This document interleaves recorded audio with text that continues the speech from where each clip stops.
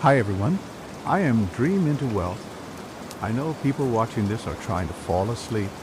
How are you? And I hope you are okay in life. Listen to my story and make yourself comfortable. Also, if y'all like this kind of stories, please don't forget to like the video and subscribe to the channel. A Fortune of Light. There was a man once, not the kind you'd read about in newspapers or see painted in gilt frames, but a fellow whose life looked plain as old boots. His name was Eli, and he lived in a little valley town where the rain always seemed to whisper against the tin roofs and the night stretched long with the sound of crickets. Folks around him thought of wealth as something locked in bank vaults or rolled out in shiny new motor cars. Eli, though, carried something different, an idea planted in him like a seed he hadn't even noticed at first. He'd grown up poor, working fields that weren't his, patching his shoes till the soles near gave out.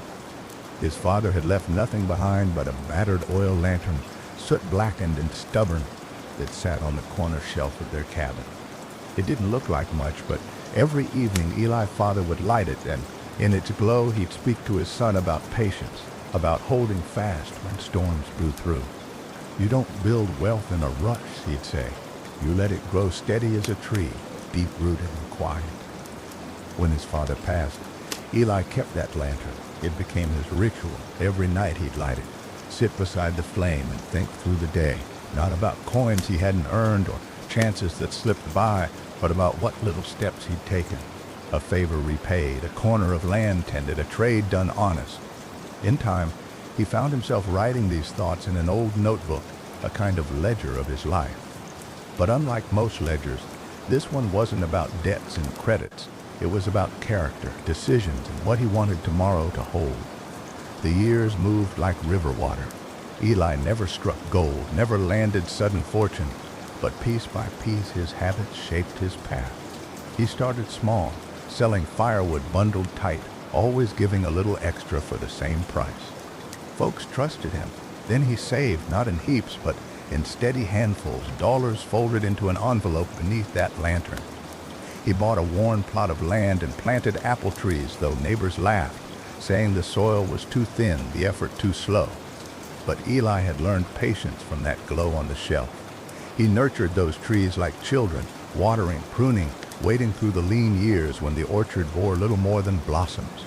By the time his hair turned silver, those trees stood heavy with fruit. Each harvest, wagons rolled out of his valley, stacked high with apples bright as rubies. The money followed, steady and sure, and with it came respect. But Eli never spent wildly. He built a new barn when the old one sagged, hired neighbors who needed work, put a roof over a widow family when storms took theirs. His wealth spread outward, not in ostentation, but in shelter, food, and kindness. People said his farm felt alive with something more than just soil and trees. It felt like hope rooted itself there. The lantern still burned every night. Eli kept it on his table even when electricity reached the valley, saying he preferred the old light. He'd write by it still, adding notes to his life ledger. When he grew too weak to tend the farm, his children took over, and in that lantern glow he told them the truth. The orchard wasn't his greatest work. It was his patience, his discipline, his refusal to chase fortune like a gambler dice. Wealth, he said, was not the glitter in your hand, but the trust in your name and the legacy you plant for those who come after. When Eli passed, his children lit the lantern at his bedside, and they kept lighting it long after, through harvests, through winters, through quiet nights when only rain tapped against the windows. The orchard thrived, the family prospered, and the community grew strong around them. Travelers passing through would sometimes hear of the lantern of quiet fortune, and they'd ask where it came from. Locals would point to that weathered farm and say, it started with a man who lit a flame every night and let patience make him rich. The orchard carried on like a living testament, each tree stretching taller, each season ripening with abundance. Eli's children grew into their roles not by chasing after new schemes, but by holding fast to the rhythm their father had set. They remembered the way he'd trace words into his old ledger by the lantern glow, so they too kept records, not just of earnings or debts, but of the choices that shaped them. They wrote of which neighbor needed help, of which tools needed repairing before next season, and of what lessons they wanted to pass along to their own children. That lantern became the quiet witness to every thought laid down, its soft flame flickering against the edges of their writing. The family could have sold the orchard for a handsome sum. Developers came knocking with promises of turning the valley into a line of houses, wide roads, and quick money. But Eli children turned them away, remembering his words about patience and roots. Instead, they expanded thoughtfully. They pressed their apples into cider, dried them into slices for winter stores, and began trading with towns farther down the river. Word spread of their honesty and quality, and soon their modest farm was a name carried on the lips of merchants and travelers alike. In time, they pooled their savings and built a small schoolhouse near the edge of the orchard. At first, some questioned why a family of farmers would bother with such an expense, but Eli children knew wealth was more than silver in a drawer. It was knowledge shared, futures broadened, minds given room to grow. They hired a teacher who cared for the children like kin, and by lantern light at night, Eli grandchildren read their lessons aloud. The valley changed. Young folks grew sharper, bolder, no longer bound to the same narrow paths their parents had walked. The orchard had sown more than apples, it had sown opportunity. Generations passed, and with each one, the orchard took on new meaning. Eli grandchildren built a cider mill, sturdy and humming with work, where barrels lined the walls and the scent of pressed fruit filled the air. Travelers from distant towns came to taste it, and merchants hauled it in wagons toward cities where the orchard name became a mark of quality. The family grew wealthier than Eli could have ever dreamed, yet they never forgot the lantern glow. Every major decision, whether to expand, to save, to help, was made with that flame flickering nearby. Storms came, as storms always do. There were years when frost bit the blossoms and the trees bore little fruit. Years when markets collapsed and buyers turned stingy. Years when floods rolled through the valley and threatened to wash away what generations had built. But through every storm, the family gathered in the cabin, lantern burning, ledger open. They weathered hardship not with panic, but with resolve, leaning on one another and on the patient wisdom Eli had left behind. And when the skies cleared, they planted again, rebuilt again, trusted the rhythm of time again. The orchard became more than a family farm, it became the heart of the valley. Weddings were held beneath the trees in spring. Festivals celebrated each harvest, and neighbors knew that if misfortune struck, there was always work and food to be found there.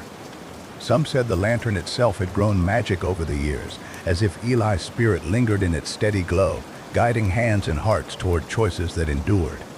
Wealth, in the end, had seeped into every corner of their lives, not just in the coins earned or the land owned, but in the trust of the community, in the laughter of children learning in the schoolhouse, in the taste of cider shared around a campfire on a rainy evening. Travelers still came, still asked where it all began, and the story was always the same, with a man who lit a lantern each night and believed that slow, steady roots could grow fortunes no storm could undo. As years turned into decades, the orchard found itself standing at the crossroads of an ever-changing world. The valley, once a quiet pocket where rivers whispered and winds sang through trees, began to stir with new kinds of noise. Steam engines rumbled along tracks not too far away, bringing with them strangers and opportunities. Townsfolk whispered about factories rising in distant cities where fortunes could be made faster than any apple tree could grow. Eli descendants, now the stewards of both land and legacy, were no strangers to temptation. Letters came in the mail, stamped with the names of bankers and businessmen, urging them to sell their fruit in bulk for quick profit. Some offered loans that sparkled like easy riches, promising bigger presses, bigger barns, bigger everything. It was easy to dream of what all that money could buy. But late in the evening, as rain pattered on the cabin roof and the lantern glowed soft against the walls, they would gather and weigh the choices carefully. They remembered the stories of Eli, not as myth, but as marrow, the kind of truth you carried in your bones. One night, Samuel, Eli's great-grandson, sat staring at the ledger. His hands were calloused, his brow lined with years of work, and his heart heavy with decision. A factory in the nearby city had written offering to purchase every barrel of cider they could produce, paying in advance. It would mean more money in a single season than his father and grandfather had ever seen, but it would also mean stripping the orchard bare, cutting corners, treating the land as nothing more than a machine. Samuel knew the soil could not give endlessly without care. He knew, too, that once you traded honesty for haste, the trust of neighbors was not easily reclaimed. So Samuel closed the letter, set it aside, and opened the old ledger. By lantern light, he wrote not about the money offered, but about the decision made. Better to earn slow with roots intact than to gain quick and lose the ground beneath us. His children watched him write, and in their eyes burned the same flame that had carried Eli through storm and famine. The orchard endured. Through every generation, each child was taught not just how to tend soil, but how to tend patience. They learned that wealth was not a prize to be snatched at, but a garden to be cultivated. And in time, the family reputation grew stronger than any factory name. Merchants sought them not just for apples, but for the certainty that those apples came from hands that honored both land and people. What made the story remarkable was not that the family grew wealthy, it was how they defined that wealth. A new barn was built not out of vanity, but because storms had tested the old one beyond its strength. A second mill was added not to chase more markets, but to give neighbors work when hard times struck. Every improvement was weighed against a simple truth. Each would Eli lantern still burn clear if he were here to see it? That small flame had become the measure for all things. On quiet nights, the orchard itself seemed to hum with memory. The creak of branches in the wind carried voices of those who had worked before. The crunch of footsteps on fallen leaves echoed with lessons long learned. Children growing up in the orchard did not see trees as just fruit bearers, but as kin, steadfast, silent teachers of endurance.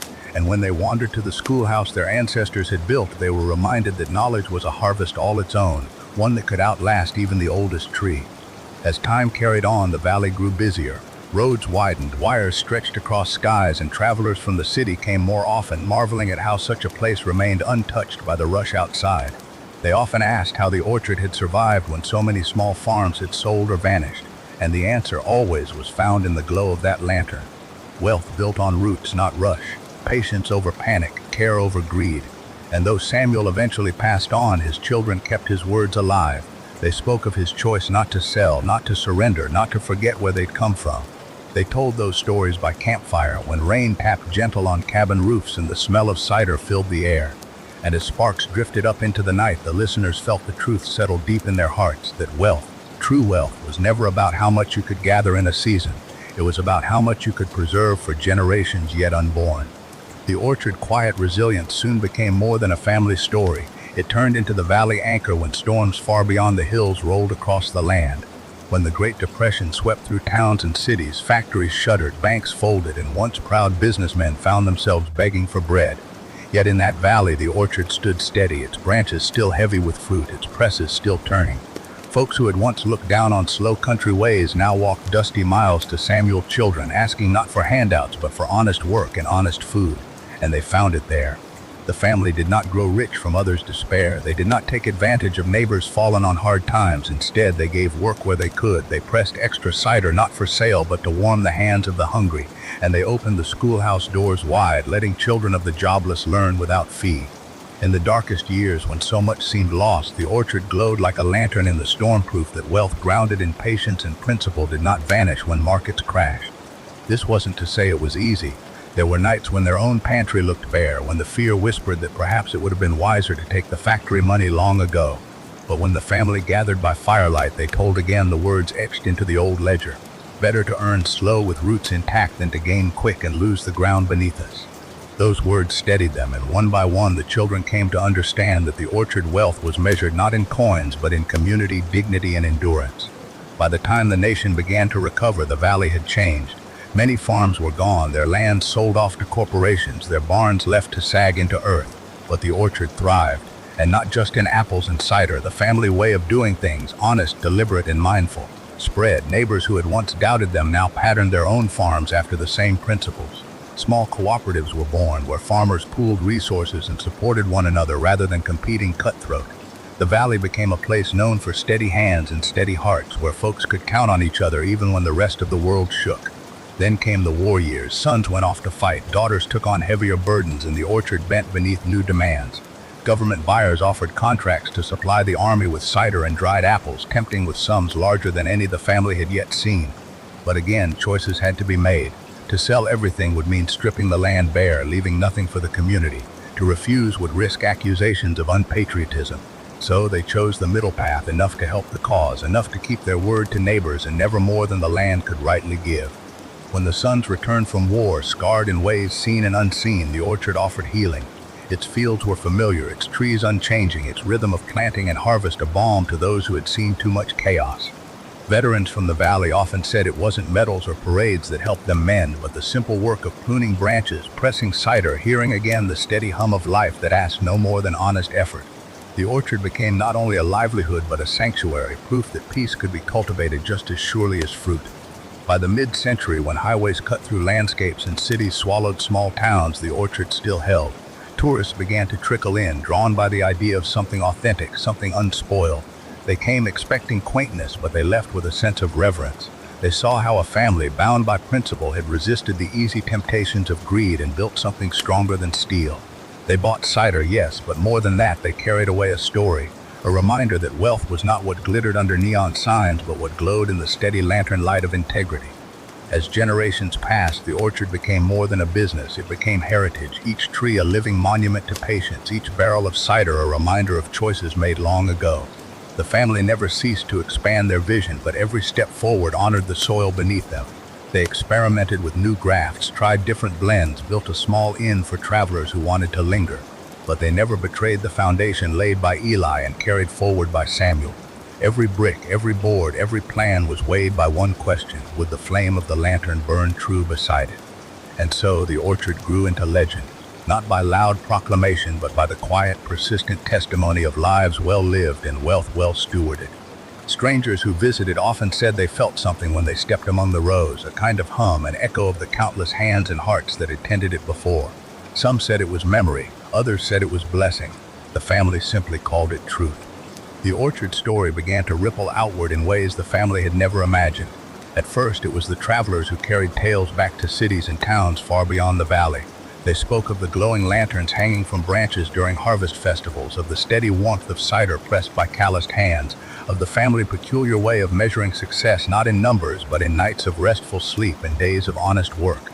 These stories stirred curiosity in places where life had become fast, restless, and rootless. Soon, entrepreneurs, teachers, and even government men made their way to the valley, not for apples alone, but for guidance. What they found was never a lecture, never a textbook, never a sermon polished for eager ears. Instead, they found Samuel grandchildren sitting on the porch, carving wood while they spoke, or leading them out into the fields to prune branches while sharing their wisdom. The lesson was never separate from the work. It was in the rhythm of the saw, the weight of a basket, the patience of waiting for fruit to ripen.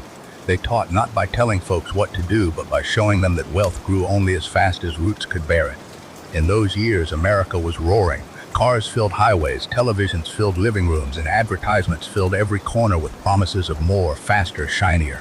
Many who came to the orchard expected to find some secret trick, some shortcut to stability, but they left with something deeper, the reminder that shortcuts cut away more than time. They cut away meaning, they cut away connection, and in the end, they cut away peace. The orchard gave them back a vision of another kind of wealth, one built slow, steady, and lasting. One young man, a banker from Chicago, came restless and worn.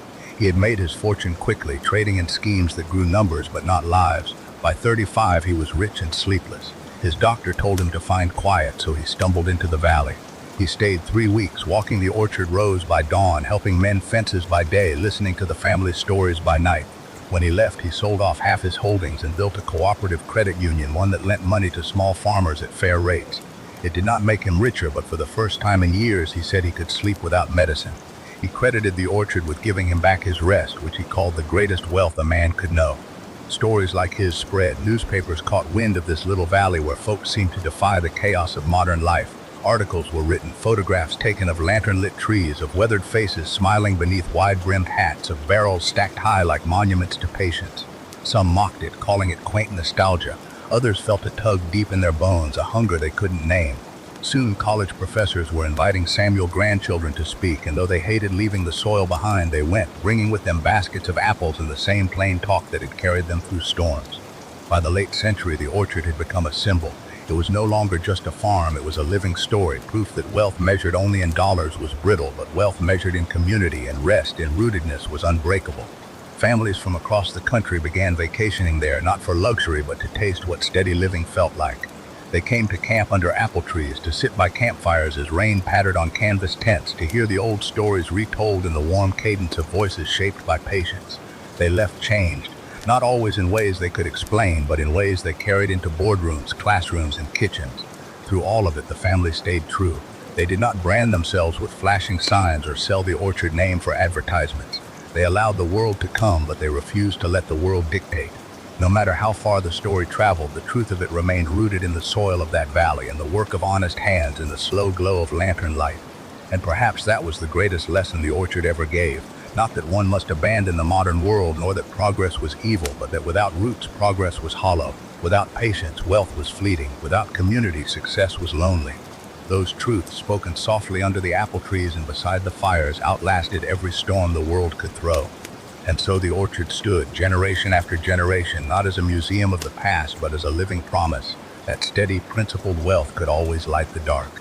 By the time the 21st century rolled in, the orchard's quiet fame had traveled further than the family ever expected. Airplanes carried curious souls across oceans, not to tourist cities or grand landmarks, but to that humble valley where apple blossoms still opened each spring as they had a century before. Technology had made the world faster, smaller, noisier, and yet the orchard remained a place where time stretched wide and slow, where footsteps on soil and the smell of rain carried more weight than glowing screens.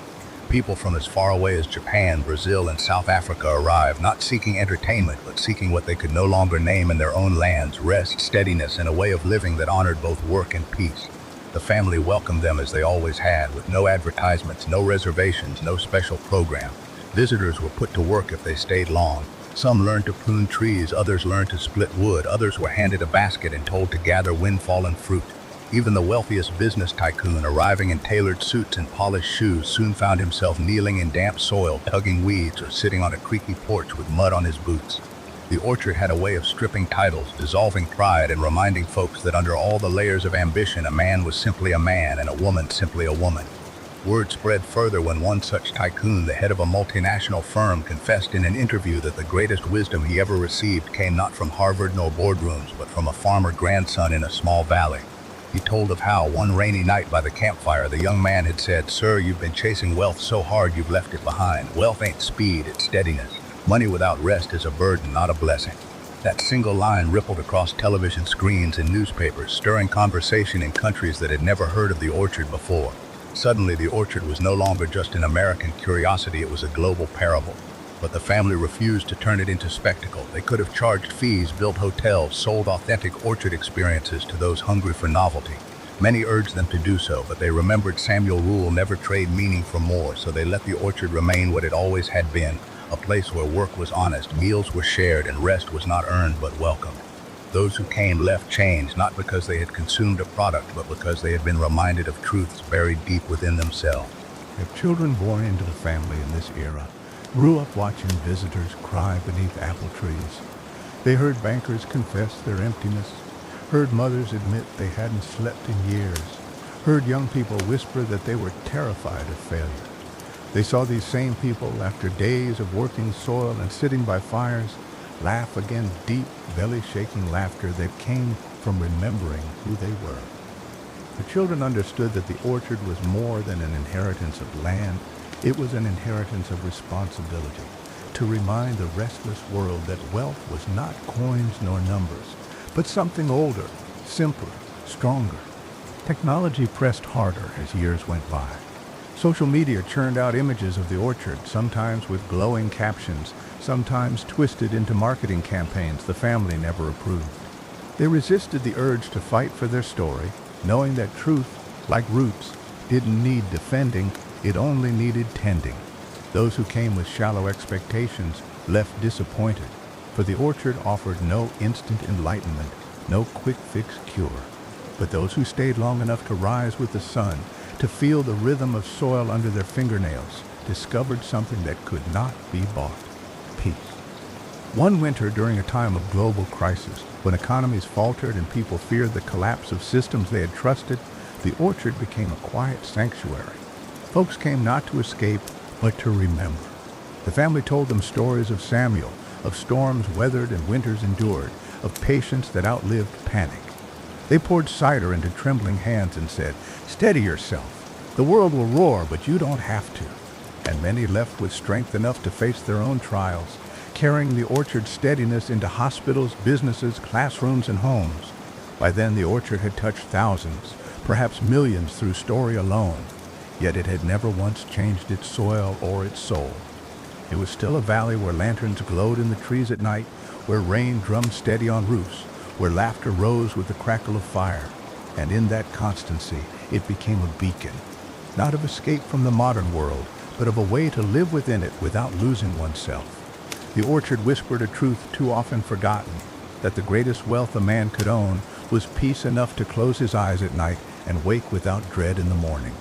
And so, even in the 21st century, when rockets pierced skies and machines learned to think, people still came to a valley with apple trees, not to marvel at progress, but to remember what progress must serve. The orchard stood as it always had, patient, glowing, eternal in its lesson. Wealth is not speed, nor noise, nor endless accumulation. Wealth is rest, roots, and relationships, steady, silent treasures that outlast every storm. As the digital age deepened, even the glow of screens could not drown out the whisper of the orchard story. Young entrepreneurs, burdened by 20-hour workdays and the relentless pressure of scaling startups, began whispering among themselves about a strange place in the hills where a man could learn that slowing down was not failure but strength. Forums, podcasts, and online gatherings spread this tale, often exaggerated but always carrying the core truth that wealth was not a feverish chase, but a steady journey taken step by step. One winter, a well-known programmer from Silicon Valley, whose software had touched nearly every pocket in the world, slipped quietly into the orchard. He wore no titles there, just an old jacket and boots borrowed from the family. He rose with the dawn, hauling water buckets and learning to split kindling. At night he sat by the campfire, his hands blistered, his face softer than it had been in years. When he left weeks later, he carried no contracts, no marketing slogans, only a journal filled with notes about soil, rain, and firelight. Years afterward, when he built one of the most humane companies the world had seen, he credited not investors, not strategies, but a farm that had taught him the worth of rest. Soon, online communities began to pattern themselves after the orchard rhythm. Remote workers gathered in digital circles not to boast productivity, but to hold each other accountable for balance. They borrowed phrases whispered under apple trees. Steady yourself. Work is not wealth. Rest is not waste. Some built virtual campfire spaces where no deadlines were discussed, only silence, reflection, and encouragement. The orchard had become not just a valley, but a seed scattered across the web, rooting in places no farmer could have predicted. The family, still tending the land, noticed letters arriving in bulk from across the globe. Teachers wrote of classrooms that ended lessons with minutes of quiet. Nurses described hospital wings where breaks became sacred, not rushed. Parents shared how bedtime was no longer the battle of screens, but a ritual of reading, prayer, or stillness directly inspired by orchard stories. Though these letters brought tears to the family eyes, they never claimed credit. It's the soil, they always said. The soil carries the wisdom. We're only keeping it alive. Yet challenges grew. Corporations attempted to buy the orchard, branding it as a retreat center, promising millions in exchange for ownership. The family declined every offer, even when debts piled and repairs seemed impossible. They remembered Samuel teaching more is not always better, and wealth cannot be measured in purchase offers. Instead, they leaned on their community, who came together in hard winters to patch roofs, mend fences, and keep the place alive without altering its soul. The orchard endured pandemics, market crashes, and cultural shifts. When cities shut down and people were confined to their homes, videos of the orchard, rain-drenched trees, and crackling fires circulated online, offering a balm to restless hearts. Streams of the family reading by firelight reached millions, proving that even in isolation, the orchard spirit could travel. People learned to recreate pieces of that peace in their own homes. A candle lit at night, a phone set aside for an hour, a walk taken without purpose but to breathe. Generations later, children of the orchard carried the same quiet fire within them. They became writers, musicians, doctors, and engineers, yet always rooted their work in the family creed: balance above speed, rest above rush. Some left the valley, planting new orchards in other lands: orange groves in Florida, olive farms in Spain, tea gardens in Japan. Each became a node in a growing network of places where the restless could rediscover the steady rhythm of life. The orchard heart had multiplied, not through expansion or branding, but through living examples passed on like fire from one lantern to the next. The old farmhouse, weathered yet sturdy, still stood as the anchor. Its porch had hosted philosophers, janitors, politicians, and wanderers alike. The creak of its floorboards was known worldwide through stories, though only a fraction of visitors had ever stood upon them. And yet, those who did felt the hum of continuity, that beneath their feet lay the same wood Samuel had once trod, the same boards that had borne the weight of countless weary souls who walked in burdened and left lighter. And so, the orchard never claimed to change the world, but the world quietly changed around it. In a time when speed had become the idol and exhaustion the offering, a valley of apple trees had stubbornly held to slower truths. It had whispered across centuries that peace was the root of wealth and rest the richest harvest. The family knew, as did all who had come and gone, that when the world tired of its own noise, it would once again seek the quiet glow of a campfire, the steady fall of rain, and the lesson of soil that wealth is not in the chase, but in the staying. In time, the orchard message began reaching places far beyond what Samuel or his descendants ever dreamed. Cities, burdened by relentless expansion and glowing with artificial light, started experimenting with what they called the orchard hours. Entire districts would dim their lights at night, silence traffic, and encourage residents to gather not around screens but around fire pits, communal gardens, and quiet reading circles. At first, it was met with skepticism. How could a metropolis pause when commerce demanded constant movement? Yet as pilot projects rolled out, something extraordinary unfolded. Crime dropped. Hospitals reported fewer stress-related admissions. Businesses discovered productivity didn't decline. It improved because workers returned rested, clearer, more innovative. The orchard had gifted not just a philosophy to individuals, but a framework to societies desperate for balance. Universities, too, embraced this old rhythm. Professors began opening lectures not with a rush into content, but with 5 minutes of silence, encouraging students to simply breathe, listen to the faint hum of the room, and steady their minds. Research later confirmed what the orchard had always known: moments of stillness were not wasted but sharpened focus, deepened retention, and fostered creativity. Some institutions even planted quiet groves on campus, small patches of apple or cherry trees where students could sit, read, or simply reflect. Young people, caught between ambition and exhaustion, rediscovered that wisdom grows best in spaces unhurried. The orchard story even crossed oceans into places where farmland was scarce. High-rise apartments in Tokyo began cultivating balcony orchards, tiny clusters of fruit trees nurtured by entire buildings. Neighbors, once strangers, began gathering on rooftops, tending soil together, sharing fruit, and creating small communities rooted in calm. In desert nations where trees could not easily thrive, architects designed courtyards with fountains and shaded alcoves, inspired by the orchard spirit if not its form. Rain or apple trees were not the essence. What mattered was the creation of space where rest was honored. Corporations that once tried to buy the orchard shifted their approach. Instead of owning it, they attempted to emulate it. Tech firms redesigned their campuses, carving out campfire rooms with low lighting, soft seating, and no screens allowed. Executives learned that deals sealed over rushing often failed, but those nurtured in patience endured. Financial firms adopted slower trading windows, resisting the frenzy of constant movement, and found that measured strategy outperformed reckless speed. What had once seemed impractical in high-stakes industries became indispensable. But the orchard legacy wasn't only about economics or efficiency, it touched culture itself.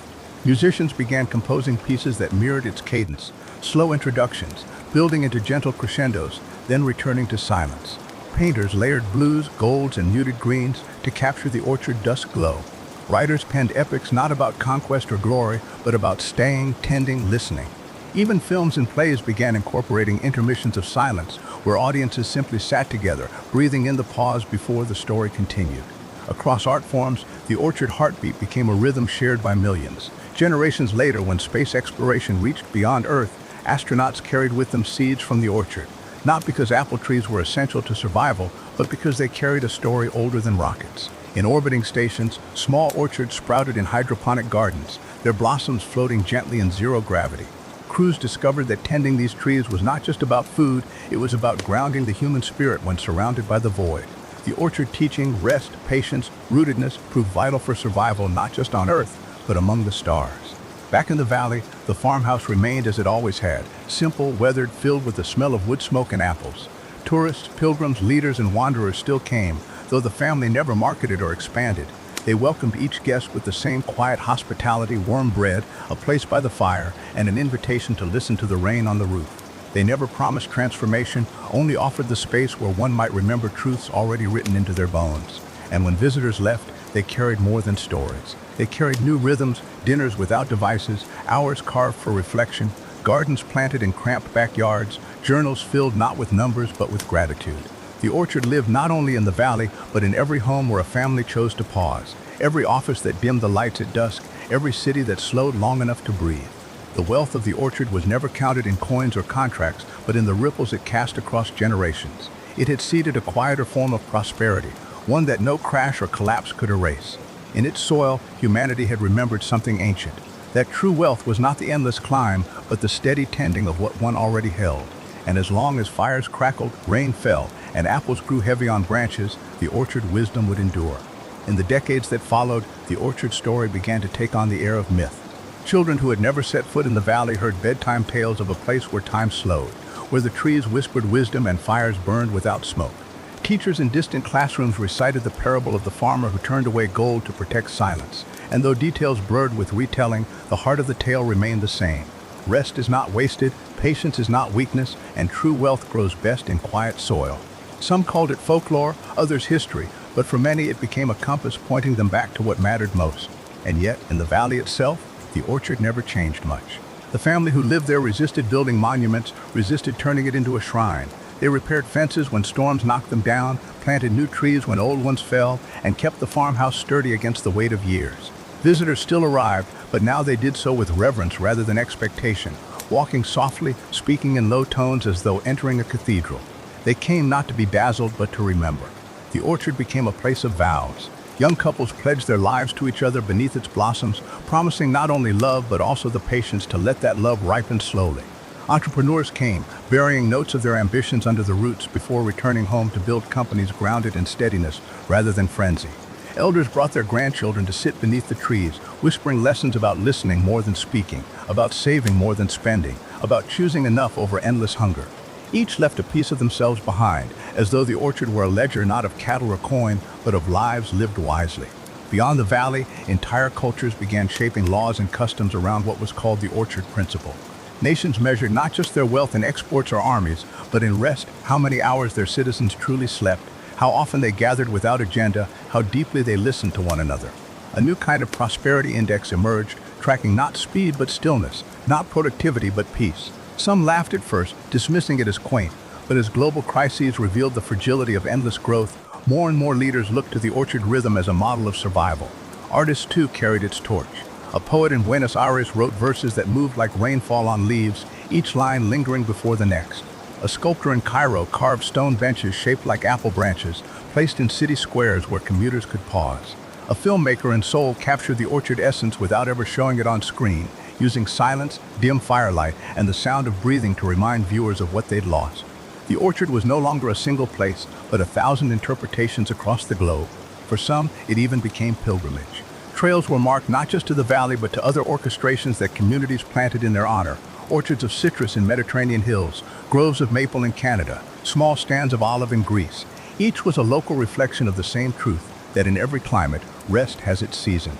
Pilgrims carried journals instead of souvenirs, filling pages with the lessons they uncovered in those silences. They returned home not with relics, but with rhythms. Yet for all the reach it achieved, the orchard remained humble.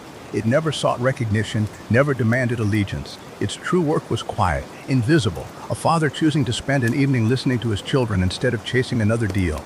A young woman setting aside a portion of her earnings not for luxury but for stability. A community deciding to light a single fire and sit together rather than scatter into isolation. These were not newsworthy moments, yet they were the ones that truly multiplied the orchard wealth. One winter, an unexpected storm ravaged the valley. Winds tore through the orchard, snapping branches, toppling a handful of trees that had stood for centuries. When the storm passed, the family gathered to mourn. Visitors came as well, fearing the orchard end.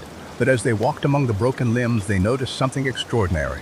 Beneath the fallen giants, saplings had already begun to sprout, nourished by seeds that had lain hidden until that moment. The storm had not destroyed the orchard, it had renewed it. What looked like ruin was simply another cycle, another lesson whispered into the soil, that endings were not defeat, but beginnings in disguise.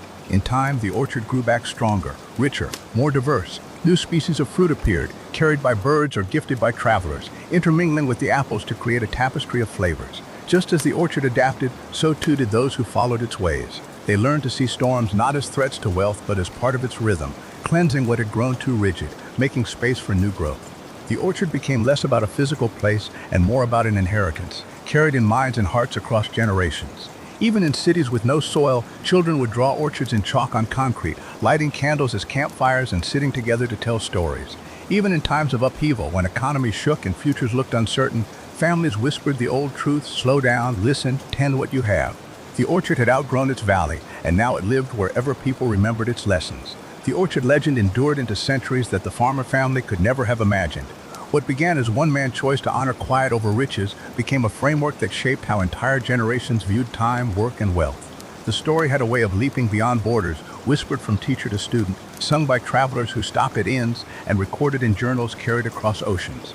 No matter how often it was retold, the heart of it remained steady.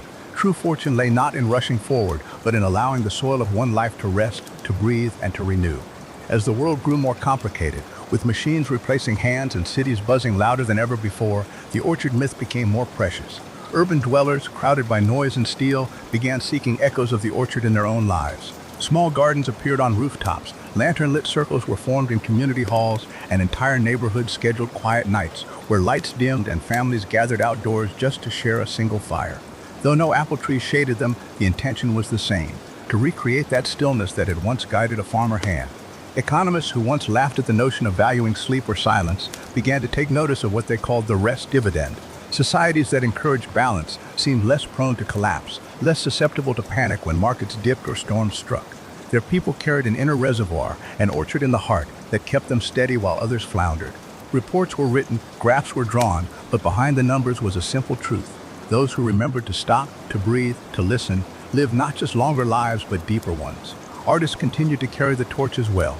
A novelist in Prague spun a tale of a boy who wandered into a grove where time itself bent to his heartbeat, learning that every moment of rest he embraced gave him a day of wisdom in return. A painter in Kyoto layered canvases with strokes of shadow and flame, recreating the orchard fires that never smoked. And in a remote town in Chile, musicians performed symphonies that began with frenzied strings but always resolved into long, slow notes, imitating the orchard lesson that chaos must surrender to calm. In every corner of the world, the orchard was reborn in different languages, colors, and sounds. Pilgrims still traveled to the original valley, though fewer than before. The family who tended the land remained humble, guiding those who came not with sermons but with simple gestures, offering them bread baked with fruit from the orchard, pointing them to the trees that still carried scars from storms. Travelers knelt to touch the roots, some weeping as though greeting ancestors. The family never sought to monetize the experience, never built shrines or charged admission. To them, the orchard was not theirs to sell, it was theirs to steward until time carried it elsewhere. One winter, a wandering monk arrived after a long journey through snow. He stayed near the fire for several nights, listening more than he spoke. On the morning he departed, he left behind a simple phrase carved into a piece of driftwood. The orchard is not a place, it is a rhythm. Carry it, and it will find you again. The family kept the wood near the hearth, and over time the phrase spread far beyond the valley. Soon it became a kind of creed for those who sought balance, painted on walls, etched into rings, whispered before sleep. Generations passed, the family line continued, though names and faces changed. In one era, a young girl inherited the orchard after both her parents were lost to illness. Too young, some said, to bear the responsibility. Yet she walked the rows with determination, her hand brushing the bark as if she were greeting elders. She tended the fires carefully, listening to the crackle until it spoke of when to rest and when to act. Under her care, the orchard did not just survive, it flourished in new ways. She planted trees in patterns that resembled constellations, teaching visitors that wealth was as infinite and patient as the stars. The orchard became a compass not just for individuals but for entire societies. Leaders, once obsessed with expansion, began consulting the orchard principle before making decisions. Some of the greatest victories of peace were credited to leaders who paused, who refused to rush into conflict until they had sat in silence and considered the long view. Others who ignored the orchard lessons often found themselves undone by haste, collapsing under the weight of their unchecked hunger. The story itself became a mirror, showing each generation what it chose to honor. In time, the orchard fruit grew into metaphors even a child could grasp. To plant a seed was to save for tomorrow. To prune a branch was to let go of what no longer served you. To wait for harvest was to trust in cycles beyond your control. Children learned these lessons not in classrooms but around fires, as elders spoke with voices like rain on soil. The orchard gave them a language for life itself, simple, clear, enduring. Centuries later, even as technology reached heights unimaginable to the farmer who had begun it all, people still returned to the orchard myth. They came not seeking nostalgia, but necessity.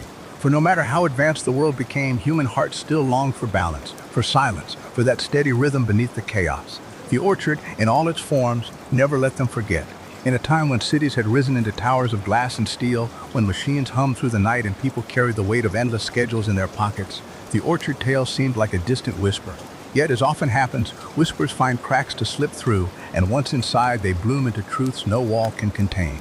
The orchard rhythm found its way into the heart of a young man named Elias, who had grown up far from soil and sky. He lived among wires and concrete, where each moment was measured by productivity and profit.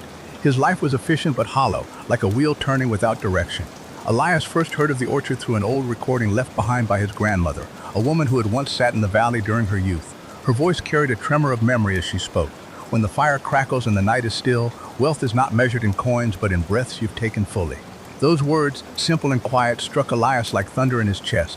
He felt something stir in him, as though an ember long buried had been blown back to life.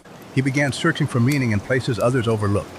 At first, Elias tried to mimic the orchard within his city life. He woke early to sit in silence before the day began, closing his eyes and listening not to alarms or engines, but to his own heartbeat. He started small, choosing to end some days not with more work, but with a walk under the dim street lamps, imagining stars above the haze. His neighbors thought him eccentric, but Elias did not mind. He was learning to feel the world move in cycles again, to trust that not every moment had to be filled. Yet the city fought back, as cities do. Bosses demanded longer hours. Friends urged him to keep pace with their restless race, and advertisements blared promises of wealth that could be his if only he worked harder, bought more, rushed faster. Elias felt the pull of that tide, and for a time he wavered. But when he reached into his grandmother's old box of keepsakes, he found a dried apple seed wrapped in cloth, labeled simply, "Planted in Silence." It was all the reminder he needed. He began to dream of the orchard not as a faraway place, but as a living guide etched into the choices of his days. His journey carried him farther than he ever expected. With what little money he had saved, Elias left the city and began traveling through the countryside, seeking the orchard itself. Along the way, he met others who had also heard the whisper of the orchard. A carpenter who refused to rush his craft, saying each joint carried the patience of his ancestors. A baker who let her bread rise slowly, never cutting the process short even when demand was high. A shepherd who moved his flock not by force, but by waiting for the sheep to choose their own path down the hills. Each of them lived with a wealth unseen by coins, and Elias recognized in them the orchard rhythm. When at last he arrived in the valley, it was smaller than the legends made it seem. The orchard was not endless, nor were its trees towering beyond sight. They were humble, weathered, and strong, with roots so deep they seemed to hold the earth together. Fires burned low in simple pits, and families tended them with the same quiet reverence their ancestors had. Elias stood there, his heart heavy and light all at once, realizing that the orchard was never meant to be a monument. It was a mirror, showing people the wealth they carried when they slowed down enough to see it. Elias chose to stay. He worked among the orchard keepers, learning how to care for the soil, how to recognize when a tree needed pruning, when the earth needed rest. He learned to listen not just to the orchard, but to himself, discovering that his own restlessness began to fade when he aligned with its rhythm. Seasons passed, and Elias grew older, his hands roughened by labor, his heart softened by peace. Visitors came, as they always had, and Elias would guide them with the same quiet patience his grandmother had once spoken of. Over time, he became known not as a teacher, but as a listener. Travelers would come burdened with questions about money, ambition, success, and Elias would not answer directly. Instead, he would sit with them by the fire, letting the crackle speak its language of pauses and sparks. Sometimes, after hours of silence, the traveler would sigh and smile, saying they understood.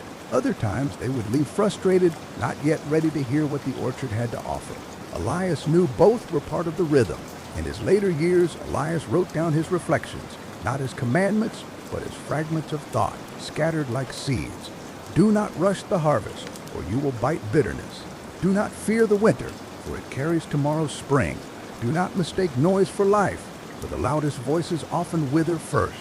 These words were carried outward, translated into many tongues, and though his name was often forgotten, the orchard spirit lived on in the way people began to shape their days. And so the orchard continued, neither expanding nor shrinking, neither demanding nor retreating. It simply was, a pulse in the world, waiting for those who remembered to listen. Elias passed quietly one night, under a sky of scattered stars. The orchard keepers buried him beneath one of the oldest trees, where roots wove around his rest like arms embracing him. They did not mourn with wails or monuments. Instead, they lit a fire and let it burn through the night, carrying his spirit into the same rhythm he had so faithfully kept. Far away, in the city Elias once called home, a young woman found his grandmother recording. She pressed play and heard the same words that had once lit Elias' path. When the fire crackles and the night is still, wealth is not measured in coins, but in breaths you've taken fully. And so the orchard story began again, finding another heart ready to carry it forward. The young woman's name was Marin, and unlike Elias, she was born into a world that had already begun to fray at the edges. The cities she knew were louder, brighter, and more restless than ever, buzzing with promises of instant gratification. Every corner was painted with advertisements screaming of what one must buy to feel whole, every moment captured by a device demanding attention. And yet, despite the constant pull of this whirlwind, Marin often felt a gnawing emptiness inside her chest, as though she were chasing something she could never quite reach. When she discovered her grandmother's old belongings tucked away in a dust-covered chest, she was not searching for answers. She had been cleaning her small apartment, pushing aside the clutter of a life lived too quickly, when she found the worn box. Among faded photographs and brittle letters lay the recording, its voice trembling with age but carrying a clarity that startled her.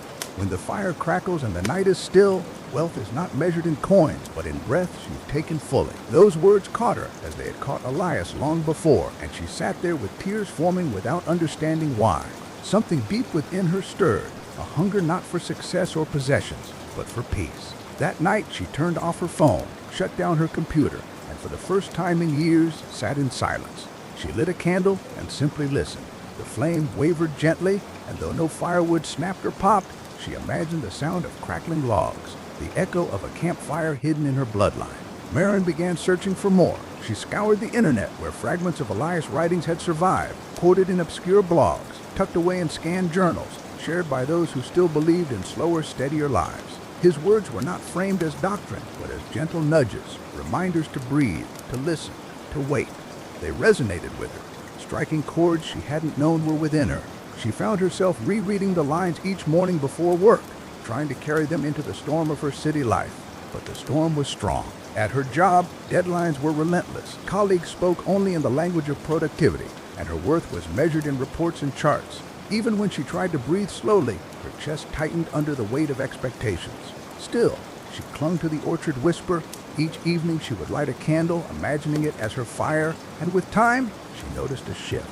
Her hands no longer trembled with exhaustion at the end of each day. Her thoughts no longer spiraled as quickly into worry.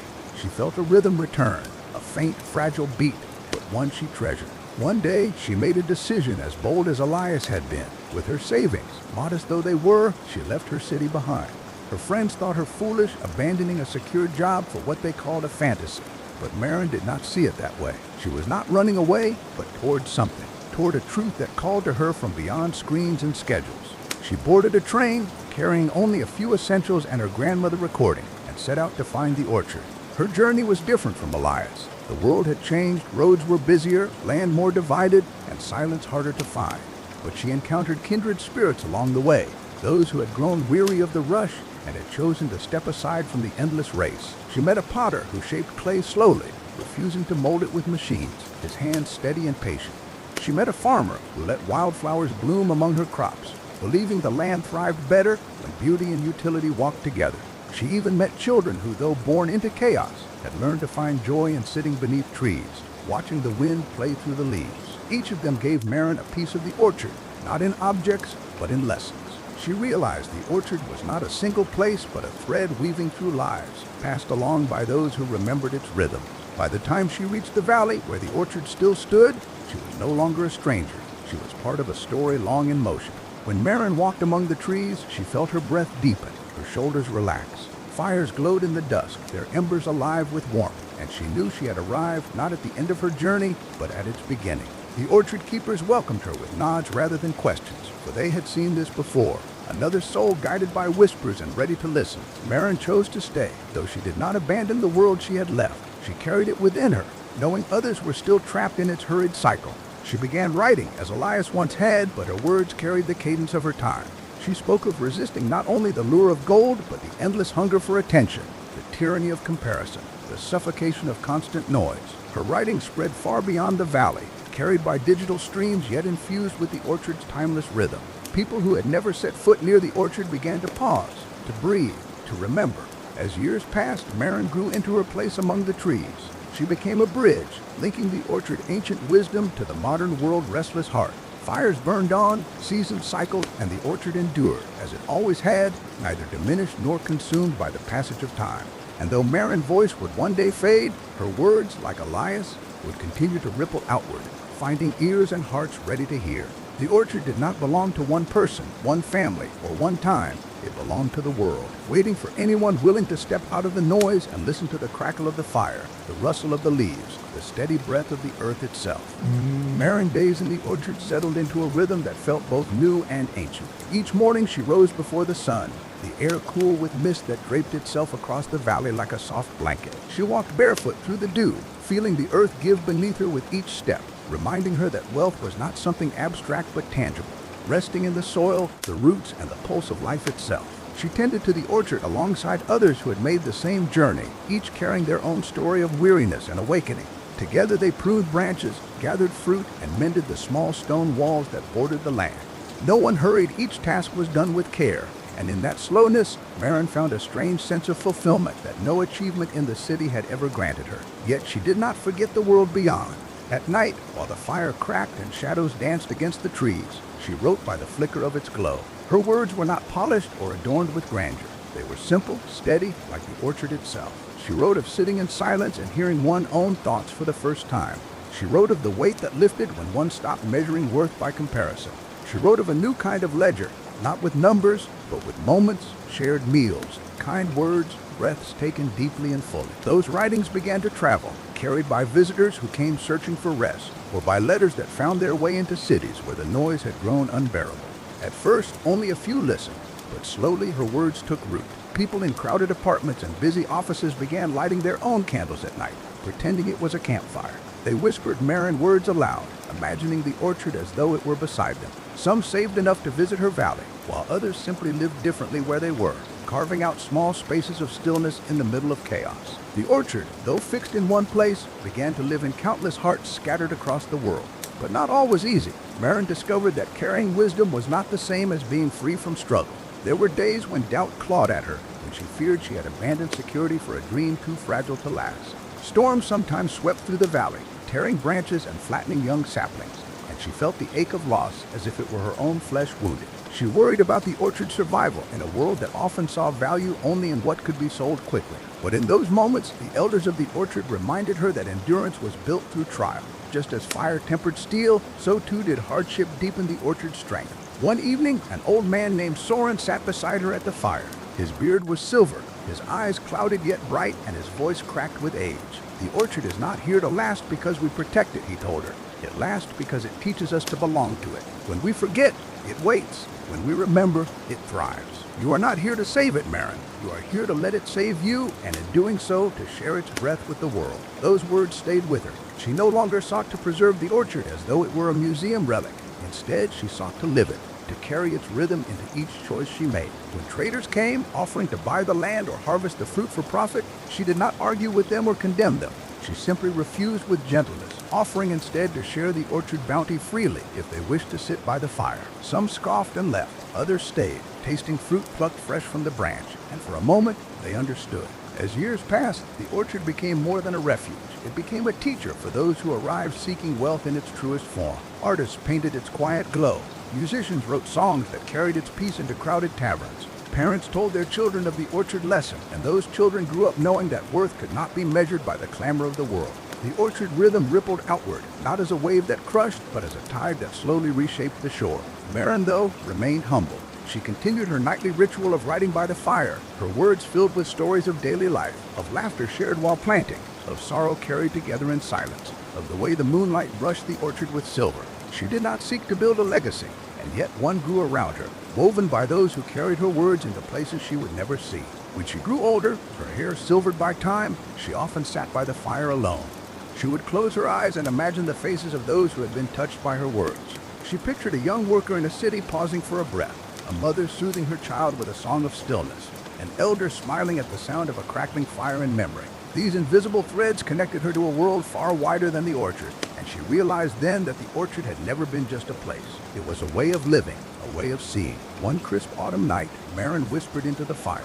Her voice almost carried away by the wind, "I am ready." And though she meant it only for herself, the orchard seemed to answer. The leaves rustled in a hush, the flames bowed low, and the stars above gleamed a little brighter. Her story, like Elias before her, would not end but continue, passed on in words, in breath, in silence. The orchard story did not stop when Marin's hair turned silver and her steps grew slower.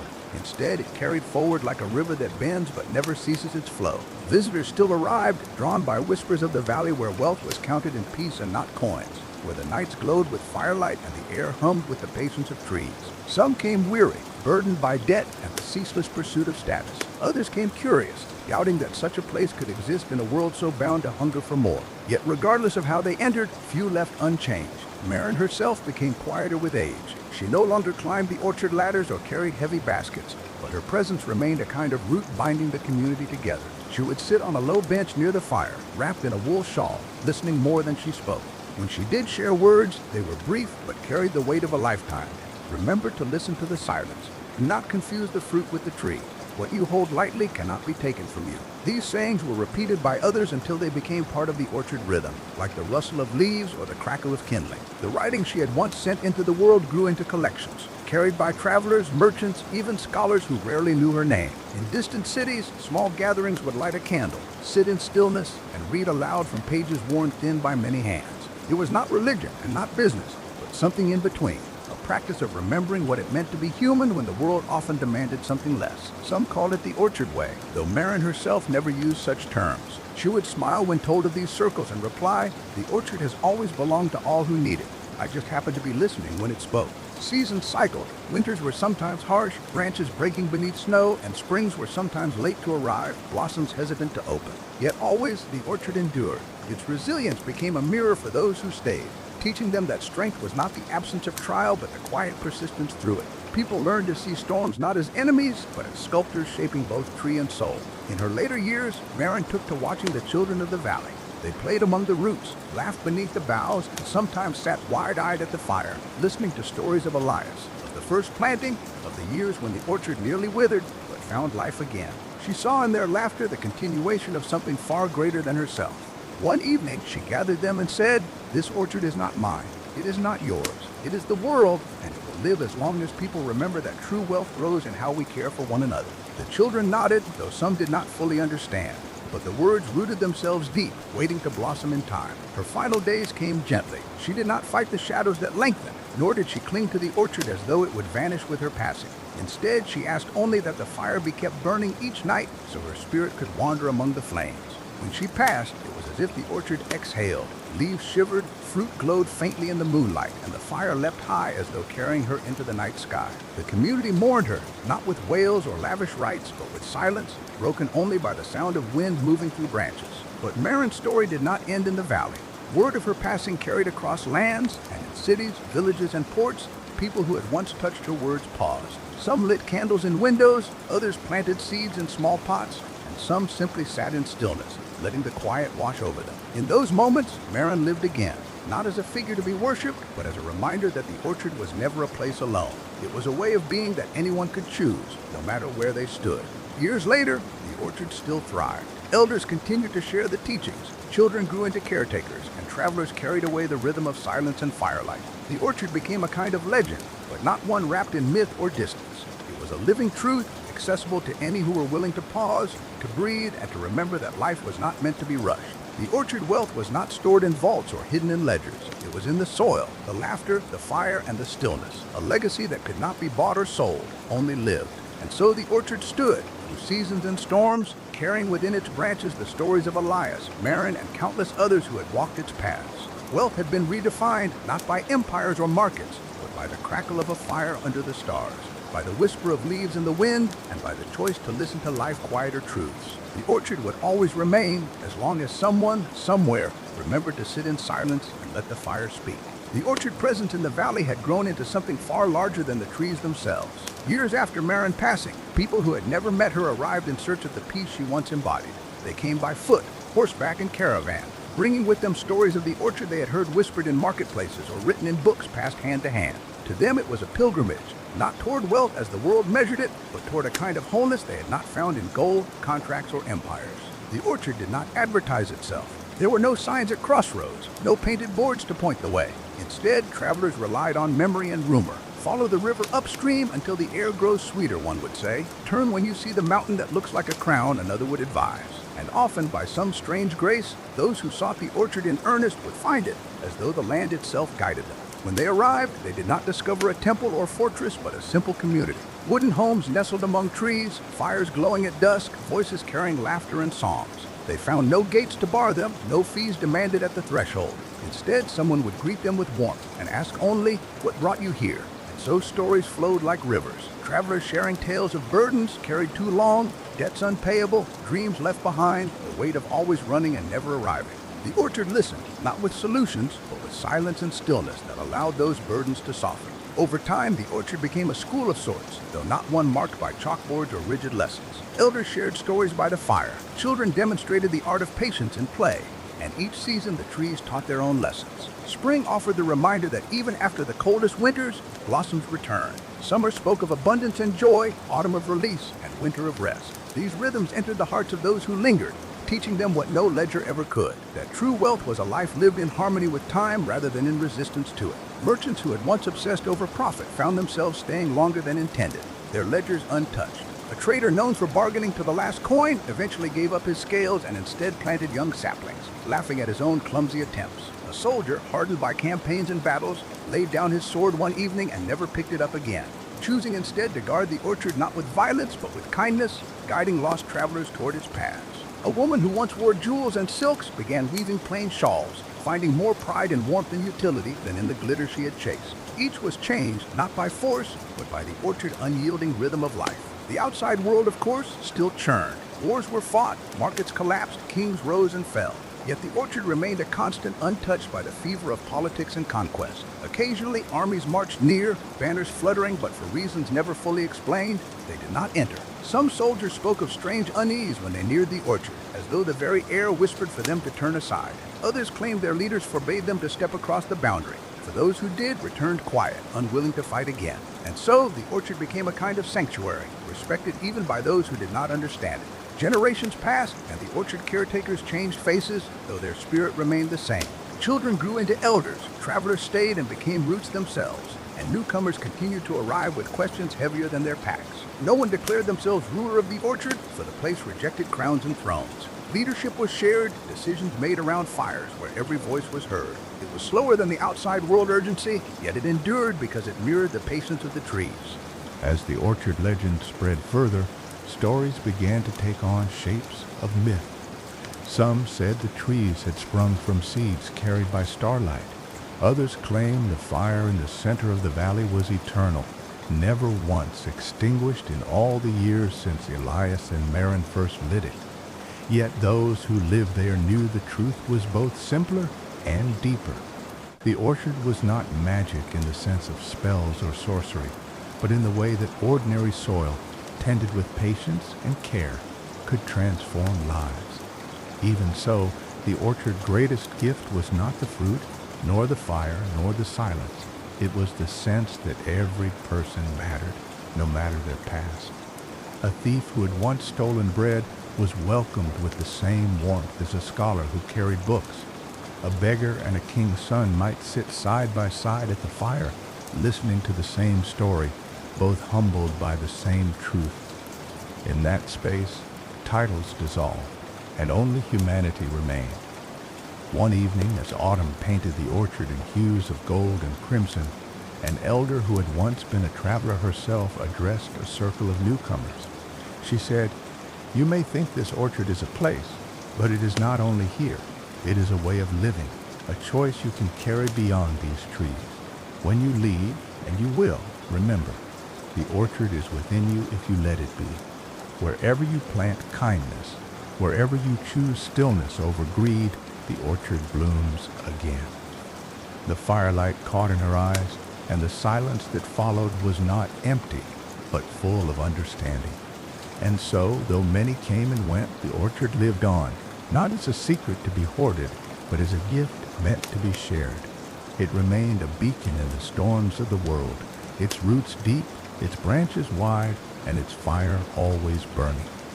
Travelers often left the orchard reluctantly, drawn back to the wider world not because they desired it, but because they felt some thread pulling them outward. They had come to rest and to remember themselves, but eventually many realized their purpose was not to remain among the trees, but to carry the orchard lessons into places still heavy with unrest. And so the orchard never grew stale, for each departure was also a kind of seed scattered across the map, destined to sprout in unseen corners. One such traveler was a man named Corbin, whose life before the orchard had been defined by failure. He had once been a merchant in a bustling port city, chasing profit across seas, only to find himself drowning in debts greater than any tide he had faced. His ships were lost in storms, his name was stained, and those who once toasted with him at taverns now refused him entry. Broken and ashamed, Corbin wandered inland, searching for work, for redemption, or simply for a place to collapse unnoticed. When he found the orchard, he intended to stay only long enough to catch his breath. But months turned into years, and he learned that worth was not measured in coin. In time, though, Corbin felt a restlessness stirring, not the old hunger for gain, but a quieter call, the sense that the lessons he had received must be given away. He left the orchard with no caravan, no wealth, and no plan beyond walking until his feet told him to stop. Eventually, he reached a village at the edge of desolation, its fields barren, its people worn from years of overworked soil and disputes that pitted neighbor against neighbor. At first, they distrusted him, another stranger with empty hands. Yet Corbin carried the orchard in his words, in the calmness of his presence, and in the way he listened more than he spoke. Slowly, he taught them not how to wring profit from exhausted ground, but how to care for one another in the waiting seasons. He encouraged them to plant not for quick harvests, but for longevity, to share tools instead of hoarding them, and to set aside time for gathering stories by the fire, as though such sharing were as vital as bread. At first, it seemed futile, as though his orchard-born patience would collapse under the villagers' suspicion. But in the third year, when the soil finally began to recover and the first sturdy crops grew, the people understood. Corbin's presence had altered them, not by force, but by example. They began calling him the Rooted One, for though he was only a man, he carried the orchard's steadiness within him. He was not the only one. Countless others carried the orchard outward, some founding small communities that resembled it, others weaving its spirit into cities and marketplaces where they returned. An artisan began carving simple wooden tokens, each shaped like a leaf, which she gave freely to anyone burdened by despair, saying, "When you hold this, remember the orchard breathes within you." A healer returned to her village and taught her people that rest and kindness could be as restorative as any herb. A scholar penned volumes about cycles of abundance and release, framing them not in terms of magic but of wisdom, accessible to anyone who dared to slow their frantic pace. The orchard thus became more than a place. It became a current running unseen beneath the world. Some knew it by name, whispering of the valley where time slowed and hearts healed. Others never heard of its trees but felt its influence through the people it had touched. Its way of being spread like underground streams, nourishing roots that would one day break through stone. As centuries turned, myths about the orchard multiplied. Some said that those who remained within its bounds never aged, that the fire at its heart burned with eternal light. Others claimed the trees themselves whispered secrets to those who leaned against them, or that the fruit granted visions of a life free from burden. Yet those who had lived there knew the truth was simpler, though no less profound. The orchard was not about miracles, but about remembering what it meant to be human. It was about slowing enough to see the other, to hear the silence, and to measure success not in possession but in peace. In a world that often grew harsher with each passing age, empires collapsing, greed surging, wars rekindling, the orchard legacy endured as resistance. Not resistance in the form of armies or rebellion, but in quiet persistence. For every tyrant who tried to enforce control, there arose someone who carried orchard wisdom, who taught others that life was not confined to the weight of chains or ledgers. And though many sought to stamp out such ideals, they could never fully succeed, for the orchard had long since planted itself not only in soil but in spirit. Sometimes, in rare moments, two travelers who had once met in the orchard would find one another again, far from its valley. Recognizing the calm in each other's eyes, they would laugh softly, as though hearing the rustle of leaves in memory. These reunions were brief but powerful reminders that the orchard was never lost. It lived in bonds, in stories retold at firesides, in patience chosen over haste. and those who had never stepped foot there often found themselves drawn into its current anyway, changed by the ripples left behind. In the end, the orchard did not strive for permanence through monuments or crowns. Its immortality lay in the countless lives reshaped by its simplicity. Long after maps stopped marking its valley, long after kingdoms crumbled and languages shifted, the orchard remained, not bound to a single valley, but carried in the quiet courage of those who remembered that true wealth was not what could be hoarded, but what could be shared. There came a day when the orchard seemed quieter than usual, as though it, too, knew the weight of passing time. The trees still stood proud, their branches heavy with leaves, their roots sunk deep in fertile ground, but the air was charged with a stillness that spoke of change. A young woman named Elira sat by the central fire that night, listening to the crackle of flame as shadows danced along her face. She had arrived only a season earlier, carrying nothing but a bundle of cloth and a voice roughened by too many days shouting over marketplace quarrels. She had been a trader, bargaining until her throat burned, chasing coins across dusty roads and never finding rest. Yet here, in the orchard, her voice softened. Elira often asked herself why she had been called there. Unlike Corbin or others before her, she was not broken by debt or despair, at least not in ways the world could see. She was young, quick-witted, and clever, but she had known only the rhythm of endless transaction. What she lacked was silence. And so, the orchard gave her silence, though at first she resisted it. She tried to organize barter among the dwellers, keeping track of who gave bread, who offered wood, who provided care. But the orchard refused her ledgers. Those who dwelt there simply gave as they could and took as they needed. There was no room for scorekeeping, no place for tallies. At first, this frustrated her, but gradually it reshaped her way of seeing. She realized that the orchard wealth was not in fairness measured by numbers, but in trust unspoken. When she left, as all seemed destined to, she carried this trust within her. She traveled east, back to the towns where shouting still ruled the air, where merchants barked prices and customers haggled until voices cracked. At first, she felt swallowed again by the noise, but she began speaking differently, not with demands, but with questions. She asked traders what they truly needed, not what they were willing to pay. She asked farmers what they feared losing most, not what they could sell highest. Her way unsettled people at first, but soon they found themselves lowering their voices around her, their words slowing, their gestures softening. It was as though she carried a hush from the orchard into the clamor of the world, and people could not help but lean into it. Elira grew into something of a guide, though she never claimed the title. She moved from town to town, teaching those who would listen that there was another way to build wealth, not by competition alone, but by mutual assurance. She taught them to keep part of every harvest not for sale, but for sharing, to form circles of support in which the weakest were not abandoned. Slowly these circles spread, forming a network across villages that began to resemble the orchard spirit. Traders began to recognize that long-term trust created more stability than endless haggling. Farmers began to measure their success not just in bushels gathered, but in mouths fed beyond their own families. The impact was subtle at first, but it deepened over years, reshaping the rhythm of entire markets. Other stories unfolded alongside hers. In distant ports, sailors told tales of a wanderer who spoke of the fire that never dies, inspiring them to share food in storms rather than hoard it. In northern hills, a shepherd who once wandered the orchard taught his neighbors to pause at twilight and share silence together, creating bonds deeper than mere kinship. In each case, the orchard spread without proclamation or conquest. It spread in whispers, in habits, in the steady pulse of lives changed by its patience.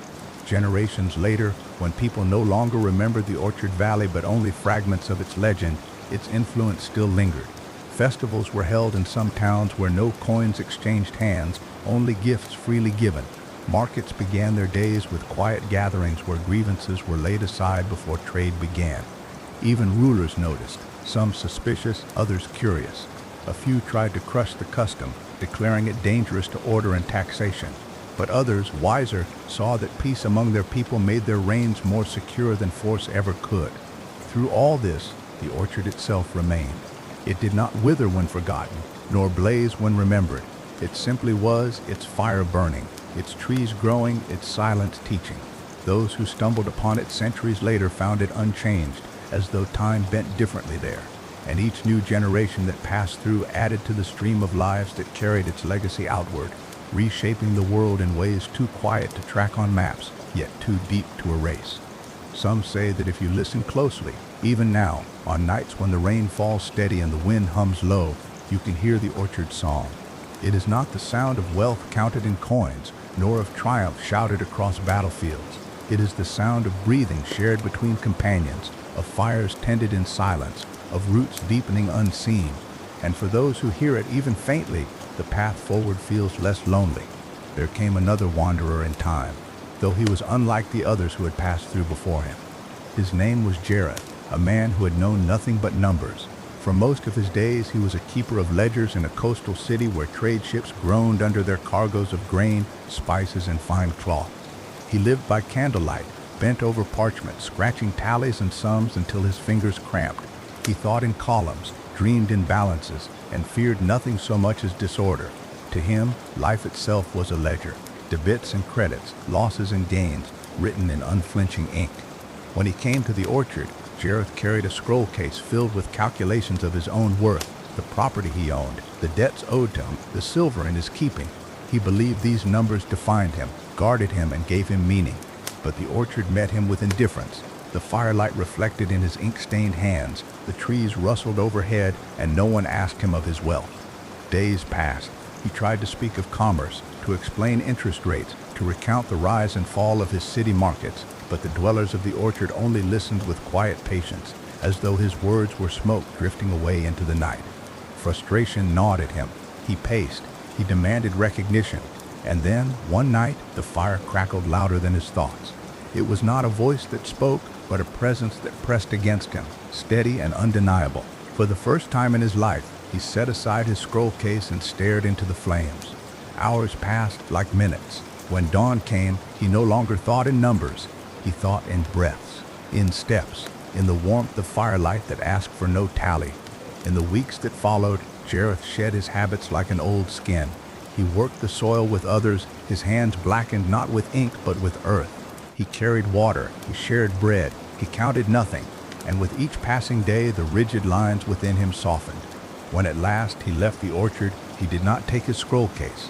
He left it at the foot of a tree, where roots would one day curl around it, reclaiming paper and ink alike.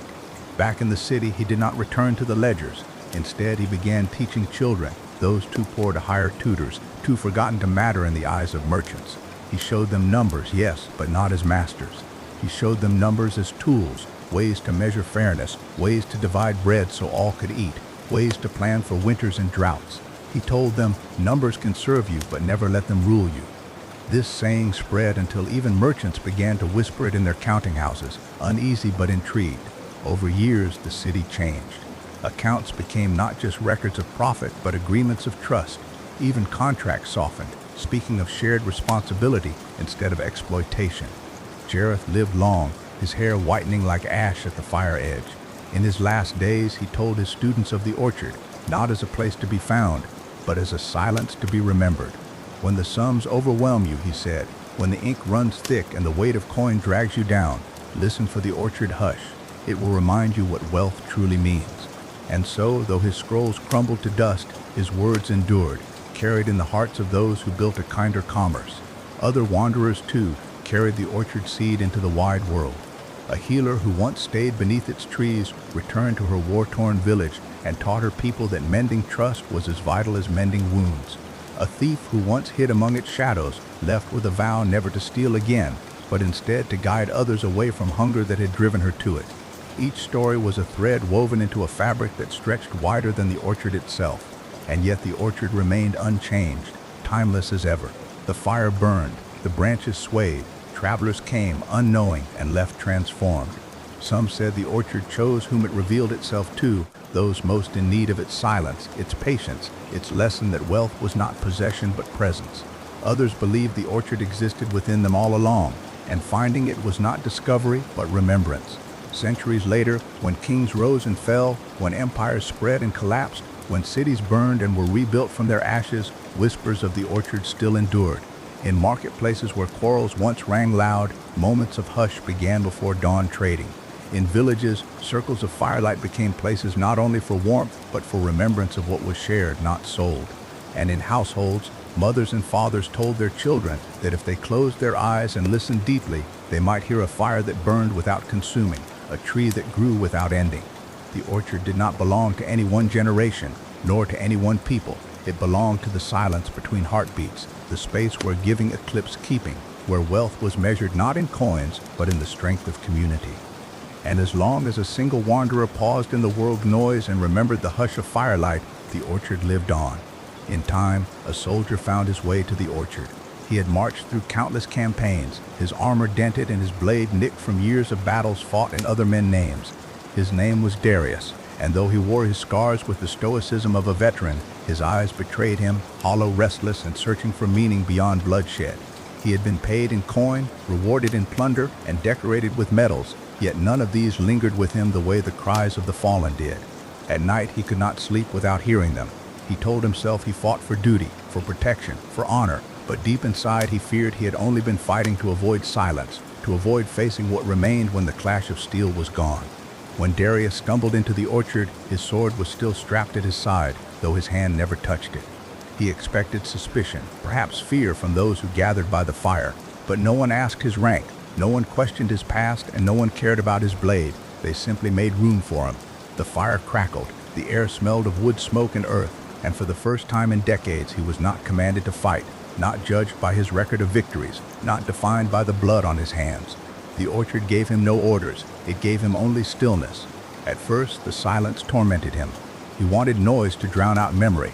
He wanted action to numb his thoughts. But as the days stretched into weeks, he began to listen, not to orders, not to screams, but to the small sounds that he had long ignored, the creak of branches, the rhythm of his own breath, the subtle shift of embers in the fire.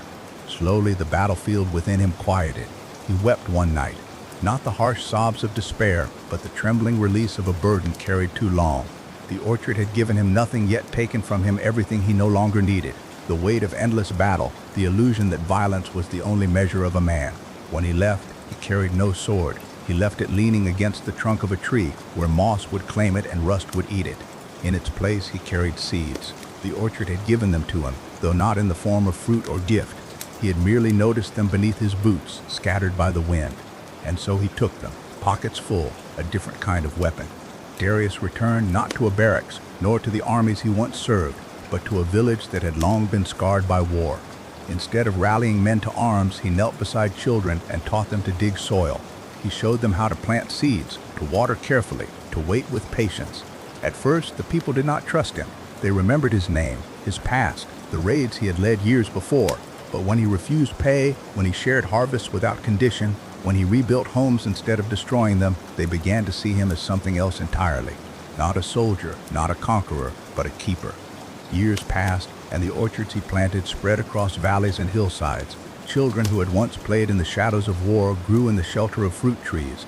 Villages that had fought over scarce grain now gathered under wide branches heavy with apples, pears, and plums. People spoke of Darius not as the soldier he had been, but as the gardener he became. They said his hands, once skilled in wielding death, had become skilled in nurturing life. His story traveled farther than any army he had marched with. Yet Darius himself claimed no honor. In his later years, when asked why he had given up battle, he answered simply, "Because the orchard asked nothing of me but peace, and I found it fit me better than war."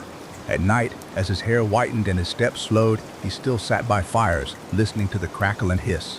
Each flame was a reminder of that first night beneath the orchard trees, when silence had been louder than any command. He died quietly, beneath the shade of his own orchard, surrounded not by soldiers but by families who came to thank him for the food, the shelter, and the peace he had given. They buried him not under a stone but beneath a young tree, one that still stands and bears fruit. Generations later, children would climb its branches without knowing the man who had once planted its roots, only that their village owed its abundance to one who had chosen growth over destruction. And so the orchard lesson lived on through him, just as it had through Jareth, the keeper of ledgers. Each traveler carried a fragment of that eternal fire back into the world, reshaping it in ways both quiet and profound.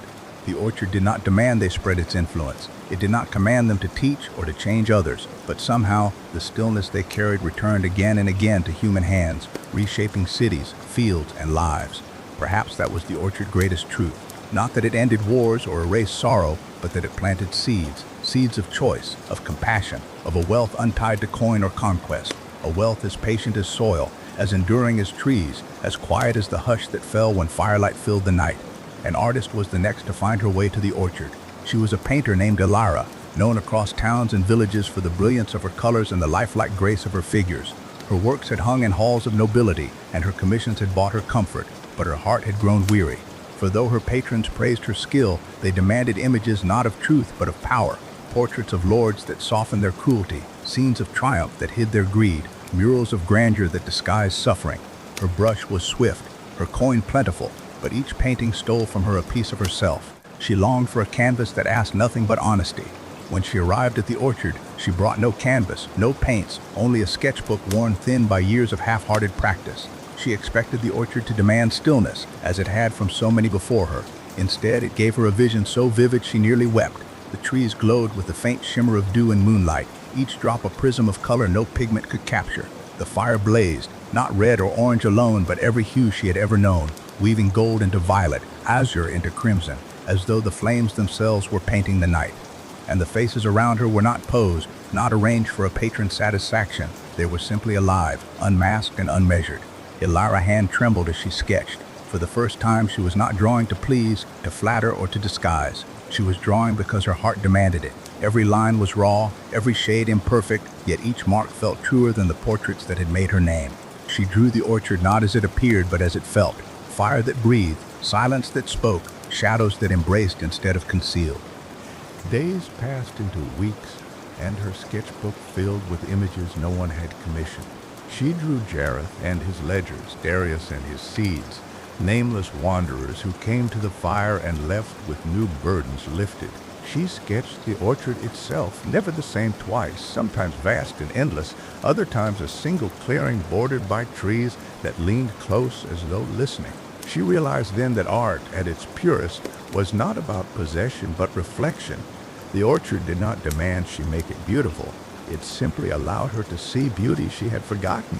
When she left, she did not carry coin. She carried her sketches, tucked under her arm, and a vow that her art would no longer be the voice of those who sought to deceive. She returned to her city, but instead of painting nobles, she painted the market women, the laborers, the children playing in alleyways. She painted not triumph, but tenderness, not grandeur, but quiet resilience. Her canvases were rejected by the lords who had once paid her well, but the people, those whose lives she captured in strokes of charcoal and oil, they saw themselves in her work, and they came to her not with riches but with stories. She painted their grief without shame, their joy without embellishment, their love without disguise. And in time, her home became a gathering place, a studio where voices were heard in color and shade. She never grew rich in coin again, but her walls grew rich in life.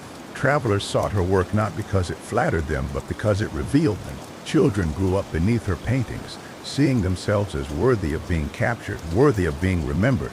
Elara grew old, her hands trembling with age, yet her brush never faltered. In her final years, she returned to the orchard one last time, sketchbook in hand. She sat by the fire, her hair white, her voice soft, and she whispered, "Thank you for giving me back my colors." Then she sketched her last piece, the fire itself, not as flame but as a circle of faces reflected in its glow. When she died, the city she had once lived in painted her likeness not as a noble tool but as one of their own. A mural rose in the square, a depiction of her sitting beneath trees with a sketchbook on her lap, her eyes alight with wonder. And beneath her mural, children painted their own pictures, guided not by commission but by joy. Her orchard had spread not in trees or ledgers but in colors, in strokes of paint that outlived the walls they adorned. The orchard, in its endless patience, had revealed again its wealth. That beauty was not a luxury but a truth, not a product but a gift. And Elara had carried it into the world, brushstroke by brushstroke, until others could see it too. So the orchard fire crackled on, and more travelers came. Each one thought they were searching for something, coin, honor, faith, meaning, but each one left with something quieter and far more enduring, the wealth of living honestly with themselves, of carrying into the world not what it demanded but what it had forgotten. The pilgrim came quietly, his robe thin, his sandals worn from miles of roads that had no end. He had left behind monasteries where bells rang at dawn, where chants filled the air with solemn echoes, where rules were carved into stone as though the spirit could be caged by law. He had believed once, deeply, with the fire of a youth eager to please the heavens, but time had weathered his faith.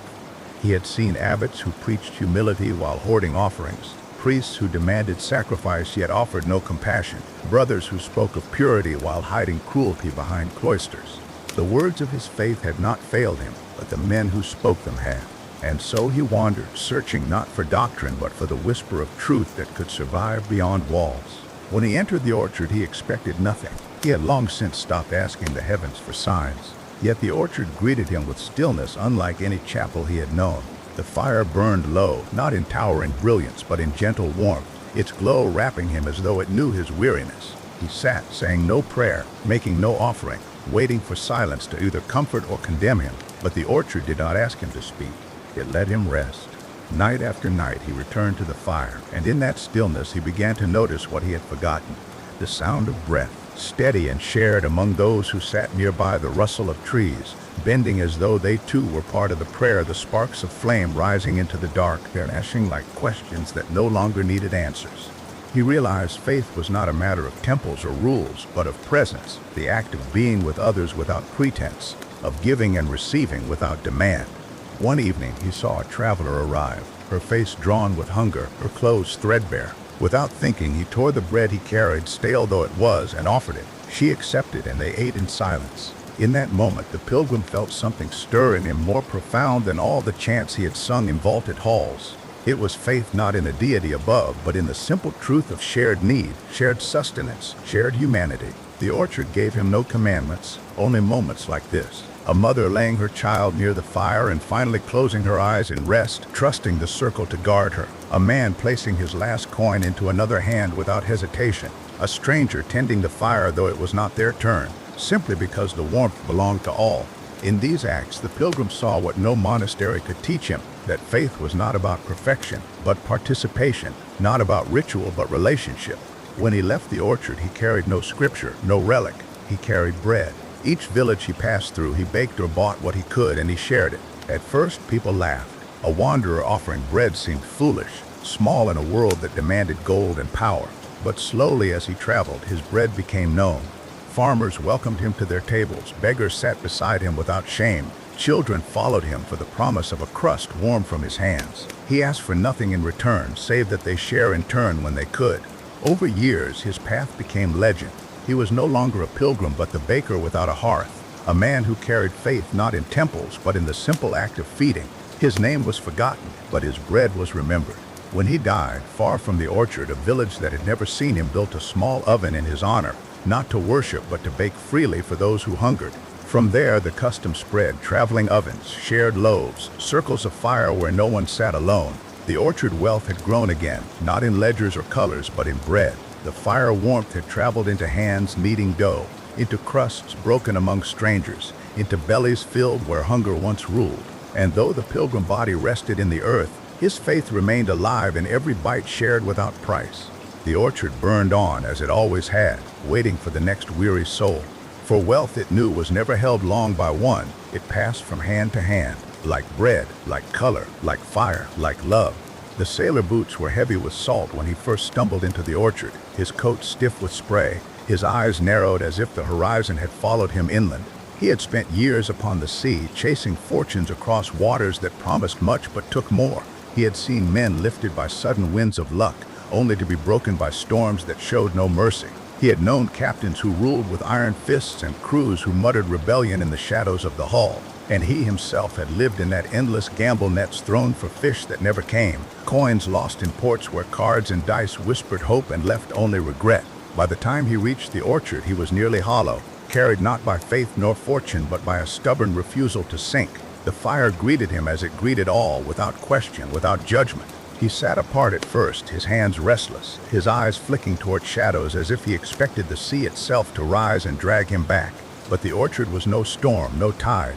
It was patient. He found, after many nights, that he could sit without gripping his knees as though the deck pitched beneath him. He could breathe without bracing for the next wave. In the orchard's silence, he began to recall things the sea had stolen from him. Not the clamor of markets nor the drunken songs of sailors, but the quiet moments when a crew shared what little they had.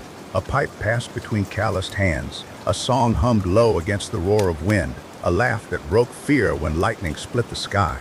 These were the treasures of the voyage, yet they had slipped from him in the hunger for gold, the endless chase for more. One night, as the rain fell in soft sheets, the sailor noticed a boy across the fire. The child's shoes were torn, his coat thin, his belly hollow. Without thinking, the sailor reached into his pack and drew out a dried fish, hard and salted from weeks at sea. It was little, but it was what he had.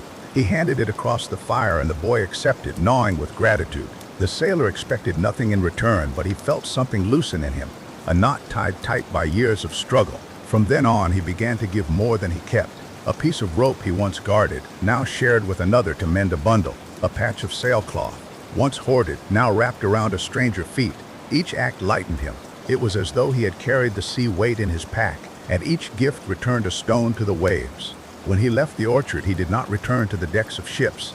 Instead, he wandered ports and coastal towns, carrying not treasure but tools. He repaired nets for fishermen who had no coin to pay, taught knots to boys who dreamed of sailing but had never touched rope, mended sails torn by storms. His name spread not as a captain or trader, but as the sailor who gave back. He asked no payment, but often received it nonetheless. A loaf, a corner to sleep, a song sung in thanks. Years passed, and his reputation grew until sailors spoke of him as a kind of guardian spirit of the harbors. When storms threatened, they swore his presence lingered in the creak of masts, in the ropes that held fast, in the nets that did not break. Children told tales of a sailor with eyes like the sea who wandered between docks, leaving behind gifts unseen until the morning tide. In truth, he remained a man, walking still, never rich, never famous beyond the whispers of those who knew kindness. But the wealth he spread was not measured in gold or silver. It was measured in nets that caught fish when bellies growled, in sails that bore ships safely home, in lives steadied against storms by the knowledge that someone had cared enough to tie a knot, to mend a tear, to leave behind a gift. When at last he died, it was on a quiet shore, the tide lapping gently, his body worn as rope after long use. Fishermen buried him with scraps of net and pieces of sail, symbols not of wealth but of service. And in the years that followed, they built a small shelter near the docks, a place where tools and supplies could be left freely for any who needed them. They named it the Sailor Storehouse, and to this day, travelers find there a rope, a hook, a patch of canvas, never sold, always shared. The orchard fire had followed him, though he had not carried flame. It had traveled instead in the knots of rope, in the patches of sail, in the nets made whole again. Its warmth lingered in every harbor where hands learned to give as freely as they received. And though the sea continued its endless storms, the sailor had left behind a calm more lasting than fair weather, a wealth woven not of coin but of care. The orchard fire had always drawn wanderers, and among them came a man with stained fingers and a satchel full of charcoal stubs and broken brushes. He was no master painter by training, no laureled artist with commissions from the wealthy. He had lived instead as a drifter, sketching in alleys, painting signs for taverns, decorating wagons with swirls of color that flaked away in the rain. His art was never meant to endure, only to brighten for a moment the eyes that glanced its way. Yet in his heart he had carried a longing he could not still, the desire to paint something that mattered, something that would last longer than a signboard or the laughter of a night. He arrived at the orchard damp and cold, his satchel near empty, his brushes split at the ends. He settled at the fire, and like the sailor before him, he was not asked where he came from nor what he sought. He simply sat, the glow painting his face with orange light, and for the first time in years he felt as though his hunger did not need to be explained. For days he watched the firelight dance over bark and stone. He sketched in the dirt with sticks, in the air with his fingers. He saw in the smoke twisting images that others did not. He grew restless, his hands desperate to shape what burned inside him. At last, one of the orchard keepers handed him a small packet of pigments, remnants left by another who had passed through long ago. It was little, just blue ochre and a smear of red, but when the artist opened it, he wept. That night, as rain misted down and hissed against the fire he painted, he found a flat stone, smoothed by time, and with his ruined brushes he began. The others watched quietly as color bloomed where before there had been only dull gray. He painted not a face nor a place, but something deeper, the warmth of the fire itself, the stillness of the orchard, the way hunger softened when kindness passed from one to another. By dawn, the stone glowed with a strange life, the fire spirit captured in strokes that no rain could wash away.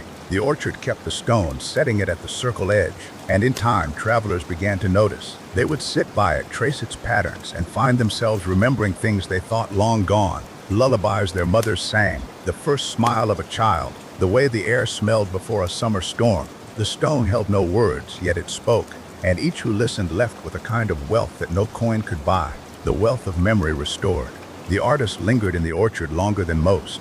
He painted more stones, more scraps of wood, even the trunks of fallen trees. Everywhere he touched, color bloomed, not gaudy, not loud, but alive.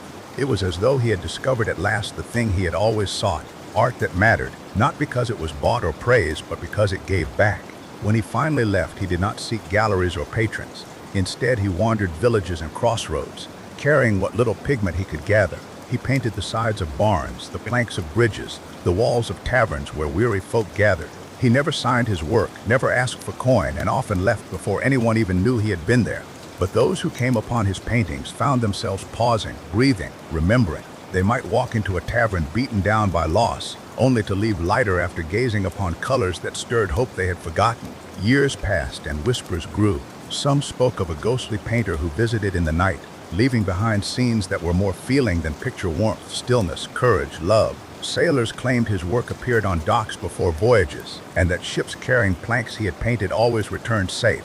Farmers swore their barns stood longer, their harvests came easier when his colors marked the beams. In truth, he was no ghost, only a man with tired feet and endless will. Yet he had found in giving his art freely a wealth he had never known when chasing commissions.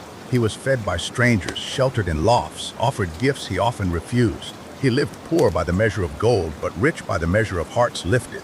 In one town, after he passed quietly in his sleep, the people gathered his scattered brushes and pigments. They built a small hall open to all, where anyone could paint on the walls without judgment.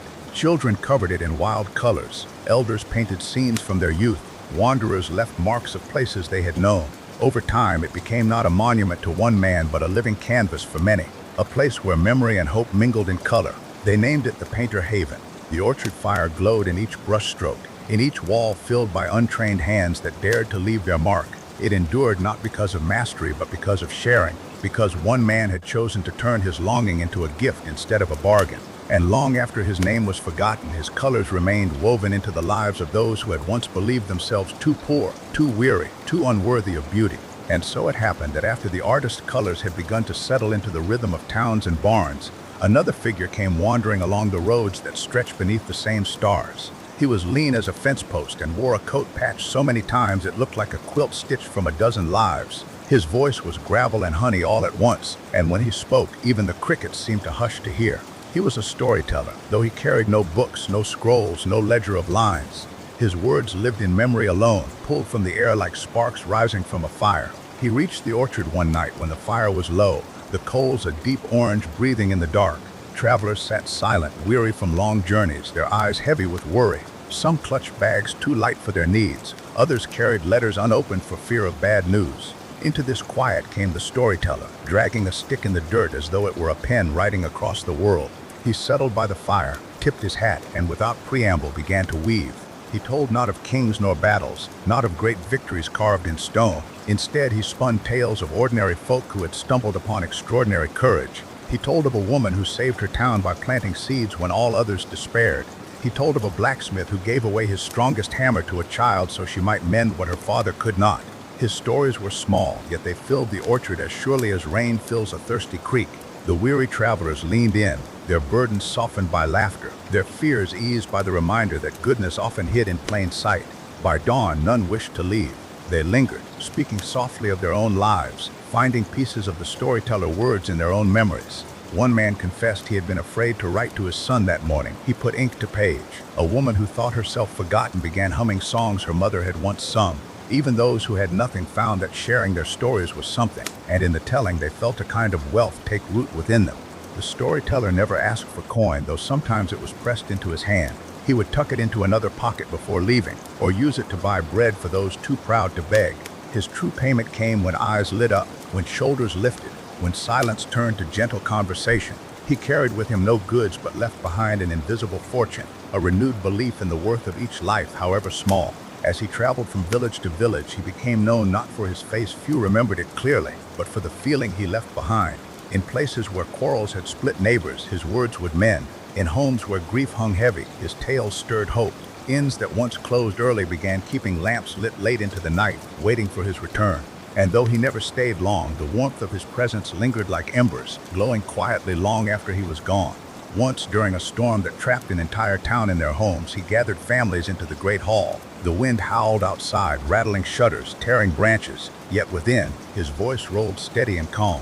He told a story of another storm, of a ship that had lost its sails but found its way by listening to the stars. He spoke until fear turned to wonder, until children leaned against their mothers and fathers with smiles instead of tears. When the storm passed, the town awoke to a brighter morning, not because the sun had risen, but because they had faced the night together, held by words. Years later, when he was gone, some said he drifted into the woods and never came out. Others swore he boarded a ship for lands unknown. The people he had touched began gathering each winter. They lit fires in halls and orchards, sat in circles, and told stories of their own.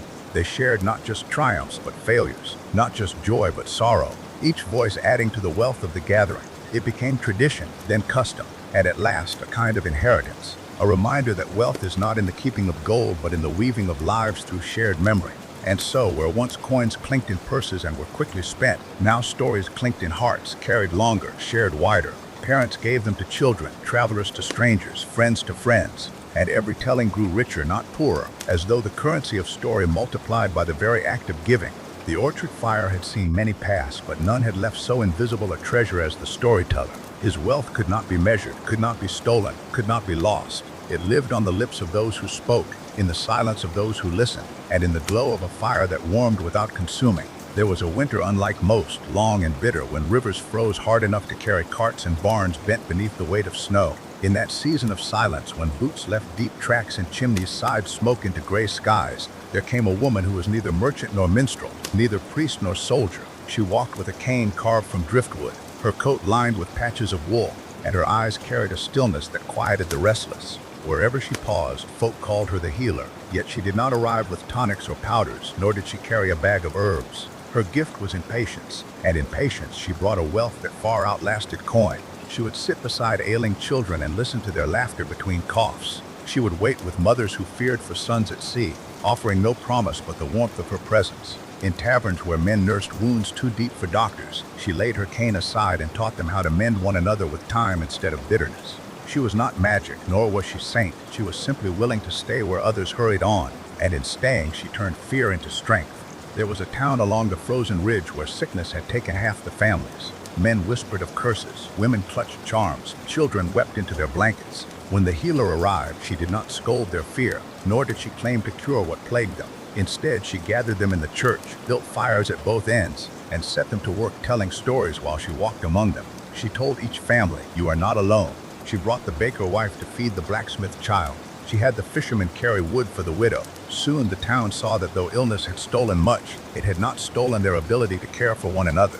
By spring, those who survived credited not her herbs. She had none but her patience, her insistence that wealth was in the way a town refused to let grief become despair. As she moved from place to place, she asked no payment. When coins were pressed into her palm, she gave them away at the next stop. She sought no reputation, though her name spread quietly, as softly as snow falling on pine.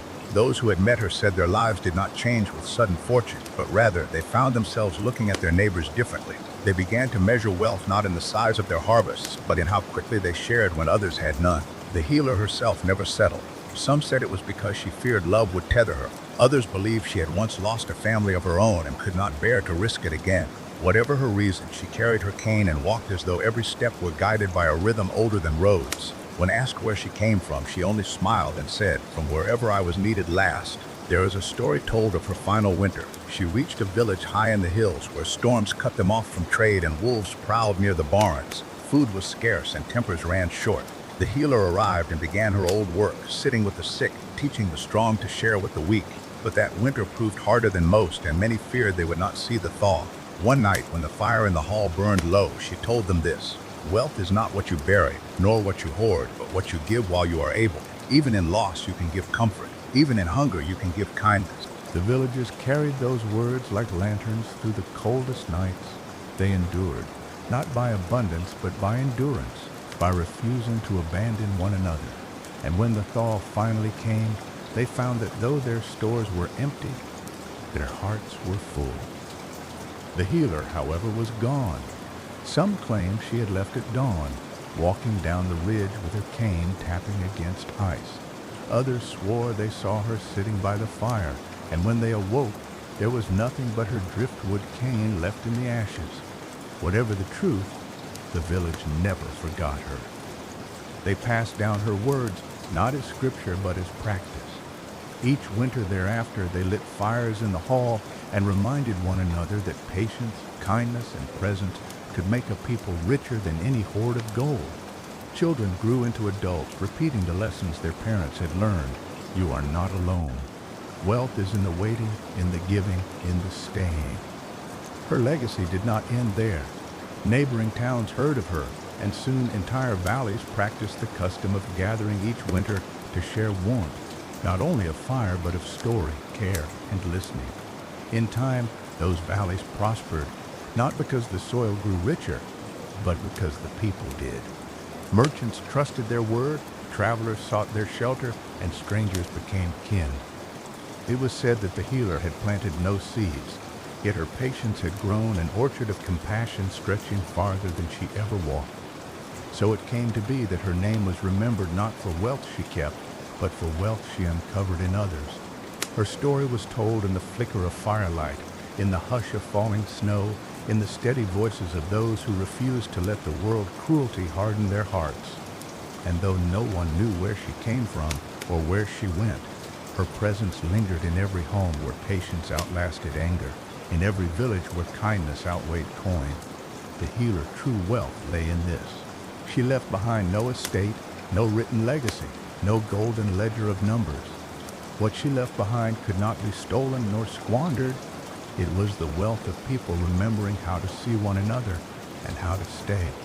There was another tale told on long, rainy nights when thunder rolled like wagons on the horizon and lightning lit the earth in quick silver flashes. It was about a man who never quite fit the mold of a merchant, though trade ran in his blood, and who never stayed long in any one town, though every community came to remember his name. They called him Elias, though many believed that was not the name he had been born with. Some said he had once been a sailor who lost his ship in a storm. Others claimed he had been a scholar who walked away from his books. But all agreed on one thing. Wherever Elias went, forgotten things began to bloom again.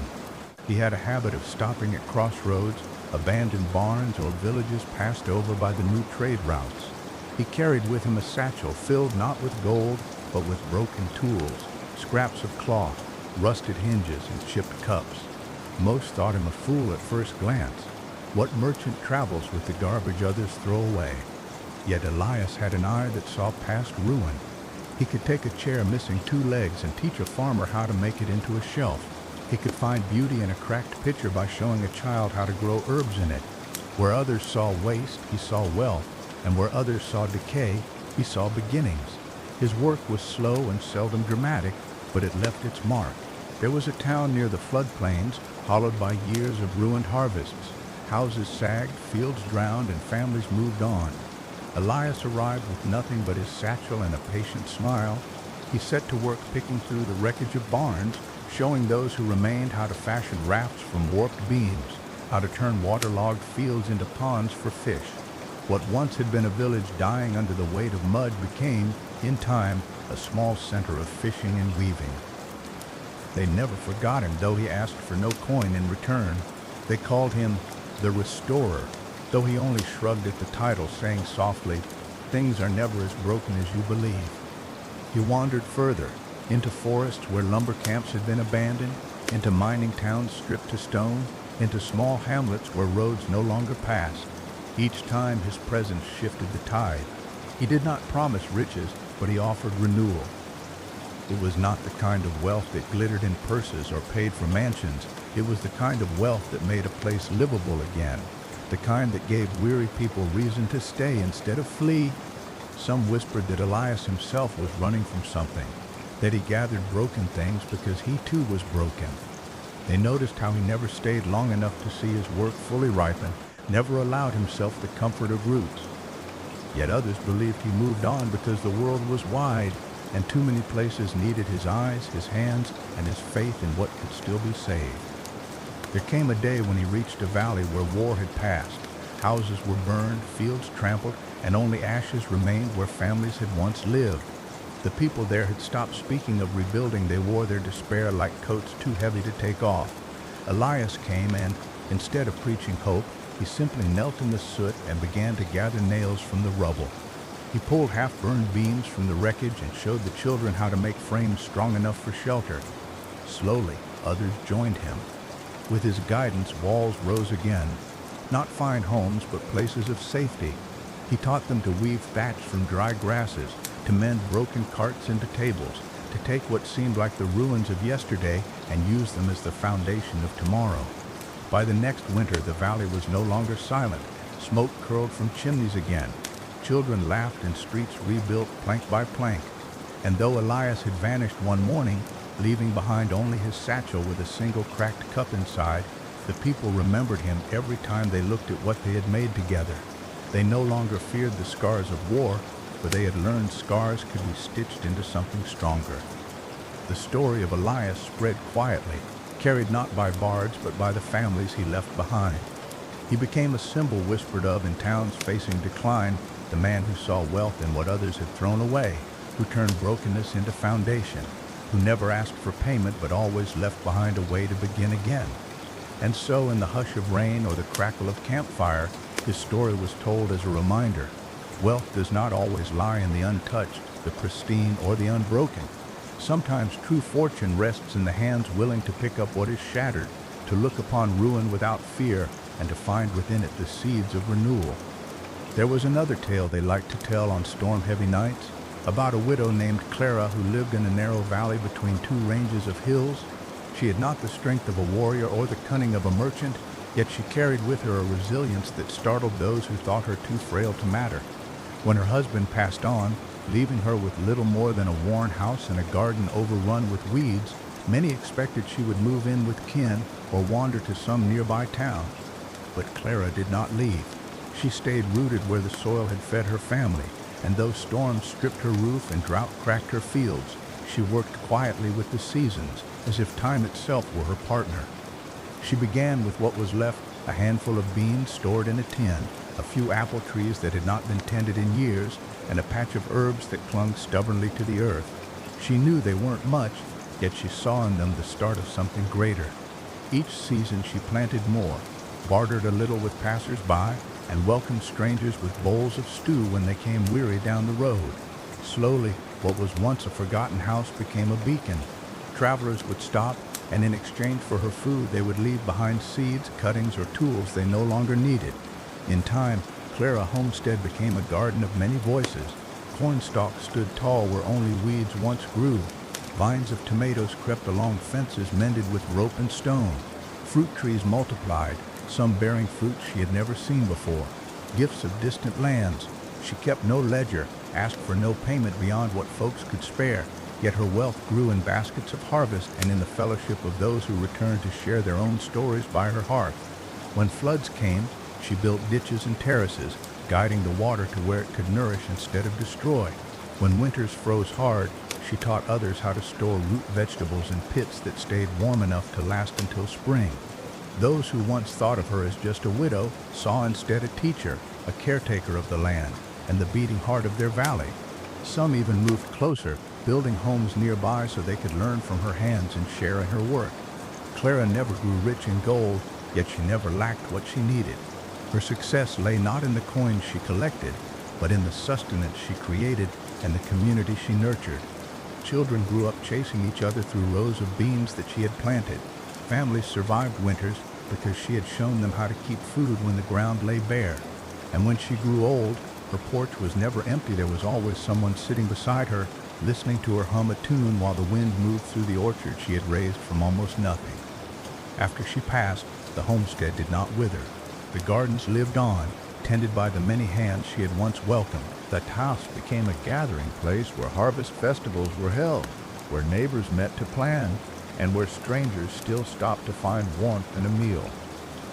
And though the valley remained poor in coin compared to cities far away, its people carried a quiet prosperity. one born of soil, seed, and the simple act of sharing.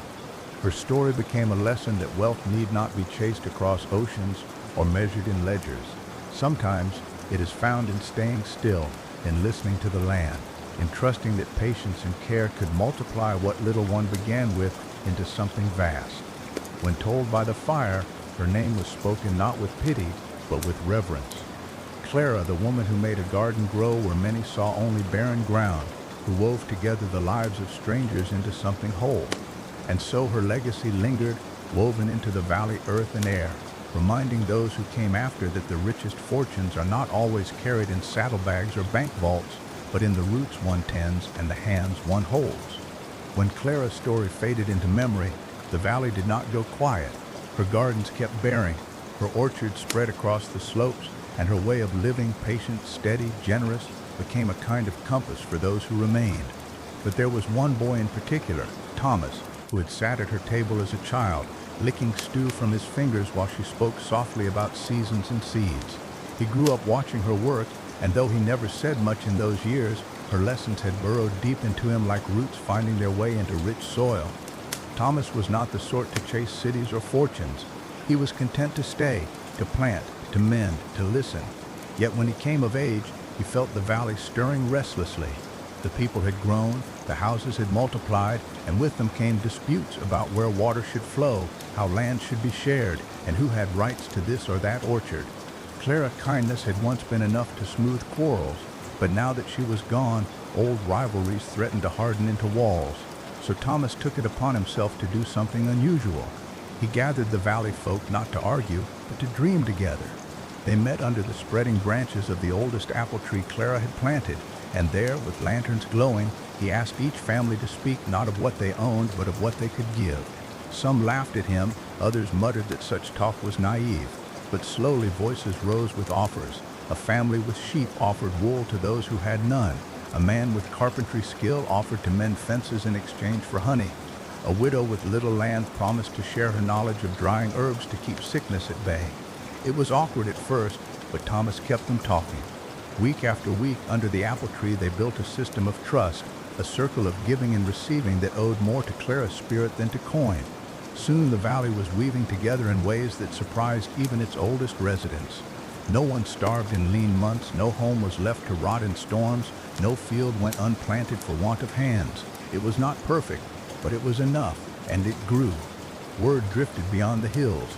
Travelers spoke of the valley where people helped each other without keeping strict accounts, where neighbors stood closer than kin. Curious folk came to see it for themselves. Merchants weary of bargaining, farmers who had lost everything to drought, wanderers looking for belonging. Some stayed, bringing with them skills and seeds the valley had never known. Others carried the story further, telling of a place where prosperity was not hoarded but shared. Through all this, Thomas never called himself a leader. He said he was only tending what Clara had planted, the invisible seed of trust that she had sown long ago. He built no grand house, wore no fine clothes, but when strangers came, they sought him first, drawn by his quiet steadiness. They found him kneeling in soil or mending a cartwheel, never too busy to pause and listen. As the years passed, the valley transformed.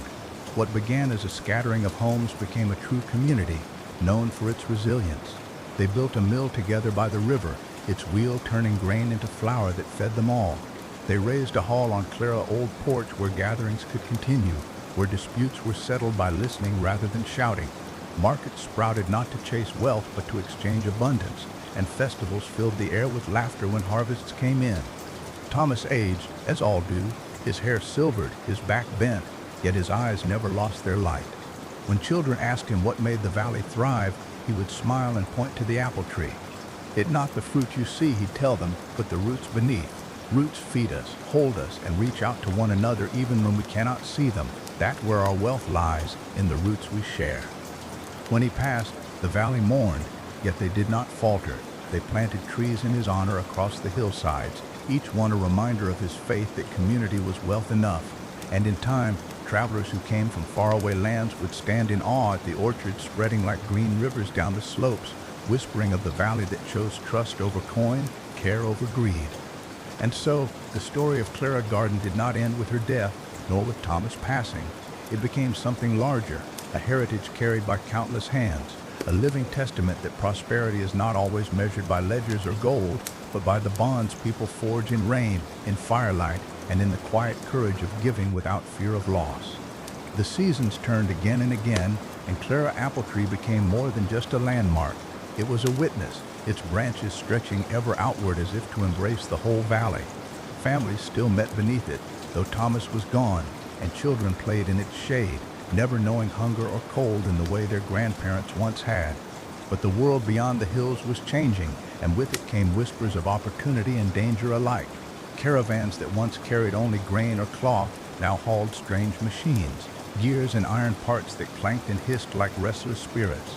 Some said these inventions would make life easier, others warned they would tear apart the very roots of community. Among those who listened was Mary, Thomas' granddaughter. She had inherited his steady patience, though her hands were less accustomed to the plow and more to parchment and ink. Mary had a gift for numbers, not in the sense of hoarding wealth, but in recognizing patterns that others missed. She could look at the valley stores and predict when the next shortage might come, or calculate how long a harvest would last if shared fairly.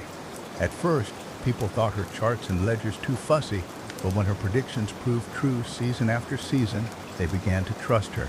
Yet Mary faced a challenge unlike Thomas or Clara before her, the lure of coin from beyond the valley. Traders came, offering to buy their surplus apples, wool, and flour at prices that glittered like temptation. Some in the valley argued it was time to sell, to grow rich and buy comforts they had only heard about. Others feared that once gold entered their lives, the trust that bound them would wither. Arguments sharpened, and the circle beneath the apple tree grew tense. Mary, watching both sides, sought a way between. She proposed something new. The valley would indeed trade, but the coin earned would not belong to individuals. Instead, it would be held in a common chest, to be used only for things the valley could not provide itself: iron for plows, medicine in times of illness, cloth when storms ruined their looms. She insisted that no man or woman should grow rich while a neighbor struggled. At first, the idea was met with suspicion, but Mary's calm voice, her way of laying out the numbers so even the skeptical could see the sense, carried weight. Slowly they agreed. And so began the Valley Fund, a chest of coin locked in the hall, its key kept not by one person but by three, chosen each year. Decisions on how to spend it were made under the apple tree, in the open, with every voice heard. When a child fell ill and medicine was needed, the chest was open. When a bridge washed out in floods, the chest provided the timber. When traders tried to cheat them, the valley now had bargaining power, for they could buy what they needed without desperation. This new system changed the valley, though not without trials. There were moments when greed whispered, when someone argued they deserved more because they worked harder or that their family should take precedence. But Mary held firm, reminding them of Clara's lesson, Thomas' patience, and the roots beneath the apple tree. She told them that the fund was not gold alone but a mirror. If it grew, it reflected their unity. If it dwindled, it revealed division. And so the people guarded it as carefully as they did their orchards, for they understood that its strength lay not in the coins within, but in the trust surrounding it. As years passed, the valley thrived in ways beyond measure. The orchards bore more fruit than ever. The wool spun into finer cloth. The flour milled into loaves that fed not only themselves but travelers passing through. Markets buzzed with life, yet there was no beggar left untended, no house left unrepaired. The chest grew heavy, but not from hoarding, for every coin earned was matched by one spent on building, mending, or healing. The valley became a place not just of survival, but of quiet abundance. And Mary, though she never sought recognition, became known far beyond the valley.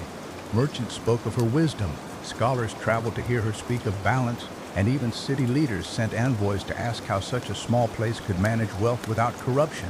She always gave the same answer: because we do not treat wealth as a prize but as a tool, to be held together, not apart. Her words spread like seeds on the wind, carried into towns where greed had taken root, whispered in markets where children went hungry despite stalls piled with food. Not every place listened, but some did, and those who followed her example found themselves steadier, kinder, stronger in storms. By the time Mary hair had gone silver, the valley was no longer an isolated place. Roads connected it to distant lands, and travelers flowed in and out like streams. Yet even with the wider world pressing against its borders, the people kept to the lessons sown by Clara, tended by Thomas, and guided by Mary. They knew that true prosperity was not measured by the weight of coin, but by the strength of roots, roots that bound them to each other and to the land beneath their feet. And so when Mary passed, the valley did not fear, for under the apple tree stood not one leader, but a whole community, grown wise in the art of living together. The chest remained, the fund endured, and the orchard spread still further, their branches heavy with fruit that told the story of generations who had chosen care over greed, trust over division, and love over gold. The years rolled on, and Mary Fund grew into something larger than anyone could have predicted. What had once been a wooden chest tucked beneath the rafters of the meeting hall became an institution of its own. The younger folk began calling it the Valley Trust, and it was no longer just a store of coins, it was a promise, as sacred as the orchards themselves. The rules remained the same: 3 keys, 3 keepers, and decisions made under the open branches of the apple tree, where sunlight and rain alike bore witness. But as the world beyond brought faster roads, iron rails, and clattering machines, the trust took on new forms. The valley folk were cautious about those rails. Traders came with promises of faster transport, of wagons that could carry apples to cities days away. Some voices grew eager, dreaming of their fruit on fine tables in grand halls. Others feared that such a venture would change them, that strangers would own their orchards before long. The debate stretched through many seasons, yet as always the people turned to their roots. They decided to build the line themselves, not for outsiders, but for their own. It was merry apprentices who led the way. Jacob, a quiet man with an eye for wood and steel, and Ruth, whose mind held numbers sharper than any blade. Together they mapped out how much iron was needed, how much timber the valley could spare without stripping the forests, and how the trust could pay workers without draining its strength. The task was daunting, but the fund's very existence meant they could attempt it without begging or bowing. Every family gave what they could. Some offered coin, others labor, others food for the crews. Piece by piece, rail by rail, the line stretched outward like a silver ribbon across the valley floor. When at last the first train arrived, painted in the deep green of orchard leaves, the valley gathered as one to watch. The engine hissed and roared, but in its noise they heard not conquest, but possibility. They had built it themselves, and they owned it themselves. It did not belong to kings or merchants, but to the people who had planted, harvested, and shared for generations. That train changed the valley in ways Mary could never have foreseen. Apples rolled to distant markets, returning with books, medicines, and knowledge. Wool became cloth stitched into garments finer than any had worn before. But most of all, it brought stories, travelers from cities and towns who marveled at a place where wealth was common and hunger unknown. Some stayed, settling in cottages by the orchards, learning to live by the valley rules. Others carried the story farther, whispering of a community that treated wealth as a bond instead of a wedge. Not all changes were easy. With new people came new ideas, and not everyone fit neatly into the old ways. Some outsiders questioned the fund, calling it primitive, insisting it should be split into private banks where individuals could profit. Tensions sparked, as they always did when greed brushed against fairness, yet the valley did not bend. They listened, argued, and then reminded each other of the storms they had weathered before. Again and again they chose trust over division. There was one winter, long remembered, when snow fell so deep that the rails froze and no train could pass. Stores dwindled, and whispers of famine began once more. In that season, the trust was tested harder than ever. The key-keepers opened the chest, not to spend on trade, but to purchase food from distant towns at great cost, hauling it by sled across frozen hills. Some argued the price was too high, that the trust would be emptied, but the elders reminded them the chest was not meant to be hoarded, it was meant to be used to turn coin into life. And so it was. No family starved, no child went without bread. By spring, the chest was lighter, but the valley stood together, stronger than the frost. When the thaw came, so too did renewal. Orchards blossomed brighter, as if the earth itself had been moved by their unity. Travelers arriving on the first train of spring found the valley humming with life, laughter rising through the branches. The trust filled again, as it always did, for prosperity followed those who gave freely. Generations later, when Jacob and Ruth had become names carved on stone markers, the valley still told their stories by the firelight. Children leaned close as elders spoke of Clara kindness, Thomas patience, Mary wisdom, and the way their descendants had built rails, chest, and community alike. And always, always, the apple tree stood, its roots clutching the earth, its branches reaching for the sky, bearing witness to the truth that wealth was not a finish line to be crossed, but a path to be walked together. The story of the valley spread farther than the iron rails ever could. It was carried in books, in sermons, in the quiet conversations of merchants who wished they could live in such a place. Some tried to copy it, and though not all succeeded, enough did to prove the lesson true. Prosperity rooted in care outlasts gold piled in vaults. And so the valley remained, not perfect, not without quarrels, but whole. Its chest of coin waxed and waned, but its people never forgot that the true treasure was each other. In that truth lay their wealth, their strength, and their unbroken story. The years folded into decades, and still the valley way held steady. The chest, though it changed from wood to iron vault, and then to a stone hall with ledgers and careful records, never lost its purpose. Its keepers changed with time, as gray hair gave way to fresh eyes, but each was sworn beneath the old apple tree, in the same words Mary herself had spoken. The oath was not to coin nor to power, but to trust, and the valley honored it as though it were sacred scripture. Outsiders marveled at this, wondering how such a place could resist the temptations of the wider world. But the valley folk knew it was not resistance, it was simply memory. They remembered hunger, they remembered storms, they remembered the power of hands joined instead of fists clenched. By the time steel tracks stretched further, carrying strangers with suits and papers thick as winter wool, the valley was no longer hidden. Men with sharp eyes and sharper tongues came offering contracts. They spoke of progress, of banks that could double the valley wealth, of companies that could make the orchards produce tenfold what they did now. Yet with every offer came a price. Ownership sign here, they said, and your burdens will be lifted. But the valley had heard such voices before, long ago in the days of famine, when coin flowed one way and sorrow the other. They listened politely, offered bread and cider, and sent the strangers on their way with full bellies and empty hands. This did not mean the valley shunned change, far from it. They built schools brighter than any in the towns beyond, where children learned letters and numbers beside the lessons of planting and sharing. They crafted windmills on the hills to grind grain, saving labor for mothers who had spent years bent over stones. They learned to bind books so their own stories could be written, not just told. And always, the trust funded what was needed, not by debt, not by usury, but by agreement. If a roof needed mending, the chest opened. If a child showed talent for learning beyond the valley, the chest opened. Each coin spent was like a seed, planted not for one, but for all. The story of the valley grew so wide that a poet from the city visited, walking the orchards in silence before writing verses about a place where wealth was air, unseen yet shared. The poem carried their name far, and more visitors came, not for trade, but for learning. They wanted to understand how a place could remain prosperous without greed, how a people could live with wealth without letting it devour them. The valley elders would smile, seat their guests beneath the apple tree, and tell the old story again, of famine, of Mary, of Clara Hands, Thomas Steady Watch, Jacob Rails, Ruth Numbers. They spoke of storms, endured, of choices made not in fear but in trust. And those who listened closely understood it was not magic nor miracle, but choice repeated again and again like breath. Still, no story runs smooth forever. A time came when one of their own faltered. A young keeper entrusted with one of the keys was tempted by the glitter of private wealth. He whispered to merchants, promising them a share of the valley bounty in exchange for riches beyond imagining. For a moment, shadows crept across the orchards, but the valley was not blind. They uncovered his dealings before the chest was touched, and though his betrayal stung, they did not cast him out in anger. Instead, they brought him to the apple tree where he stood before every eye.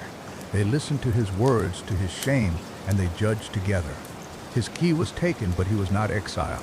Instead, he was set to work, season after season, tending the poorest soil, teaching children what greed had cost him.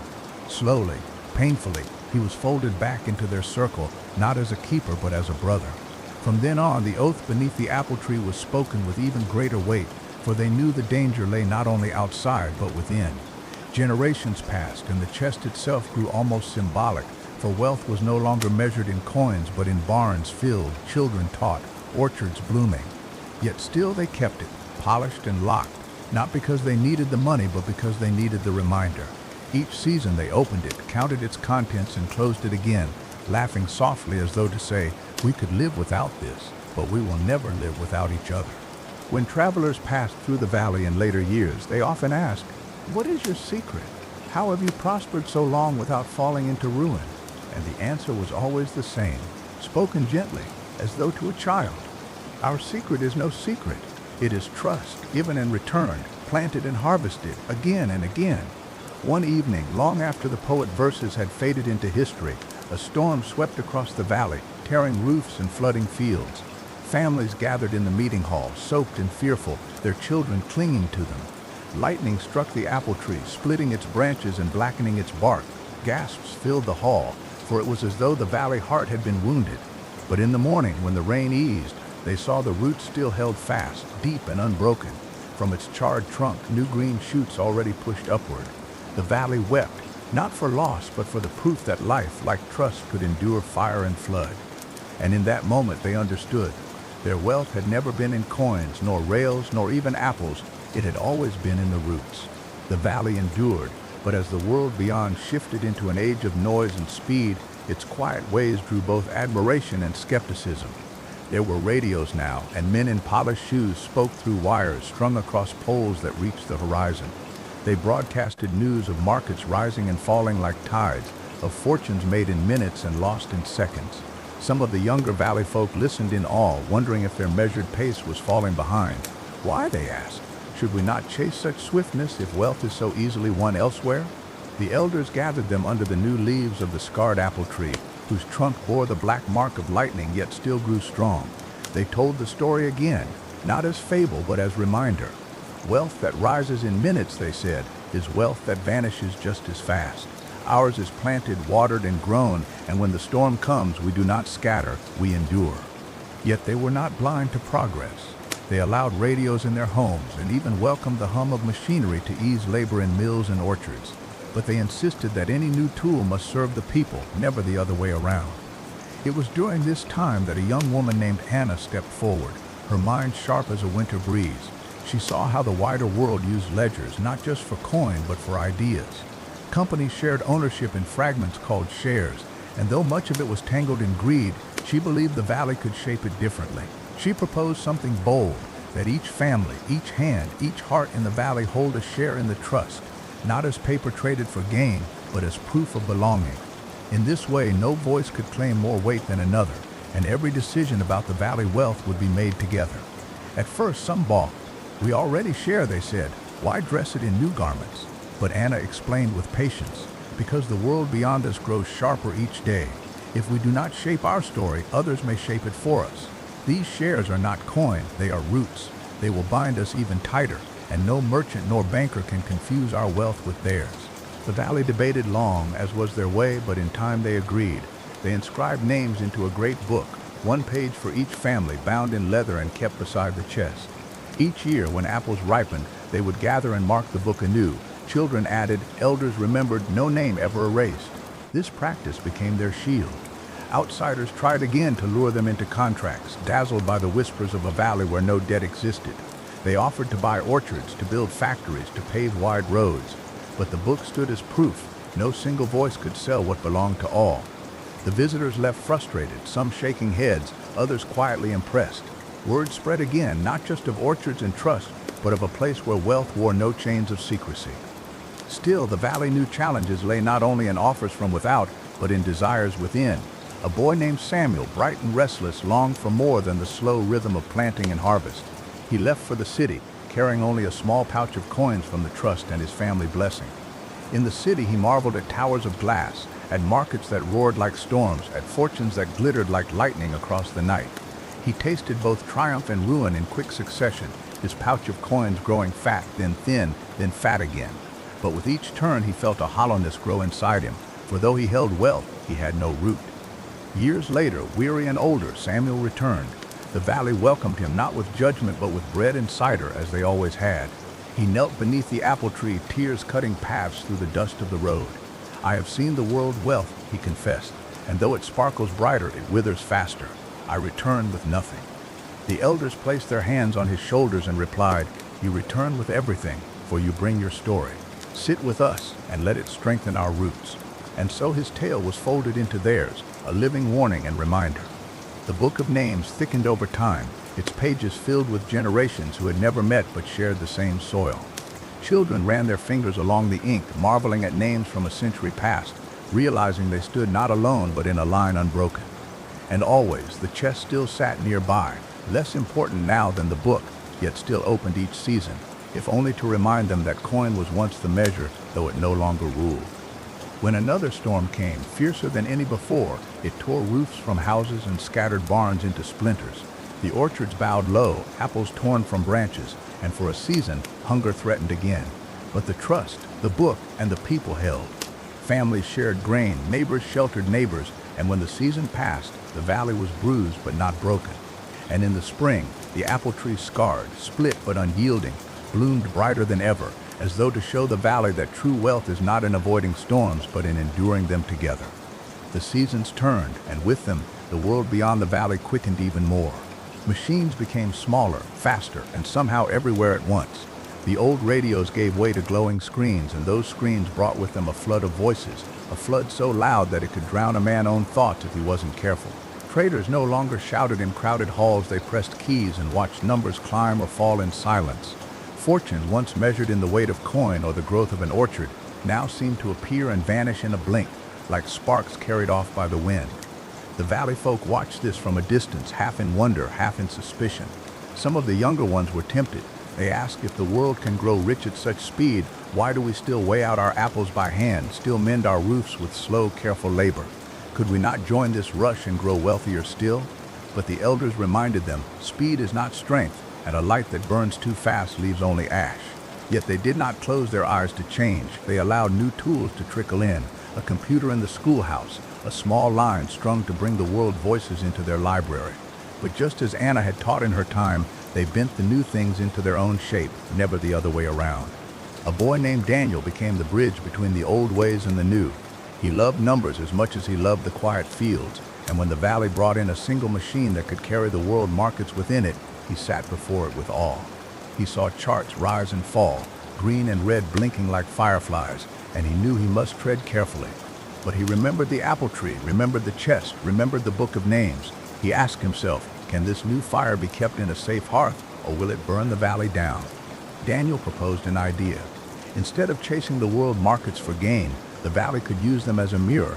Each season they would compare the value of their harvest, their grain, their cider, their wool, against the rushing tides outside. They would not trade in frenzy, but measure in wisdom. If the world markets soared, they did not leap to follow. If the markets fell, they did not tremble. They stood steady, and the numbers on the glowing screen became not a lure but a lesson, a reminder that while fortunes out there shifted with the wind, the valley wealth stayed rooted. Over time, Daniel built a new kind of ledger, one that lived in both ink and light. It was not like the old chest, nor even the book of names. It was something in between, a record that could not be erased, one where every family handprint, every child mark, every elder vow could be etched forever. They called it the living ledger. Unlike the merchants' ledgers of old, it was not meant to tally debt but to shine with memory. Each mark represented labor given, care shared, and choices made together. Outsiders marveled at it, saying it resembled their new chains of blocks, though the valley had no need for such terms. To them, it was simply another way to bind roots deeper. The living ledger strengthened them further. When a wealthy outsider arrived with promises of factories, of wages triple what the valley folk earned, he scoffed at their slow ways. You cling to your soil, he mocked, but soil cannot compete with steel and speed. Daniel led him to the book of names, then to the living ledger, and finally to the apple tree. This soil has fed us for 100 years, Daniel said quietly. It has stood against storms, greed, and time itself. Can your steel claim as much? The man laughed, but the valley did not bend, and when he left it was with empty hands. Still, Daniel worried for the restless hearts among his people. He knew that no matter how strong their traditions, some would always hunger for the glitter of distant towers. He chose not to forbid it, for the valley had never been a prison. Instead, he told those who left, take your share of the living ledger with you. Let it remind you of your root wherever you go. Many went, dazzled by the city, but like Samuel before them, most returned when the lights grew cold. They came back with stories of speed without purpose, of riches without rest. The valley welcomed them with open arms, folding each tale into their ever-growing memory. As the decades passed, the valley story became legend. Scholars traveled to study it, preachers to learn from it, and wanderers to rest in its shade. They all left with the same thought, that wealth could indeed be measured without coin, that time itself could be the truest currency. Some even tried to carry the valley ways into their own lands, though many failed, for the wider world was restless and impatient. But the valley remained, a beacon in the noise, a place where trust was still the bedrock of wealth. The apple tree, though scarred and gnarled, still bloomed each spring. Children played in its shade, elders told stories beneath its branches, and Daniel, now gray-haired, traced the grooves in its bark with reverence. "So long as this tree stands," he said, "so long as the book is read and the ledger is written, we will never be poor. For true wealth is not what you hold in your hands, it's what you hold together." And as the rain pattered on roofs, as the campfire crackled against the night, the valley folk sat close, knowing they had built something that no storm, no market, no passing century could ever take away. The firelight flickered against Daniel's worn face, and he knew that his time as the keeper of memory was drawing short. Age had set its quiet hand upon him, steady but firm, reminding him that all men, even those with grand visions, must one day step aside. He gathered the valley folk in the meeting hall, the same place where Anna once spoke of coins that would not bend, where Samuel once brought his weary tale of cities that glittered too brightly. The room was filled with the scent of wood smoke and cider, and the murmurs of children who had not yet learned the weight of history. Daniel spoke not as a leader, but as one voice among many. "This ledger we keep," he said, laying his hand on the glowing record that hummed softly on the table, "is not mine. It is not yours. It belongs to every hand that will ever rest upon it. It belongs to those not yet born, and if you would see them free, you must never let it be chained by greed." His words were simple, but in them was the rhythm of the valley itself, steady and true. Among the crowd was his granddaughter, Clara. She was not like the others. Her eyes carried both the stillness of the orchard and the restless spark of the wider world. Clara listened with a seriousness beyond her years, and though she said nothing, Daniel saw in her the same fire that once burned in Anna's heart. He knew the future would rest in hands like hers, hands both willing to nurture and daring enough to question. Time pressed on, and Daniel passed quietly one autumn evening beneath the apple tree. The valley buried him at its roots, as they had done for every keeper before him. His name was etched into the book, his memory woven into the ledger, and in this way he lived on. Yet his passing was not an end, it was a beginning. For Clara rose to take his place, and with her came the next chapter of the valley wealth. Clara was different from the elders before her. She did not fear the world outside. She welcomed it, though on her own terms. She built bridges of trade that reached beyond the valley, but never let them run so far that they frayed.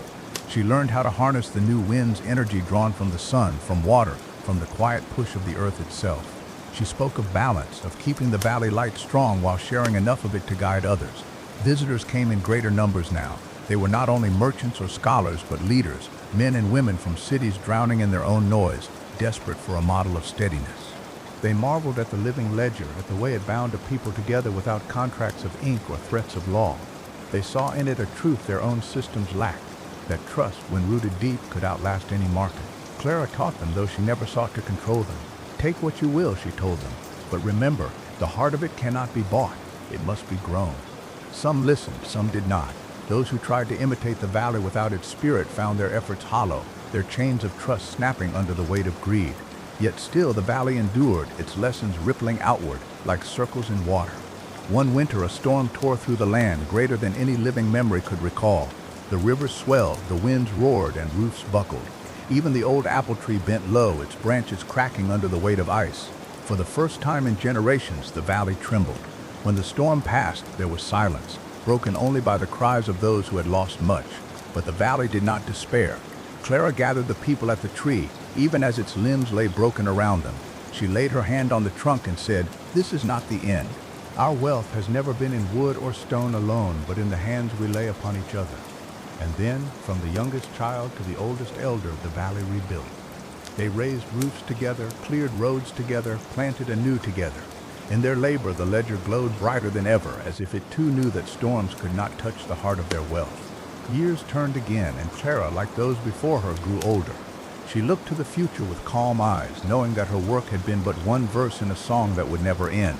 The valley story was not hers alone. It was every hand that touched the soil, every voice that joined the circle, every flame that burned against the darkness.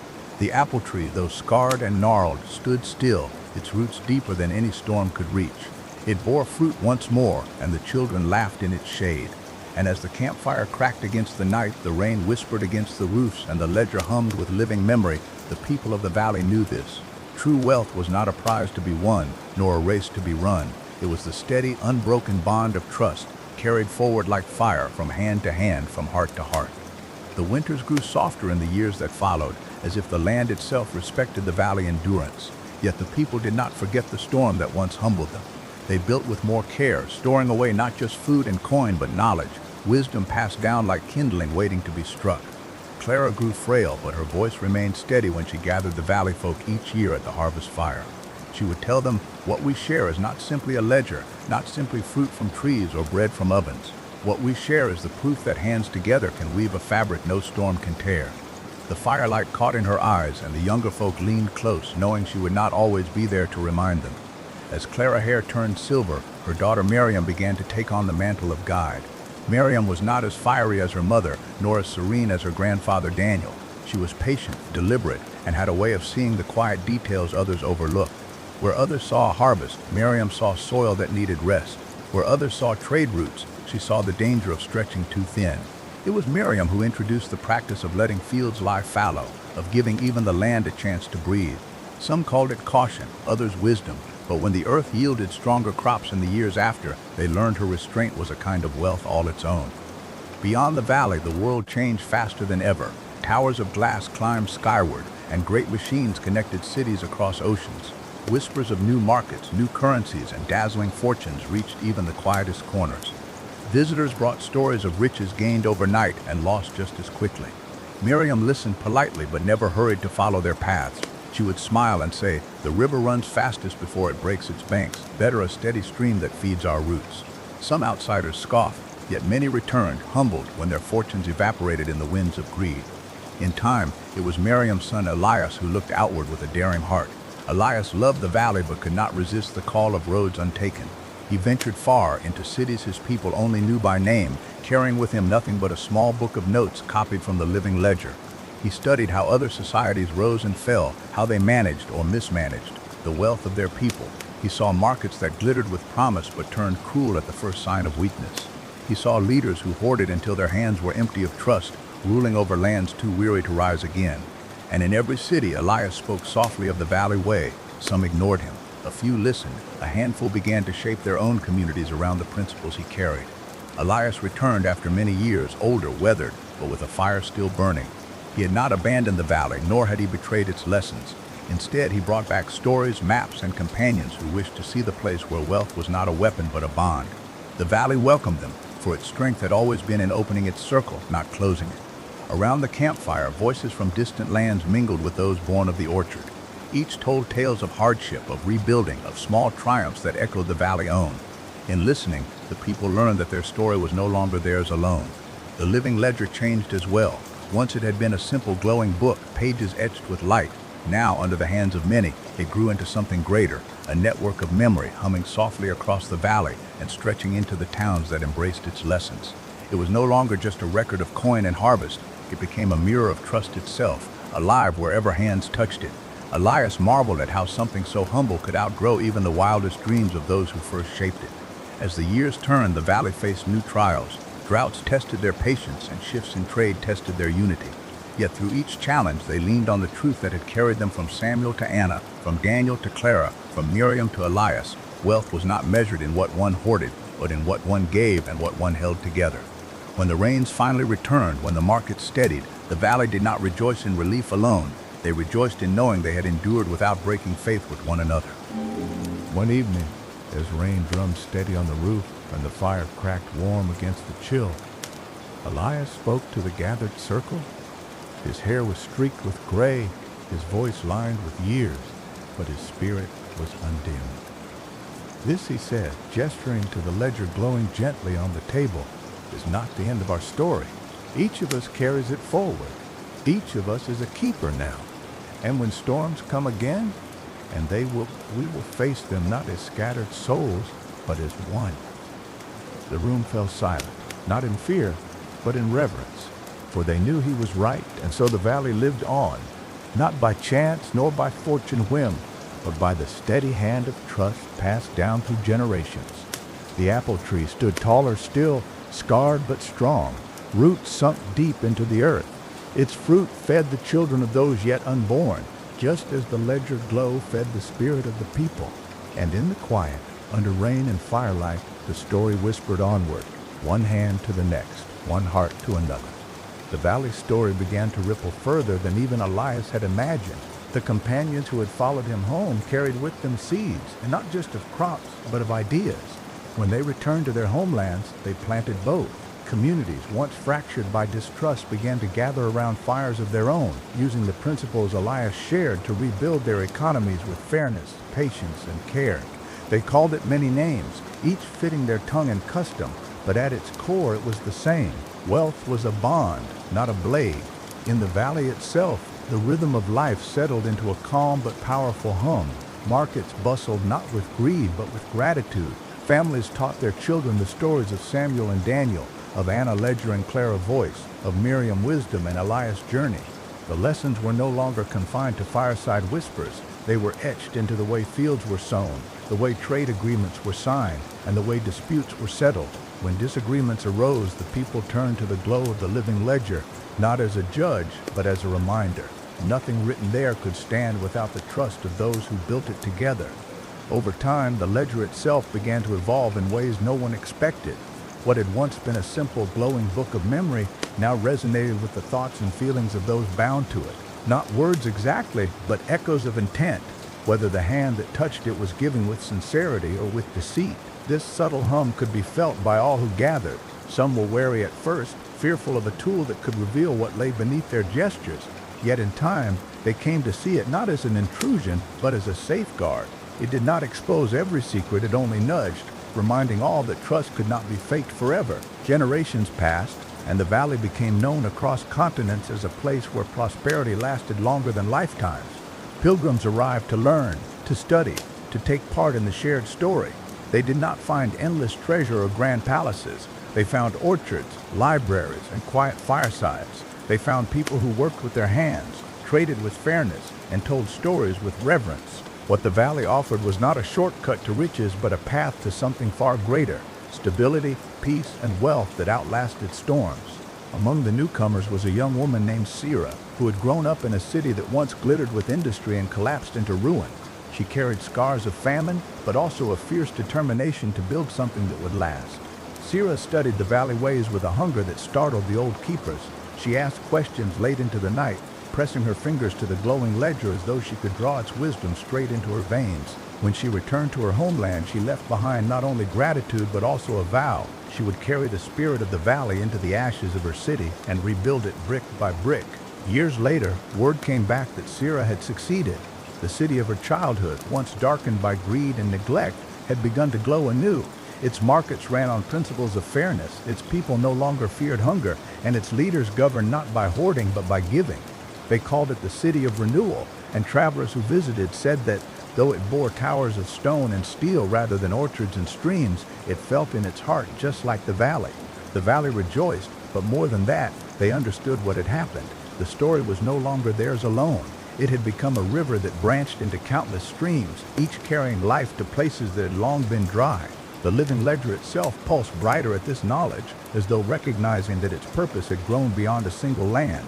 As Elias aged, he often sat beneath the great apple tree, now gnarled and massive, its branches still heavy with fruit. Children gathered around him wide-eyed as he told them not only the stories of Samuel, Anna, Clara, and Miriam, but of Sira and the City of Renewal. His voice carried the weight of years, but his eyes still gleamed like a boy who believed in impossible things. Remember, he would say, the greatest treasure is not what you keep, it is what you give and what returns to you because of it. Storms will come again, but so will spring. Our story is proof. When Elias finally passed, the valley mourned, but not with despair. His life had been lived like the river, always flowing forward, feeding lands far beyond its source. At his burial beneath the apple tree, the ledger was opened, and its pages glowed brighter than ever. Not only the valley names appeared there, but the names of Sira City and others beyond, woven together into a chorus of light. The people knew then that Elias' spirit was not gone. It had simply flowed into the great current of trust that bound them all. The valley carried on, their orchards bearing fruit, their fires burning steady. But more than that, they carried on knowing they were no longer alone in their vision. The glow of trust now burned in many corners of the world, each flame kindled by those who believed that wealth could be more than a fleeting fortune. It could be a story passed from one generation to the next, a legacy no storm could erase. In the seasons that followed Elias' passing, the valley found itself in a strange and tender chapter. For the first time, they were without the man whose quiet strength had shepherded them through storms both of weather and of spirit. Yet what remained was more than memory.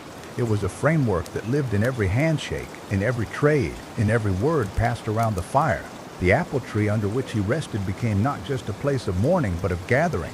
Beneath its wide boughs, disputes were settled, marriages blessed, and new ventures announced. Children played in its shade, their laughter echoing with the knowledge that they were heirs to something vast yet gentle. The living ledger, too, seemed to change in those years. Where once it pulsed only with the glow of transactions, agreements, and gifts, it now seemed to shimmer with something deeper, an inheritance of spirit. When families touched its pages, they did not only see their own entries, they felt the rhythm of the valley heartbeat stretching back to its beginnings. Some claimed they heard whispers when the wind blew across its parchment, voices of those who had walked before, reminding them that every choice fed into the same great story. Beyond the valley, stories of the city of renewal spread, and with them came tales of other communities taking root in similar ways. A coastal town battered by storms built breakwaters not just of stone but of trust, pooling resources to shield one another. A desert caravan city transformed its trade routes into lifelines of cooperation, where water and grain were exchanged on honor alone. Each place developed its own traditions, but they all shared a common thread they had drawn from the valley tale, shaping wealth into something more enduring than gold.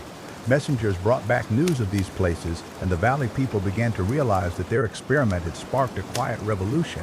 No longer was it a single village that stood as proof against despair. It was a growing network of lights across the world, each flame flickering to life because one man had once believed stories could be more powerful than greed. In time, pilgrims came in waves, not just to see the ledger, but to feel the soil of the valley under their feet, to drink from the river that had nourished so many, and to sit beneath the apple tree that had shaded Elias' final rest. They brought offerings, woven cloth from far kingdoms, rare spices carried across deserts, tools forged in distant cities. But more valuable than these gifts were the stories they left behind. Around the fire they told of their struggles, of the systems they built, of the storms they weathered. The valley listened, and in return shared their own tales. Thus the circle widened, each story feeding into the next, like rivers joining a greater sea. Generations began to pass, and with them came a question the valley could not avoid: how to preserve not just the ledger, but the wisdom it represented, in a way that would not fade when parchment and memory eventually wore thin.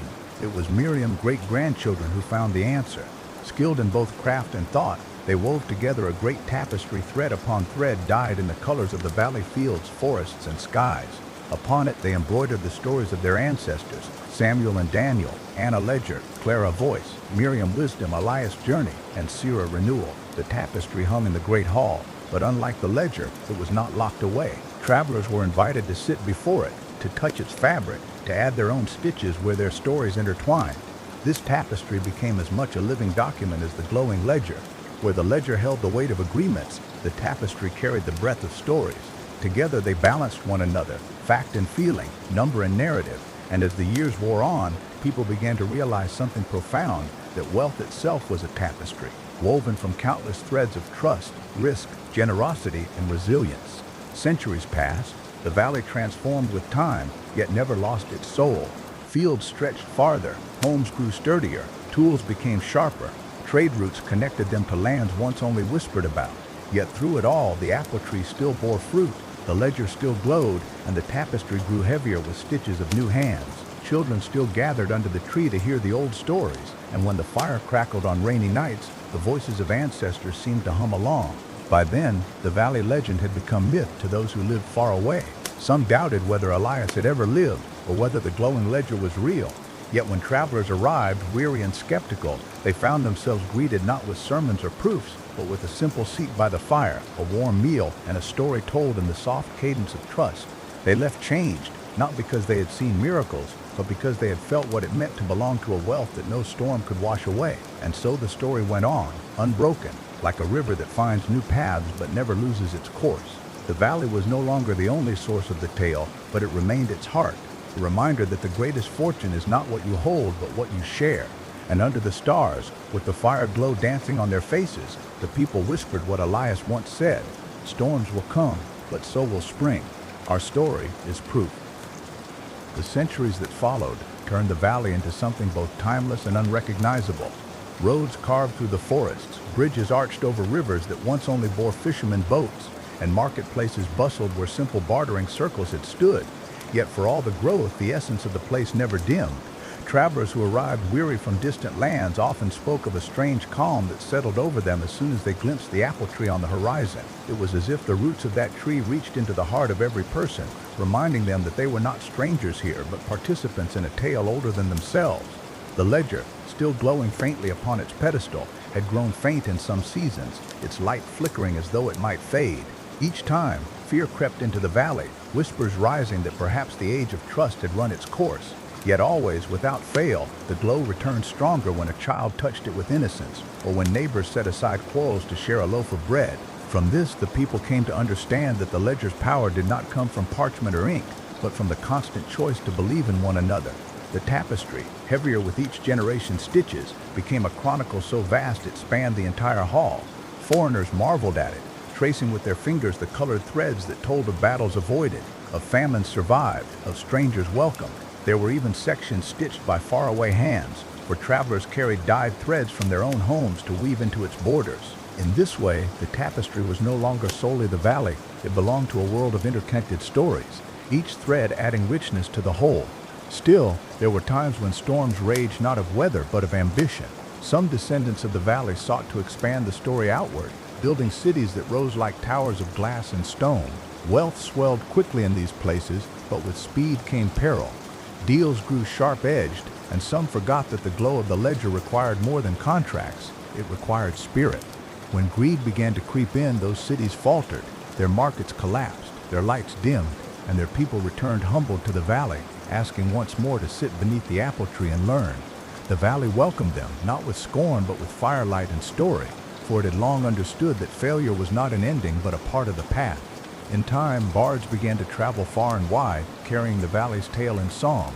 They sang of Elias the wanderer, who planted hope where despair had taken root, of Miriam who bound wounds with wisdom, of Clara who spoke truth against fear, and of the countless unnamed hands who wove the story further. These songs echoed in mountain halls, desert caravans, and bustling harbors. To some they were legends, to others they were roadmaps for survival. To all they were reminders that wealth built on trust could outlast empires of stone. Even as centuries became millennia, the valley remained a pilgrimage for those who sought renewal. But gradually something unexpected occurred. The legend itself began to shape the world. Nations that had never touched the ledger still built laws rooted in fairness. Communities that had never seen the tapestry still told stories around fires that emphasized honor over greed. It was as if the valley's soul had seeped into the very soil of the earth, carried not by armies but by whispers, not by conquest but by care.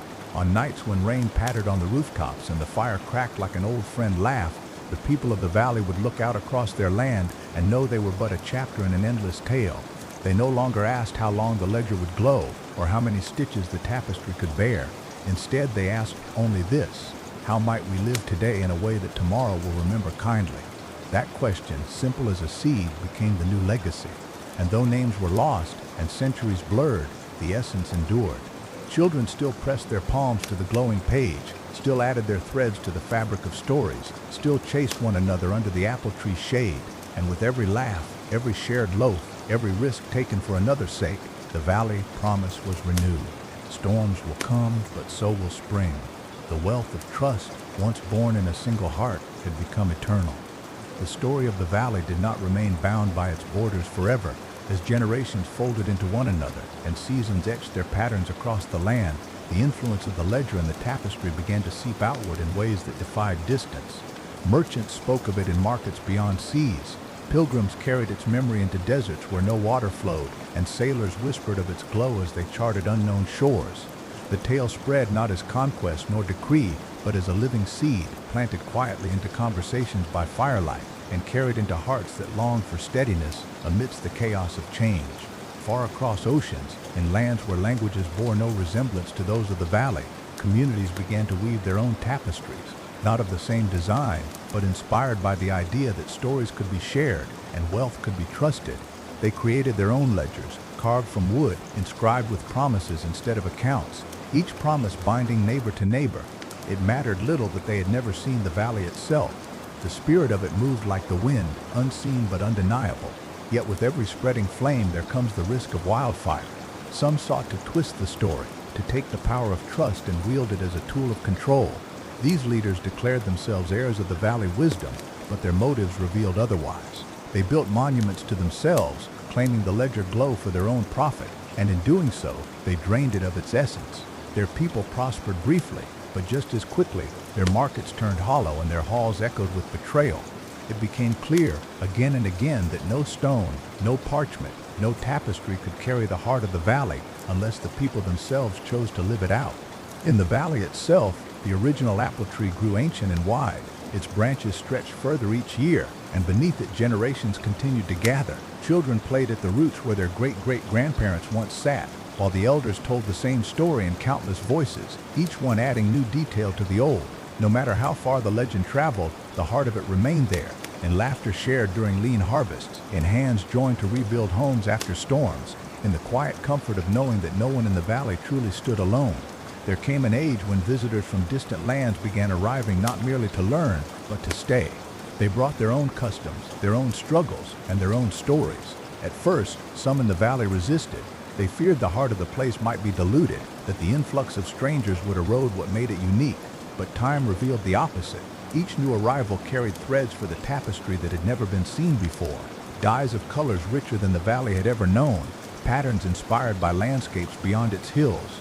The tapestry grew more complex, more vibrant, more alive, until it seemed no single person could stand before it without finding some piece of their own story woven there. Even so, the people never forgot that prosperity was not a guarantee but a daily choice. When disputes arose, they returned to the fire. When greed reared its head, they reminded each other that no fortune held together long if it was built at another expense. And when despair threatened to unravel them, they walked together to the apple tree, resting their palms against its trunk, listening to the silent wisdom of roots that had seen centuries pass without ever losing faith in spring. As the ledger glow flickered into ages beyond count, many wondered if it might one day fade completely. Scholars debated its origin, whether it was magic, miracle, or merely symbol.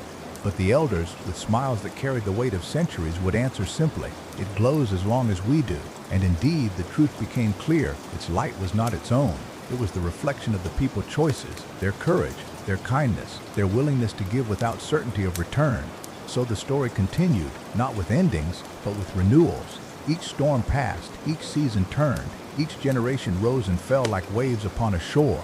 And through it all, the valley remained, not untouched by time, but carried by it, woven into its rhythm.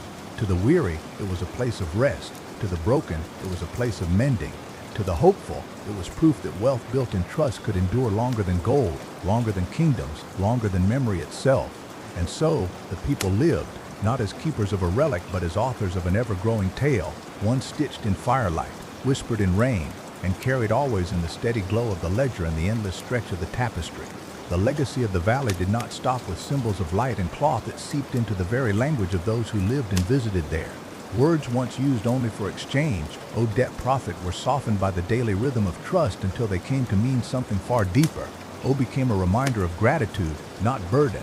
Debt was understood as belonging, the ties that bound one person to another, and profit was no longer measured in what one kept, but in what one gave that multiplied when shared. Travelers who returned home spoke of this new way of speaking, and slowly, across distant mountains and seas, words themselves began to change. But while language grew gentler, the outside world did not always follow suit. Traders came bearing goods glittering with wealth but hollow in meaning, promising marvels yet demanding more than they gave.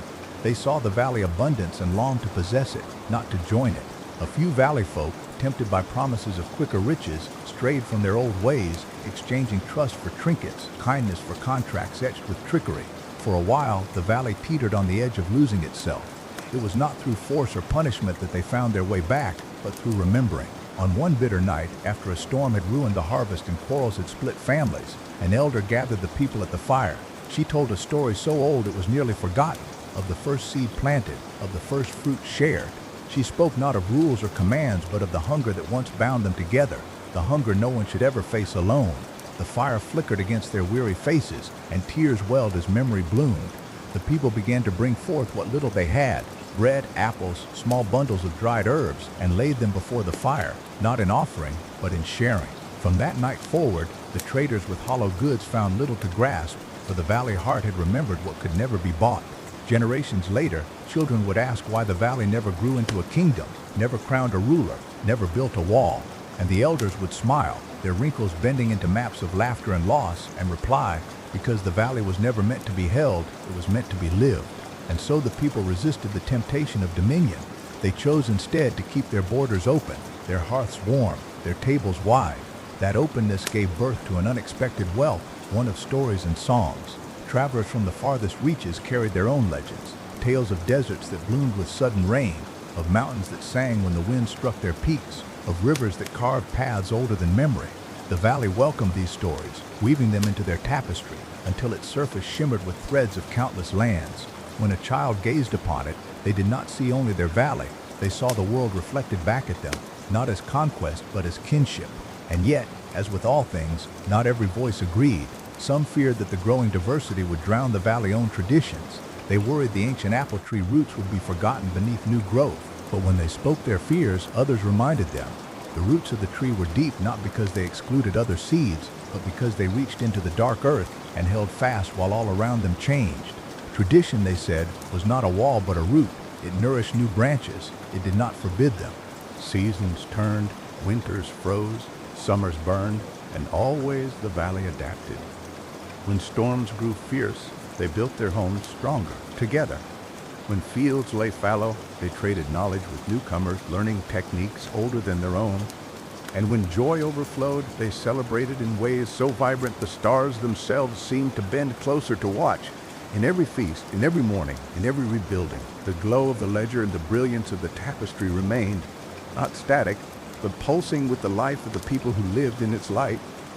So the valley endured, not as a perfect place, but as a resilient one. And its wealth, measured not in coins nor in crowns, became the kind of wealth that could never be hoarded, the wealth of belonging, of memory, of knowing that each dawn was worth waking for because no one faced it alone.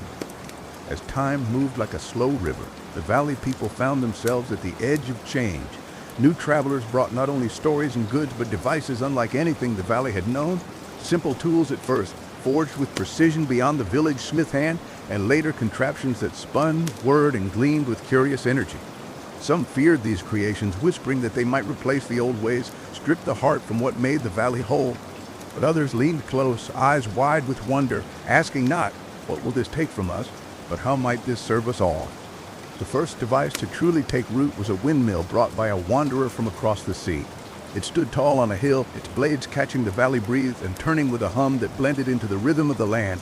Where once the grinding of grain took hours of back-breaking work, the windmill made it swift, freeing hands and backs for other labors. At first, some grumbled that it was cheating, that sweat was the price of bread. But as seasons passed, they saw the windmill did not take from their spirit, it gave them time. Time to plant more, to share more, to rest more. Time to sit by the fire and tell their children stories. The valley learned that technology, when placed in service of community rather than greed, was not an intruder but an ally.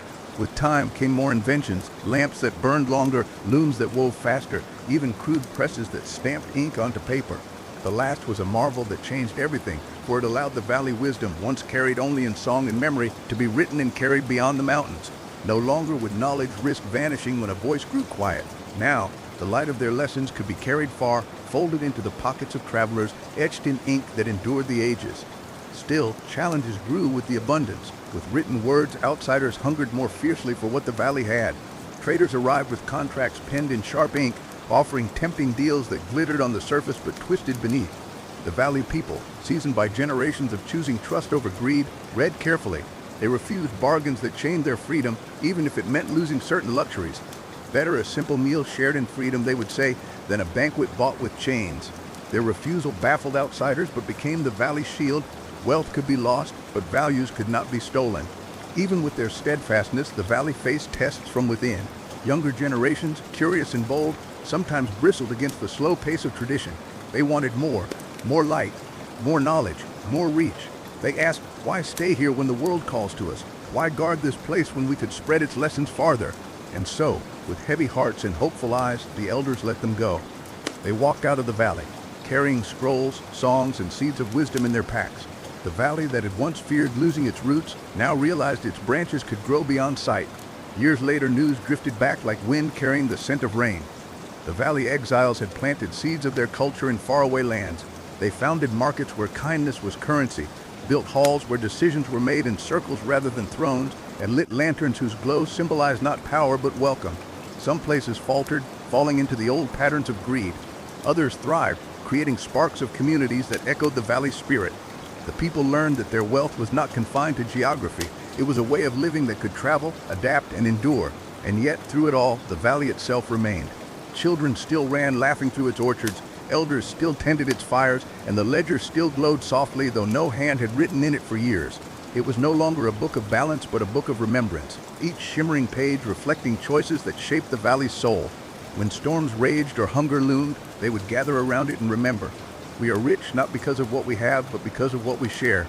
The rains came, the snows melted, and the valley went on, never untouched by change, never untested by time, but always alive with the quiet wealth of belonging. And in the stillest hours, when night draped the valley in velvet silence and the campfire last ember glowed, travelers swore they could hear the land itself whisper, "Hold fast to one another, for in each other you are home." The valley had always believed that its greatest trials came from within, temptations of greed, weariness of patience, and the steady erosion of values across generations. But there came a season when the greatest trial thundered from beyond the mountains, carried not by storm clouds but by banners and armored men. A neighboring kingdom, bloated with wealth yet starving for meaning, had heard whispers of the valley prosperity. To them, it was an enigma, a place that thrived without mines overflowing with silver, without armies enforcing tribute, without rulers squeezing their people dry. They sent scouts, then traders, and finally emissaries who demanded submission in exchange for protection. The valley elders listened in silence, their faces calm as the visitors spoke of taxes, titles, and fealty. When the emissaries finished, an old woman stood and said only, "Our protection lies in one another. We need no master but our shared table." The emissaries left in fury and war soon followed. The kingdom army marched into the valley, gleaming with iron and polished steel. They expected an easy conquest, for the valley had no walls, no battlements, and no warlords to command. Yet when they advanced, they found the land itself was against them. Irrigation channels overflowed, bogging their heavy wagons in mud. Orchards, once blooming with welcome, twisted into mazes where soldiers lost their way. Farmers carried no swords, but they carried the patience of generations, and they knew every stream, every bend, every hidden path. The invaders tried to burn the fields, but the valley folk had already harvested together, storing grain deep within cellars carved into stone. What was meant to be a raid became a slow, bleeding march, sapped by the land's quiet resistance. Still blood was spilled. Some valley folk were taken, forced into labor, or dragged away. Grief touched every home, and for a moment doubt crept in. Was it foolish to reject the kingdom power? Yet as despair grew, so too did resolve. The valley people remembered their ancestors' wisdom. Wealth without freedom is no wealth at all. They met not with blades but with unity, refusing to bow, refusing to betray one another. Even those captured whispered hope to each other in chains, reminding their neighbors they can cage the body, not the spirit. In time, the invaders faltered. Armies thrive on plunder, and there was none to be taken. The valley gave nothing freely to greed. The soldiers grew restless, their pay delayed, their supplies dwindling. At last, the kingdom withdrew, leaving only scars upon the land and memories etched into the hearts of those who endured. The valley rebuilt slowly, each family helping the other, each hand planting seeds not only of crops but of resilience. They did not curse their fate nor seek vengeance. Instead, they deepened their commitment to live by the creed that had carried them through. True wealth is not hoarded gold, but the bonds that cannot be broken by steel. The conflict became a story told by firelight, not of victory through force, but of endurance through unity.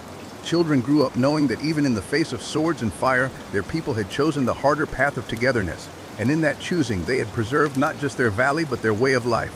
When traders from far lands came once more, they found not a broken people, but a stronger one, with eyes clear and voices steady. "We have no king," they would say, "for our crown is our compassion. We have no fortress, for our defense is our trust. And we have no treasury, for our riches live in the hearts of our neighbors." As decades rolled on, the kingdom that once sought to conquer crumbled under its own weight, undone by corruption and greed. Meanwhile, the valley flourished quietly, never seeking to dominate, never seeking to expand, but radiating an influence far beyond its borders. Wanderers who once passed through carried its lessons into distant places, whispering of a land where wealth was measured not in coin but in care. Some who heard laughed at the tale, others listened and began to wonder if perhaps there was another way to live. And so, like seeds carried on the wind, the valley spirit spread. It did not march in conquest, nor demand allegiance. It simply lived, endured, and inspired, a living testament that prosperity built on compassion could outlast any empire. Even as the world beyond surged with new inventions, new cities, and new ambitions, the valley remained its own quiet beacon. Its people still sat by their fires, still tilled their fields, still told stories to their children of storms weathered and wealth shared. And through it all, the night air seemed to carry a single steady truth. In the end, what we guard is not our gold, but each other. The valley entered an age of reflection after those years of turmoil, when the threat of steel had receded into the distant horizon, leaving behind not fear but an even greater appreciation for what had been preserved. Around the hearth, parents spoke with their children of the storms endured, and they told the tales not as laments but as lessons. Wealth is not something you bury in the earth, an old man would murmur as he tapped his cane against the floorboards. It is something you plant in the hearts of others, for only there will it grow without rotting. His grandchildren, listening wide-eyed, would repeat the words to one another like a song until the meaning became as natural as breathing. In those nights, while the rain pattered against wooden shutters, it seemed the entire valley had become a great classroom where wisdom was the only coin worth spending. Families began to gather more frequently, not just for labor in the fields, but for the simple joy of company. When one family baked bread, another brought jars of honey. When a child fell ill, neighbors appeared with herbs, blankets, and warm soup. It was not charity in the sense outsiders imagined, for there was no giver and no receiver, only a flow of abundance that circled back upon itself. If one asked who owed what, the valley folk would laugh and wave the question away. They knew debts measured in coin grew heavy with time, but debts measured in kindness only made the heart lighter. The younger generation, raised in this atmosphere, began to look outward. Some walked the trails into distant towns, carrying with them the quiet dignity of their home. They entered bustling markets where voices clashed like hammers, each seller desperate to claim a sliver of attention. The valley folk did not shout. Instead, they listened, they traded fairly, they offered goods not dressed in trickery but in honesty. At first, the merchants mocked them for their lack of cunning, but soon customers returned to these quiet traders, for they found in them something rarer than any jewel: trust. A reputation grew, whispering outward along trade routes, if you want a deal that leaves both sides smiling, seek the people from the valley. Even far from their home, they carried the valley ways. When disputes arose in taverns or markets, the valley folk calmed rather than inflamed.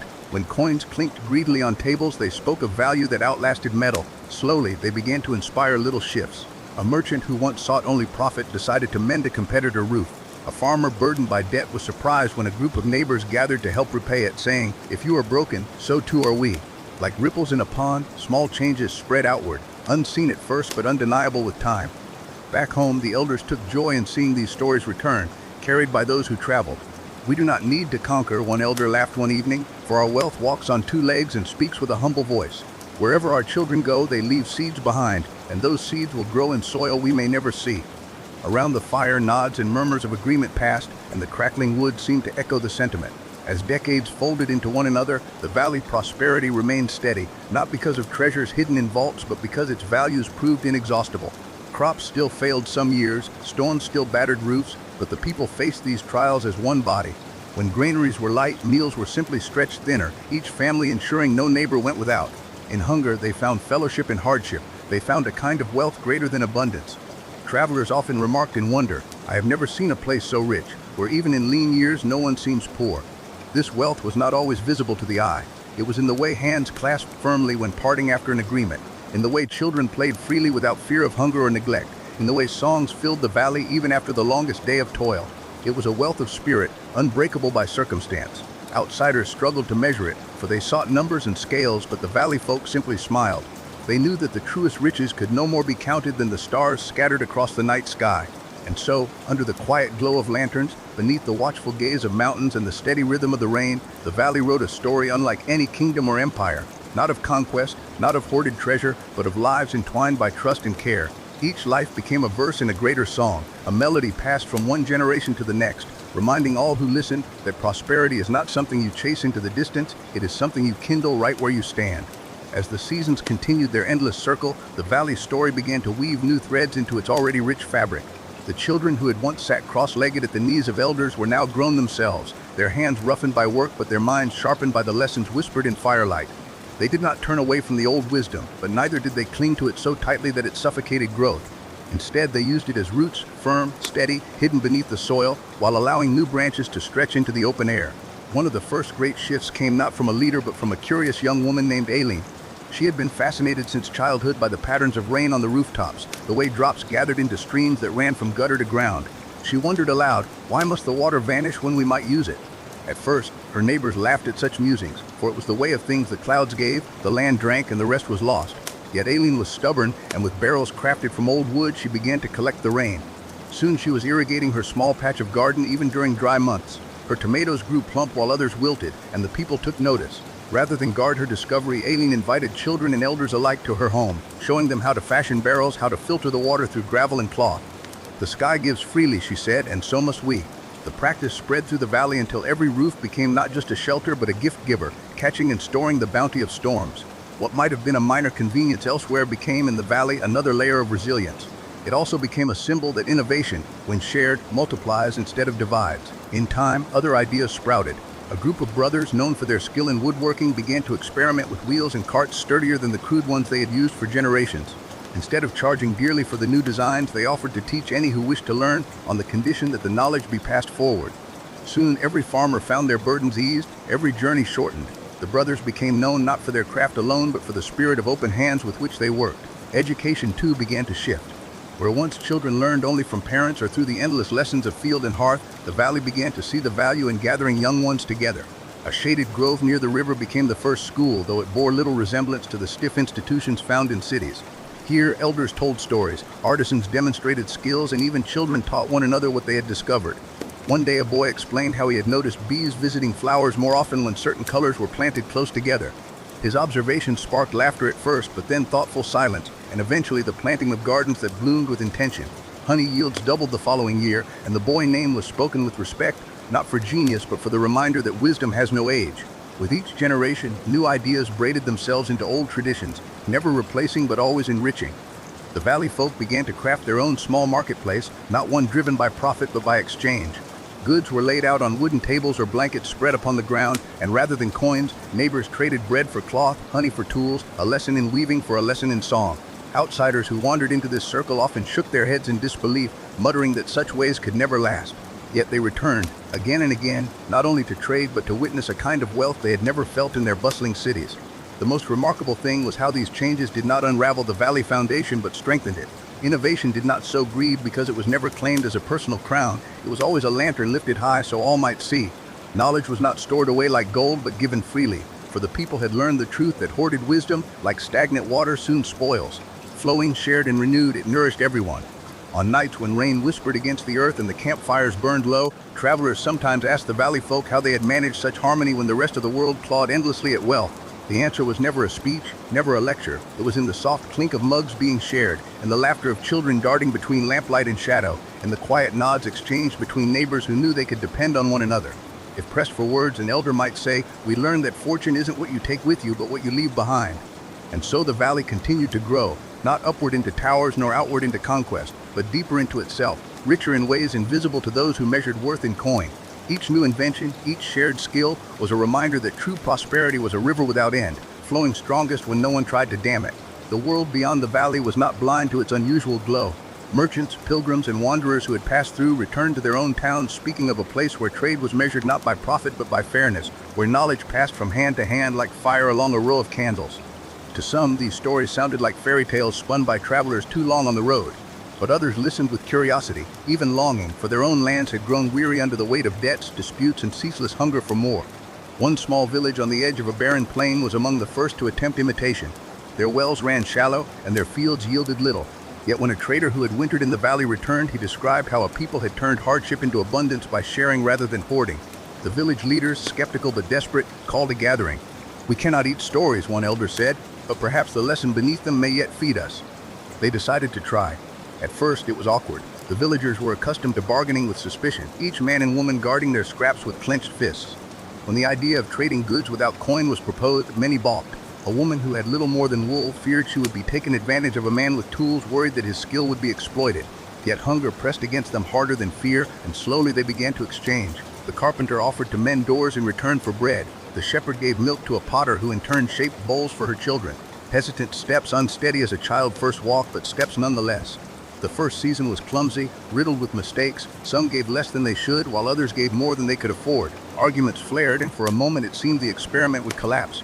But the trader who had told the stories urged patience. "You must understand," he said, "the valley did not build its ways in a single season. It grew like a tree, slowly, but with roots deep enough to weather any storm." So they tried again. This time they began with a gathering, much like the valley fire circles, where grievances could be spoken aloud and lessons learned together. Instead of punishing those who had erred, they asked what could be done differently. Slowly, suspicion loosened its grip. By the end of the year, though their bellies were still not as full as they hoped, they found themselves less fearful, less alone. For the first time in memory, no child had gone to sleep without a piece of bread. Other villages watched. Some mocked, but some began to wonder if perhaps wealth was not meant to be locked away in chests or counted in ledgers, but carried in the strength of a community. These villages tried to replicate what they had heard: rain barrels for water, shared workshops for tools, gatherings to share wisdom. Yet not all succeeded. In one town, leaders tried to enforce sharing by decree, turning generosity into law. Instead of nurturing trust, it bred resentment, for people felt forced rather than inspired. The town fractured, neighbors turning on one another with sharper tongues than before. They had copied the form without capturing the spirit. It was then that the valley elders decided to send forth not traders but teachers. They walked beyond their borders with nothing but packs on their backs, carrying no wealth but their words. When asked how to replicate the valley prosperity, they never provided rules or strict methods. Instead, they told stories. They spoke of Aileen with her rain barrels, of the brothers with their carts, of children who taught elders about bees.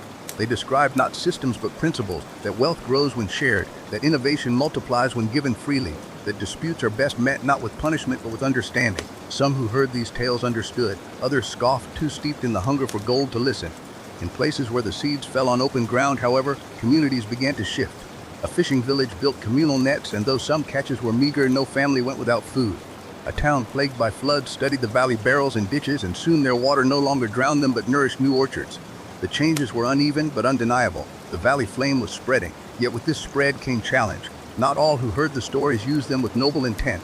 In certain markets, cunning men cloaked greed in the language of sharing, convincing neighbors to hand over goods for the good of all, only to hoard them in hidden cellars. When these deceptions were uncovered, the people despaired, muttering that such ideals were foolish. The valley may live in a dream, they said bitterly, but we must live in the world as it is. The valley teachers did not argue. They simply moved on, knowing not every soil would be fertile. It is not for us to force, one elder said, but to plant. Some seeds may not sprout in our lifetime, yet still they rest in the earth, waiting for rain. Back in the valley, life went on as before, though their fires burned brighter now, fed by tales of distant villages trying, failing, and sometimes succeeding. They did not see themselves as missionaries, nor as rulers of a grand idea.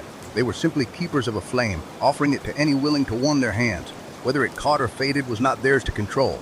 And so, under starlit skies and the hush of rain, the valley's story stretched outward, not as a straight road but as a web, each thread connecting strangers who might one day discover that true fortune is not what one gathers but what one gives. The years that followed wove the valley tale into something larger than its borders. Of all the distant places touched by its flame, one stood out, a rugged coastal town called Halofen. Perched on cliffs battered by storms, its people had always wrestled with the sea, both for its bounty and its fury. Fishing sustained them, yet the ocean often claimed more than it gave, swallowing boats and drowning men in sudden tempests. For generations they lived in a rhythm of feast and famine, with wealth measured only in how long one could survive the lean months. When a valley teacher arrived, she was met with weary skepticism. "We've no time for tales," the fishermen grumbled. "Our nets tear, our boats sink, our bellies starve. Stories won't mend rope or patch sails." But the teacher did not leave. She spent her days walking the docks, helping mend nets with clumsy fingers, hauling buckets of fish, though her back ached. At night, when the fishermen sat sullen around their fires, she began to speak, not with grand lectures, but with gentle recollections. She told of rain barrels catching the sky, of farmers who shared tools until their fields sang with abundance, of children whose laughter solved quarrels where elders could not. At first, the men scoffed. Yet the women, who bore the brunt of famine when they stretched meager meals for their children, listened. They began experimenting in quiet ways.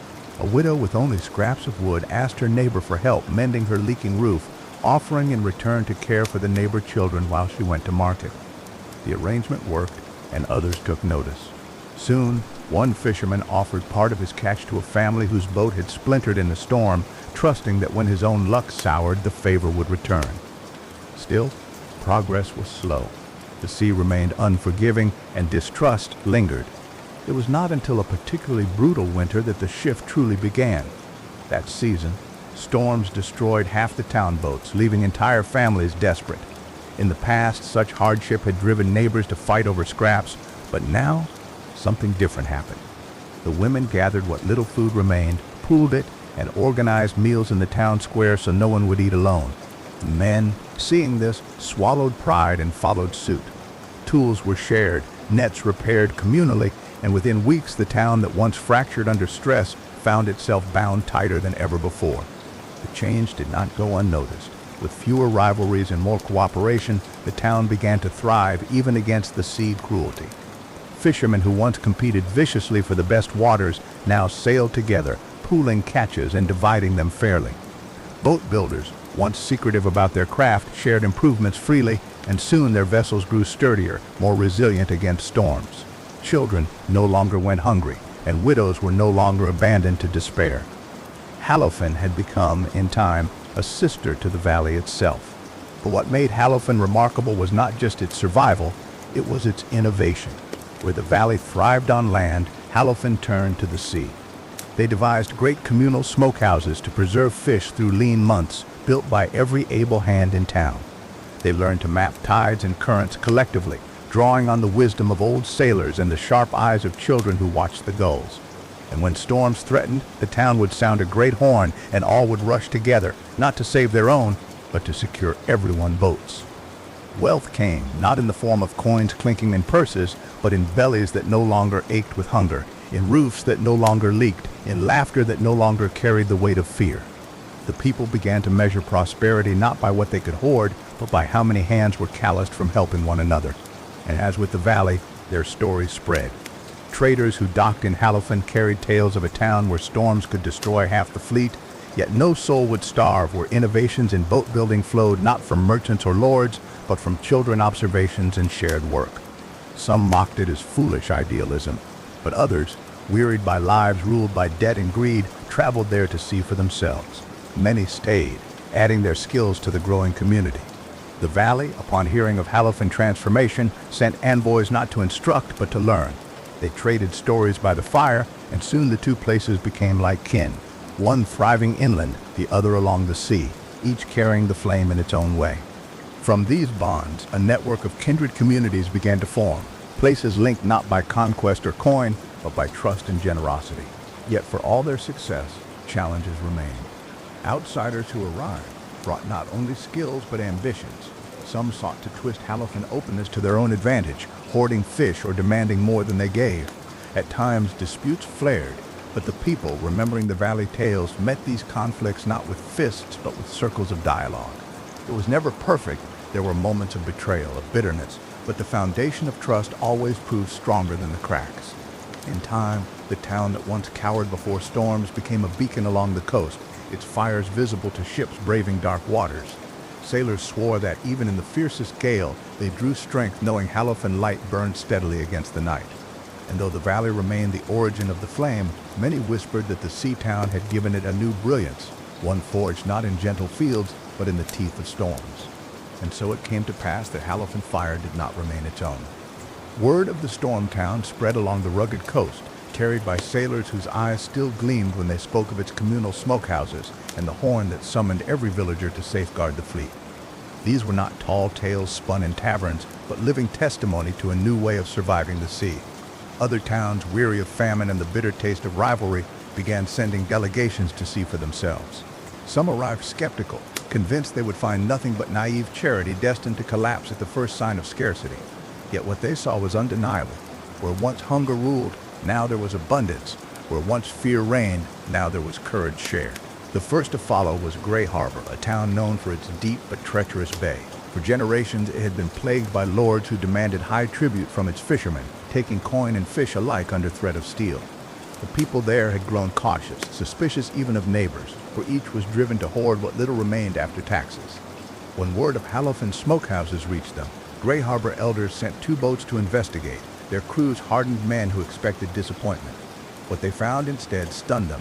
Families gathered together at long tables, eating from shared bowls, their nets whole and their boats gleaming with improvements unknown in Gray Harbor. Returning home, the sailors whispered of what they had seen, and whispers became sparks. A widow whose sons were pressed into the Lord levy began a small practice. She shared her meager catch with her neighbor-hungry children, asking nothing in return. Others followed, quietly for fear of reprisal, and though the Lord scowled, his power was rooted in division. As the people bound themselves together, his grip loosened. Within a few seasons, Gray Harbor cast him out, not with swords, but with a withdrawal of obedience so complete that his soldiers could do nothing but follow him in shame. The town, newly freed, turned to Hallowfen for guidance, and soon built their own smokehouses, horn towers, and councils of trust. From there, it spread like tidewater creeping over sand. Every few years, another village or town found itself transformed by the flame. Some were small fishing hamlets perched precariously on cliffs, others bustling trade towns burdened by corruption. Each added its own strength to the growing chain of communities. One village, famed for its weavers, developed sails far stronger than those used elsewhere and freely shared their craft, so that storms claimed fewer lives. Another, nestled by tidal marshes, learned to breed shellfish in great baskets and sent their bounty outward to feed not only their own but their neighbors. The chain became more than survival. It became a network of prosperity rooted in shared innovation. When storms battered one town, others sent aid without hesitation. When famine struck inland villages, the coastal towns filled wagons with dried fish and set them rolling along muddy roads. In return, the inland folk sent timber for shipbuilding, grain for bread, and stone for harbors. It was as though the valley original flame, born of rain barrels and neighborly trust, had grown into a vast constellation of lights, each shining in its own place but connected by the same unseen current. Travelers from distant kingdoms soon heard the stories. Merchants accustomed to squeezing profit from desperation found themselves bewildered. How could they demand unfair prices from people who needed little from them? Soldiers sent to plunder found no targets of wealth hoarded in treasuries, only food stored for all and ships too well defended by communal resolve to steal. Even kings took note, some with envy, others with awe. For here was a region without warlords or noble titles, yet wealthier in spirit and increasingly in trade than lands ruled by crowns. Yet the path was never without shadows. As the chain of towns grew, so too did the temptations of ambition. Not all who joined came with pure intent. A port called Iron Hook sought to exploit the flame, hoarding innovations while taking freely from others. They prospered for a time, but their greed led to isolation. When storms shattered their docks and fires consumed their storehouses, aid was slow to arrive. Their neighbors had not forgotten the betrayals. Iron Hook survived, but it never thrived again, and its story became a warning told beside many campfires. A flame shared grows brighter, a flame hoarded burns out. The elders of Halofin, watching this spread, took care to remind the young that prosperity was not guaranteed. They told them that wealth was not measured in how many smokehouses they built or how far their fame spread, but in whether their hearts still burned with the same trust that first bound them. They feared that as generations passed, the memory of hunger and struggle might fade, leaving the children careless. To guard against this, they preserved their history not in ledgers or decrees, but in living rituals. Each year when storms were fiercest, the town held a festival where all would eat from one massive cauldron, stirred by many hands. Rich or poor, old or young, all tasted from the same broth, a reminder that no belly should ever go empty while another was full. As the chain of communities entered its second century, the world around them changed. Empires rose and fell, coins shifted in value, but the flame endured. It did so not because it was bound to one place or one set of rules, but because it adapted like water, filling the cracks left by storms and droughts, shaping itself to each new shore it reached. Those who tried to smother it found it impossible, for it lived not in buildings or treasuries, but in the stubborn hearts of people who refused to let their neighbors suffer alone. And in the long, quiet evenings by the sea, when the gulls settled and the waves whispered against the cliffs, old men would sit by campfires and murmur to wide-eyed children, "This wealth we hold is not silver or gold, it is each other. Guard it, share it, and it will outlast even the sea." The fire of shared prosperity, once a fragile ember lit in Halofin, had grown into a blaze bright enough to warm the bones of generations. Yet behind every wide tale of towns and trade routes, there lived smaller stories, quiet lives of flesh and spirit shaped by that communal wealth. Among these was the line of one fisherman, Rowan, who had stood in the first circle when the horn was blown and the flame first kindled. His children, and their children after them, carried not only his name but the principles that had made his life worth telling. Rowan's eldest son, Callan, inherited not a fortune of coin, but a reputation for reliability. When boats came in from storm-tossed seas, Callan was always the first on the dock, rope in hand, ready to pull the battered vessels ashore. He could have claimed a share of fish for his efforts, and no man would have denied him. Instead, he asked for nothing. His reward was trust, and trust proved more valuable than silver. As years passed, families sent their sons to learn under him, not because he promised riches, but because he taught by example that steady labor, when joined with others, multiplied into abundance. One such student was his nephew Joreen, a boy restless with ambition. Joreen dreamed not only of fishing, but of seeing beyond the coastline, of trading in strange ports and bringing back treasures. Callan did not scold the boy hunger, nor did he fan it into recklessness. Instead, he gave him the tools of discipline, how to mend a sail until it held true against the fiercest wind, how to balance a ledger without lying to oneself, how to greet strangers with open hands but keep his spine straight. When Jorian grew into a man and set out upon his first voyage to distant shores, he carried Callan lessons in his bones. It was Jorian who first returned with stories of lands where division still ruled, where merchants set prices so high that the poor starved in alleys, while nobles feasted behind guarded gates. He saw kingdoms where fishermen slashed each other's nets in rivalry, where suspicion soured every marketplace. But instead of growing bitter or boastful, Jorian returned to Halofin humble. They have wealth, aye, he told the council, but no fire, no warmth. Their coin does not sing together as ours does. From his journeys, he brought spices, hardwoods, and textiles, but more importantly, he brought perspective. He reminded his people that their prosperity was not common everywhere, and that what seemed ordinary in their lives was, to others, a miracle. Jorian's daughter Ella carried the family flame into a new craft. Where her father had been restless on the sea, she found her calling in the harbor itself. Ella became a shipwright, studying timber, iron, and the curve of waves against hulls. Her hands, calloused and scarred, shaped vessels sturdier and swifter than any seen before along that coast. But she did not hoard her designs. She taught apprentices freely, even those from distant towns who might carry her innovations away. A boat, she would say, is not just for its maker. It carries families, hopes, and trade. If one boat survives a storm because I shared my craft, then all boats are safer. Her generosity bore fruit. Neighboring towns began building fleets modeled on her designs. Trade grew steadier, and with trade came stories, friendships, even marriages that bound once distant communities into kinship. Some said that Ella ribs of oak and planks of pine were as much a part of the great chain of prosperity as the first smokehouses. And when she passed, the harbors from Halofin to Grey Harbor flew black sails in her honor, a sign of mourning across the entire coast. Generations rolled on. The Rowan line became known not for power or wealth amassed, but for consistency. In every era, when famine struck or storms raged, there was always a descendant ready to step forward with steady hands and clear eyes. One became a healer who treated wounds without asking payment, another a teacher who carried books from town to town, refusing to settle until every child along the coast could read. Each one left behind not treasure, but a mark upon the fabric of trust that bound the chain together. It was said that when disputes rose, and disputes always did, for men and women are not saints, the presence of a Rowan descendant was often enough to calm tempers. Not because they wielded authority, but because their family's history carried the weight of generations spent choosing service over selfishness. In that sense, they became a kind of living currency, proof that wealth measured in trust was as enduring as any minted coin. And so the story of a single fisherman descendants merged with the broader tale of a people remade. From embers to blaze, from harbor to hinterland, the fire endured not in myths of kings or warriors, but in the humble rhythm of ordinary lives, stitched together by the choice to share. Wealth, in their world, was not the glitter of gems or the clink of coin, but the glow that came when one life lit another, again and again, until even the darkest storm could not put it out. The Rowan principle, as it came to be called, outlived its namesakes and spread beyond the coastal villages that had first fostered it. Over time, the principle became less about lineage and more about a way of living, a set of habits and convictions that could be carried by any person willing to put their neighbor well-being alongside their own. Markets and towns began to etch the symbol of the Rowan knot two loops crossing over each other above their doors, a sign that the goods sold within were priced fairly, and that agreements made there would be honored with honesty. Travelers soon learned to seek out that mark, for it was a guarantee of safety in unfamiliar lands. The influence of this shared ethic began to ripple outward, touching even realms that had once stood proudly aloof. A nobleman from the north, accustomed to decreeing prices and taking tribute, found his estates crumbling when his tenants fled to Rowan-marked towns where dignity could be earned with honest work. When he tried to reclaim them by force, he discovered that prosperity tied together by trust was stronger than his soldiers' blades.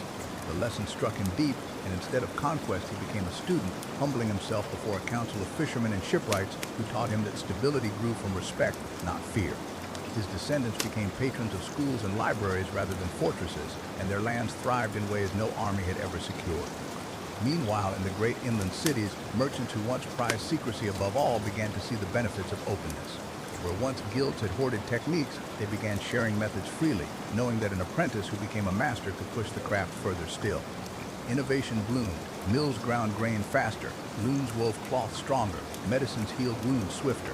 Prosperity widened, and instead of a few families rising above the rest, entire districts lifted together. The Rowan principle had shifted the measure of success, not what a man could hold, but how many he could bring with him. There were, of course, those who resisted. Greed, after all, never dies, it only sleeps. Some traders tried to mimic the Rowan mark without honoring the practice, cheating strangers who trusted too easily. But deceit, like rot in a beam of wood, never hides for long. Word spread quickly, and those who betrayed the fire found themselves shunned, their goods unsold, their voices drowned out by the clamor of honest trade. It became clear generation after generation that the cost of dishonesty was exile, while the reward of trust was belonging.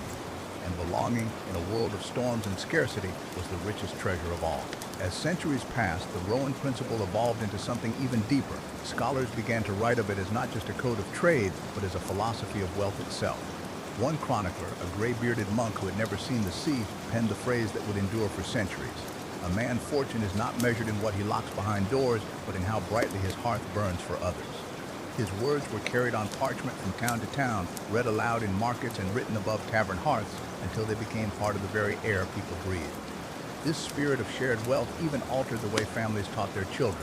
Where once fathers instructed their sons only in the tricks of their trade, they now began each lesson with a reminder of the fire that every gain was stronger when shared, every skill sharper when passed on, every coin brighter when spent with purpose. Children grew up believing not that they must surpass their parents in riches, but that they must expand the circle of warmth they had inherited. The pride was not in having more, but in helping more. Legends continued to accumulate around the Rowan descendants themselves.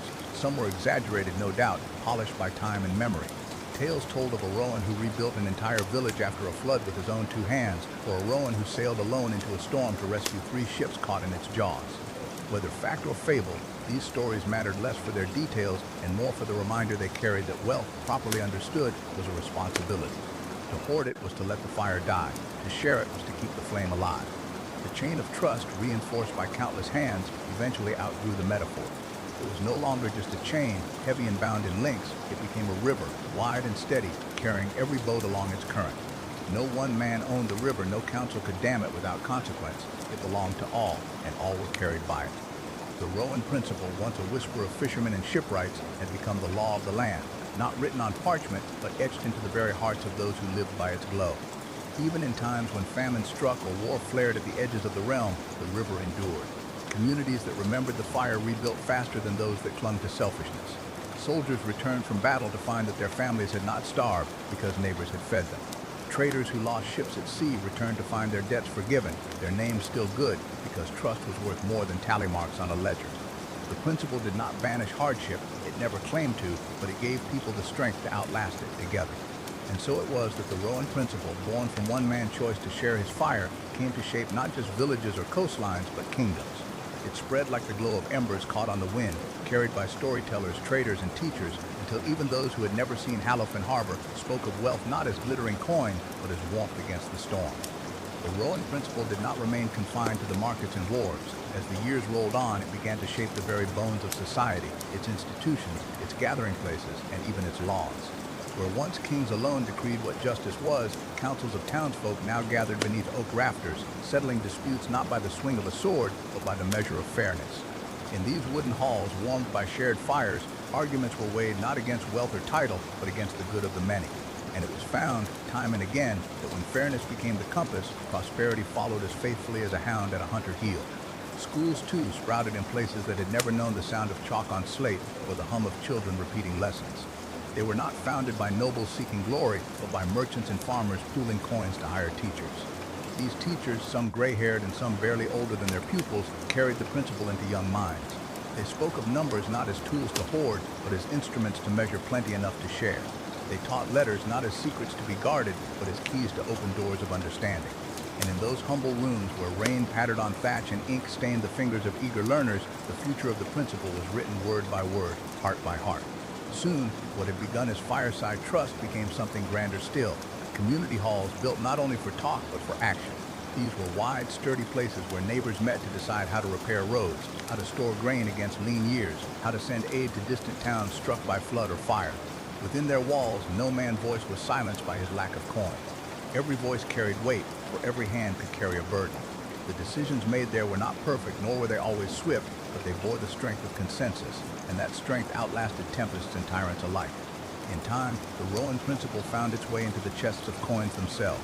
The first trust banks, as they came to be called, were not vaults guarded by iron bars and spears, but simple storerooms where villagers left what they could spare and withdrew what they needed.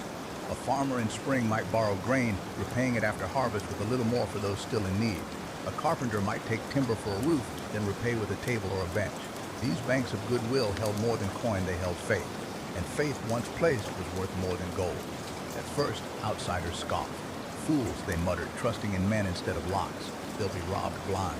But the robbery never came, not because men had turned saints overnight, but because they had learned that betrayal carried a heavier price than want. To betray the bank was to betray the fire, and to betray the fire was to walk forever in the cold. Few dared such a fate, and those who did found themselves alone, their names cursed like storms that sank ships. The principal reach stretched even into trade beyond borders. Where once caravans approached city gates with suspicion, they now found the rowan knot carved into posts as a sign of safe welcome. Merchants from distant lands, speaking tongues strange to local ears, learned quickly what that knot meant. Fair measure, fair price, fair dealing. Soon the knot spread across maps, from mountain passes to desert crossroads. It became a silent pledge that wealth would be woven, not severed, by every exchange. And yet, as the principle grew, so too did the temptation to twist it. Ambitious men tried to claim ownership of it, to say that only those who bowed to their banner or tithe could practice the Rowan ways. But the principle slipped from their grasp like water through clenched fists, for it was not owned, and it could not be bound. It lived wherever men and women gathered to share bread, to lend tools, to mend roofs. It lived in the ordinary acts of kindness that required no seal or decree. The more some tried to claim it, the more others reminded them that the fire belongs to all who are willing to keep it burning. Generations later, when scholars wrote of the rise of nations, they would puzzle at how power shifted quietly, almost without notice. It was not battles won or castles built that truly turned the tide, but the steady handshakes of farmers, the open doors of merchants, the ink-stained fingers of children in village schools. Wealth stopped being measured only by crowns and vaults and began being tallied by the strength of communities. A king horde could vanish in a single war, but a people bound by trust could outlast famine, fire, and flood. Thus, the Rowan principle did what few laws, creeds, or kings had ever managed. It endured. Through dynasties rising and falling, through plagues and revolutions, through shifting borders and changing tongues, it remained. Not as dogma carved in stone, but as breath on the lips of mothers teaching sons, fathers guiding daughters, neighbors greeting strangers. Wherever men sat close to a fire and remembered that warmth is sweeter when shared, the principle lived on. The strength of the Rowan principle was never found in parchment or proclamations, but in the simple rhythm of life it nurtured. When a mason laid stone upon stone to raise a neighbor wall, and in turn that neighbor brought bread and ale to the mason table, the bond of fairness grew stronger. These quiet acts became the marrow of entire towns, weaving lives together like strands in a rope. Over time, that rope grew thick enough to bind not just a family or a village, but whole regions, until the very landscape seemed to hum with the shared pulse of trust. One winter, harsher than most, this truth was put to the test. Snow blanketed valleys, and bitter winds clawed through shutters that had always held firm before. Crops had failed the autumn prior, and larders that should have been full of grain and salted meat lay bare. In many places, hunger was not a rumor, but a shadow on the doorstep. Yet where the principle had taken root, no soul perished alone. Families with more shared with families with less, and what little each man had was stretched across many mouths. It was not abundance that carried them through that dark season, but the will to ensure none were left behind. In one such village, a boy named Ewan carried the principle further than anyone had thought possible. He was no merchant, no scholar, no leader, but the son of a shepherd whose flock had dwindled to near nothing. When the snow came heavy, Ewan took what wool and milk his family had and offered it freely to neighbors. At first they resisted, ashamed to take from one who had so little. But Ewan spoke simply. If we hold our gifts back, we all freeze. If we share, we all endure.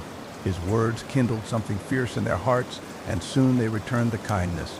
Grain was left at his family door, tools lent without question, firewood stacked high though no one admitted who brought it.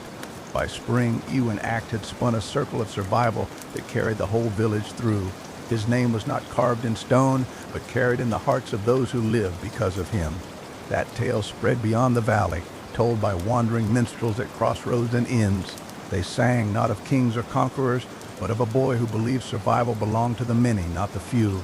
And in those songs, listeners found something greater than entertainment. They found a reminder that wealth's truest measure was not gold in a chest, but lives carried safely into the dawn.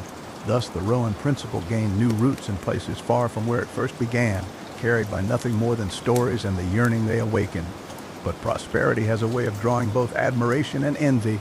In cities where the principle thrived, markets were lively, children were educated, and strangers were welcomed with open palms. Yet beyond those bright circles, there were always men who scoffed. To them, trust was weakness and sharing was folly. They built their fortunes on hoarded treasure and guarded vaults, priding themselves on the weight of their chains of gold. For a time, they seemed unshakable lords in all but name, yet their empires, built on suspicion, cracked under their own weight. Servants betrayed them, partners deserted them, and their riches, though vast, could not buy back the trust they had squandered. Those who lived by the principle watched and learned. They saw that greed was a fire that burned brightest just before it consumed its master. They saw that the wealth which endures is the wealth that circulates, returning again and again like a river that feeds the fields year after year. And so, while the greedy left behind empty vaults and bitter legacies, the keepers of trust left behind thriving communities, strong not because they had never been tested, but because they had never let hardship sever their bond. As the centuries turned, the Rowan principle began to shape the very rhythm of governance. Councils of elders grew into assemblies, assemblies into parliaments. The people no longer waited for decrees from palaces. They shaped their own futures through voices joined together. The fire that had once warmed a single camp now illuminated halls where hundreds gathered to decide matters not of a village, but of entire nations. And though laws were drafted and systems built, the heart of it remained the same: fairness, trust, and the unyielding belief that no man should prosper by another ruin. Travelers from distant lands marveled at these gatherings. Some returned home carrying more than goods. They carried the principle itself, like a seed hidden in their pack. They spoke of markets where no sword hung over bargains, of towns where no man starved in silence, of councils where even the poor had a voice. And though not every land welcomed such notions, in time the seed sprouted where soil was ready. Across mountains and seas, echoes of the principle took shape in ways unique to each people, yet bound by the same root, that true wealth is shared wealth, and true prosperity is woven together. By the time Ewan's story had faded into legend, and the rowan tree itself had become a symbol carved into banners, coins, and seals, the world had already been remade. No king or conqueror could erase it, for it lived not in edicts, but in everyday acts. An open door, a shared meal, a hand extended in trust. And so the principle endured, not as a relic of the past, but as the quiet, steady heartbeat of a world still learning to choose warmth over cold, fairness over greed, and trust over fear. From the embers of small hearths rose the first sparks of great federations.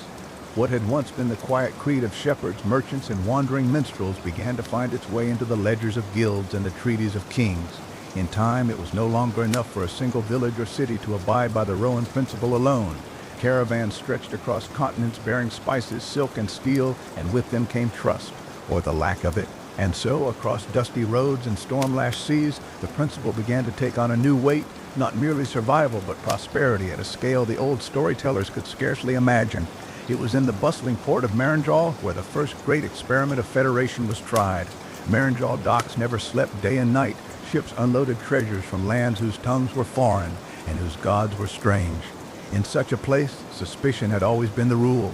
Merchants guarded their goods with armed escorts, sailors slept with knives beneath their pillows, and deals were struck with one hand clasped while the other gripped steel. But then came a season when storms ravaged the seas, sinking dozens of ships and leaving merchant houses ruined. With ruin came desperation, and with desperation came violence. In that dark hour, a council of elders proposed something unheard of, a covenant of trust, binding not by fear, but by shared guarantee.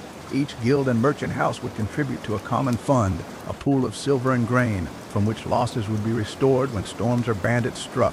It was not charity, it was survival with foresight. Many scoffed, declaring it madness, yet those who joined soon discovered that their fortunes no longer rose and fell like dice cast upon a tavern table. With every voyage insured by the covenant, risk was tempered and ventures grew bolder. The covenant spread, becoming the backbone of trade across seas, the first seed of what later generations would call finance. Yet the covenant of Maranjal did not thrive merely on silver, it thrived because it enshrined fairness. If a merchant claimed more than his true loss, his deceit was not met with a blade, but with exile from the covenant, a punishment worse than death to a man who lived by trade. For outside the circle of trust, no ship would carry his goods. No guild would open its doors, and no caravan would grant him shelter. Thus, honesty became more profitable than deceit, and for the first time, wealth itself bowed to the law of trust. The success of Marindral was sung by sailors and scribes alike, and before long, other cities bound themselves in similar covenants. These covenants grew into federations, linking harbors and marketplaces across distant realms, where once suspicion bred division, now shared prosperity bound strangers together. The Rowan principle, once a whisper by firelight, had become the charter of empires, not of conquest, but of commerce. But not all welcomed this rising tide of fairness. Across the deserts lay the empire of Zareth, whose rulers had grown fat on tribute wrung from fear. Their coffers overflowed with gold, but their people lived in chains. To them, the principle was poison, for it unseated power built on cruelty. When caravans from Marindral came bearing contracts of mutual trust, the lords of Zareth laughed and set fire to the parchments. Yet even as they mocked, their merchants watched and their peasants listened. For the songs of trust were carried more swiftly than armies, and though Zareth stood against them, cracks began to show in its gilded walls. Meanwhile, in the north, beyond mountains that split the sky, small kingdoms joined together in what came to be known as the Council of Branches. Each realm sent envoys to a great hall carved from living oak, where disputes were settled not by war but by vote. At first, the council faltered. Pride clashed with pride, and words nearly gave way to steel. Yet in time, the habit of listening, of yielding for the greater good, became its own strength. The Council of Branches endured for centuries, weaving kingdoms together so tightly that when invaders came from the icy wastes, they found no fractured tribes to conquer, but a single people standing shoulder to shoulder. As federations and councils multiplied, wealth itself took on new meaning. It was no longer measured by how much a man could hoard, but by how widely he could circulate what he had. Bankers emerged, not as keepers of treasure alone, but as custodians of fairness, lending not merely for profit, but for growth shared by many. Roads were built not by kings alone, but by pooled resources, for all knew that a road traveled by many returned its worth to each who paid for it. Great universities rose, funded by merchant leagues and common guilds, where knowledge was taught not for gold alone, but as a trust passed from generation to generation. Still, challenges remained. As the principle spread, it faced perils of scale. Where once a broken promise between neighbors was shame enough to set things right, now entire nations risked their honor. Treaties were tested, and not all passed. Wars flared when greed overpowered trust, but each war left scars that reminded men that fairness was the stronger foundation. Slowly, painfully, they learned that victory bought with betrayal was no victory at all, for it sowed seeds of future ruin. And so, across generations, the Rowan principle deepened its roots. It was etched not only into law, but into culture. Mothers taught it to their children, not as doctrine, but as stories by the fire. Fathers carried it into the fields and markets, showing with deeds what words alone could not capture. From the smallest cottage to the grandest hall, the truth endured. A man's wealth is no greater than the trust he leaves behind, and a people's strength is no greater than the fairness they uphold. In time, the principle crossed not only rivers and mountains, but the invisible lines of culture, faith, and language. What had begun as a local creed in Marindral Port and in the Northern Council of Branches now moved like a quiet tide through the veins of civilization. Every generation seemed to rediscover it in their own way, as though truth itself could not be buried beneath greed or obscured by tyranny. It emerged anew, sometimes in the ledger of a merchant, other times in the oath of a knight, and often in the lullaby of a mother whispering hope to her child. From these seeds arose what came to be called the Great Weave, a network of cities, kingdoms, and empires bound not by conquest, but by contracts of trust. Where armies once marched, now caravans flowed. Where fortresses once bristled, now market squares bustled with laughter, bargaining, and the music of distant lands. Even the poorest peasant could feel its reach, for bread became more plentiful, tools more sturdy, and winters less cruel when fairness governed the grain trade. One tale often told around hearth fires spoke of the weaver of Lorthan, a woman born to a family of dyers who worked with silks brought from beyond the horizon. Her name was Yara, and though she began with only a loom and nimble fingers, her vision reached further than any caravan. She believed that cloth was more than fabric. It was story, identity, and promise. To her, every thread was a covenant. If she wove poorly, the garment would betray its wearer. But if she wove with care, that cloth would outlast storms and journeys, and its colors would proclaim trust to all who saw it. Yara began to mark each of her bolts of cloth with a seal, a tiny knot woven into the pattern, invisible to most but clear to those who knew her work. That seal became a quiet vow that her fabric was fair, her dye honest, her labor true. Soon merchants sought her cloth not because it was cheaper, but because it was certain. They knew no thread would unravel, no dye would run in rain.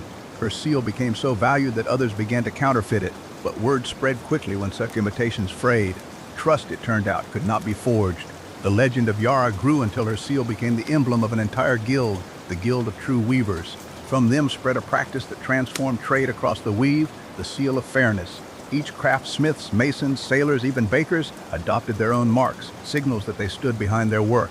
Over centuries, these marks became the foundation of what later generations would call brands, not mere symbols, but reputations etched into the fabric of society. Meanwhile, the Great Weave faced its gravest trial. In the east rose a dominion of warlords who despised the principle, for it gave no place to their iron rule. They thrived on fear, taking tribute at sword point, despising the quiet power of fairness. To them, the sight of merchants growing wealthy without bloodshed was an insult. They burned caravans, seized ships, and declared war on the federations of trust. But warlords could not command loyalty as trust could. Where fear bound men's hands, fairness bound their hearts. As the warlords spread their cruelty, their own soldiers deserted, seeking refuge in the towns of the weave. Merchants, once prey, became the lifeline of armies, supplying bread and arms because they believed in the contracts they upheld. And when the warlords finally collapsed under the weight of their own betrayal, it was not armies that rebuilt the ruins, but guilds, councils, and federations. What followed was known as the Silver Renaissance. Cities poured their energies into new creations, fueled not by fear of loss, but by the confidence that trust would safeguard their ventures. Universities flourished, funded by guilds who saw knowledge as the highest investment. Roads became veins of prosperity, carrying not only goods but ideas. Philosophers traveled as freely as merchants, sharing doctrines of justice and visions of fairness. The Rowan principle, once whispered in the quiet of forests and told in humble homes, now rang from the towers of scholars and the speeches of leaders. It was etched into law codes, chartered into constitutions, and carved into the very arches of bridges and gates. We endure by trust. Even kings, though still clothed in golden power, found that their reigns lasted longer when fairness was the foundation of their crowns. And yet, perhaps the most remarkable truth of the principle was that it never forgot its origin.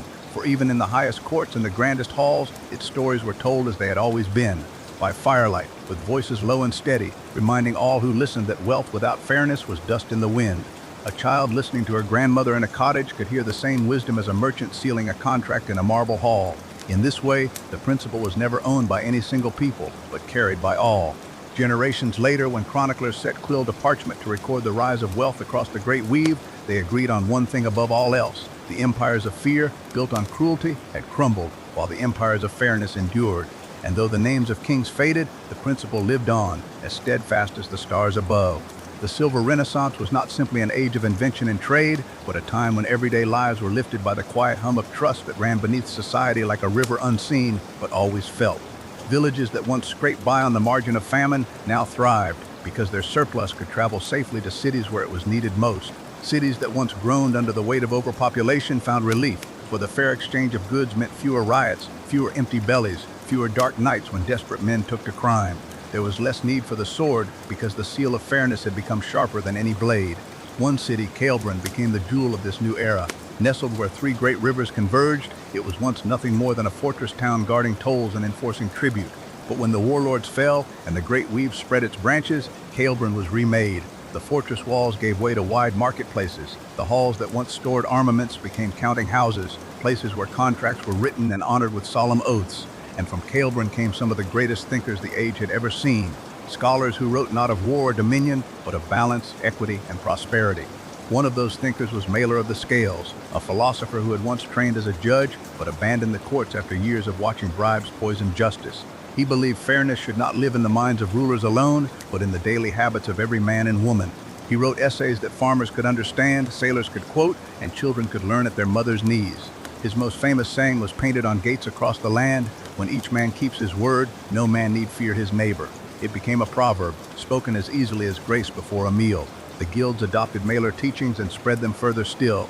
They funded schools where apprentices learned not only their trades, but also the philosophy of fairness.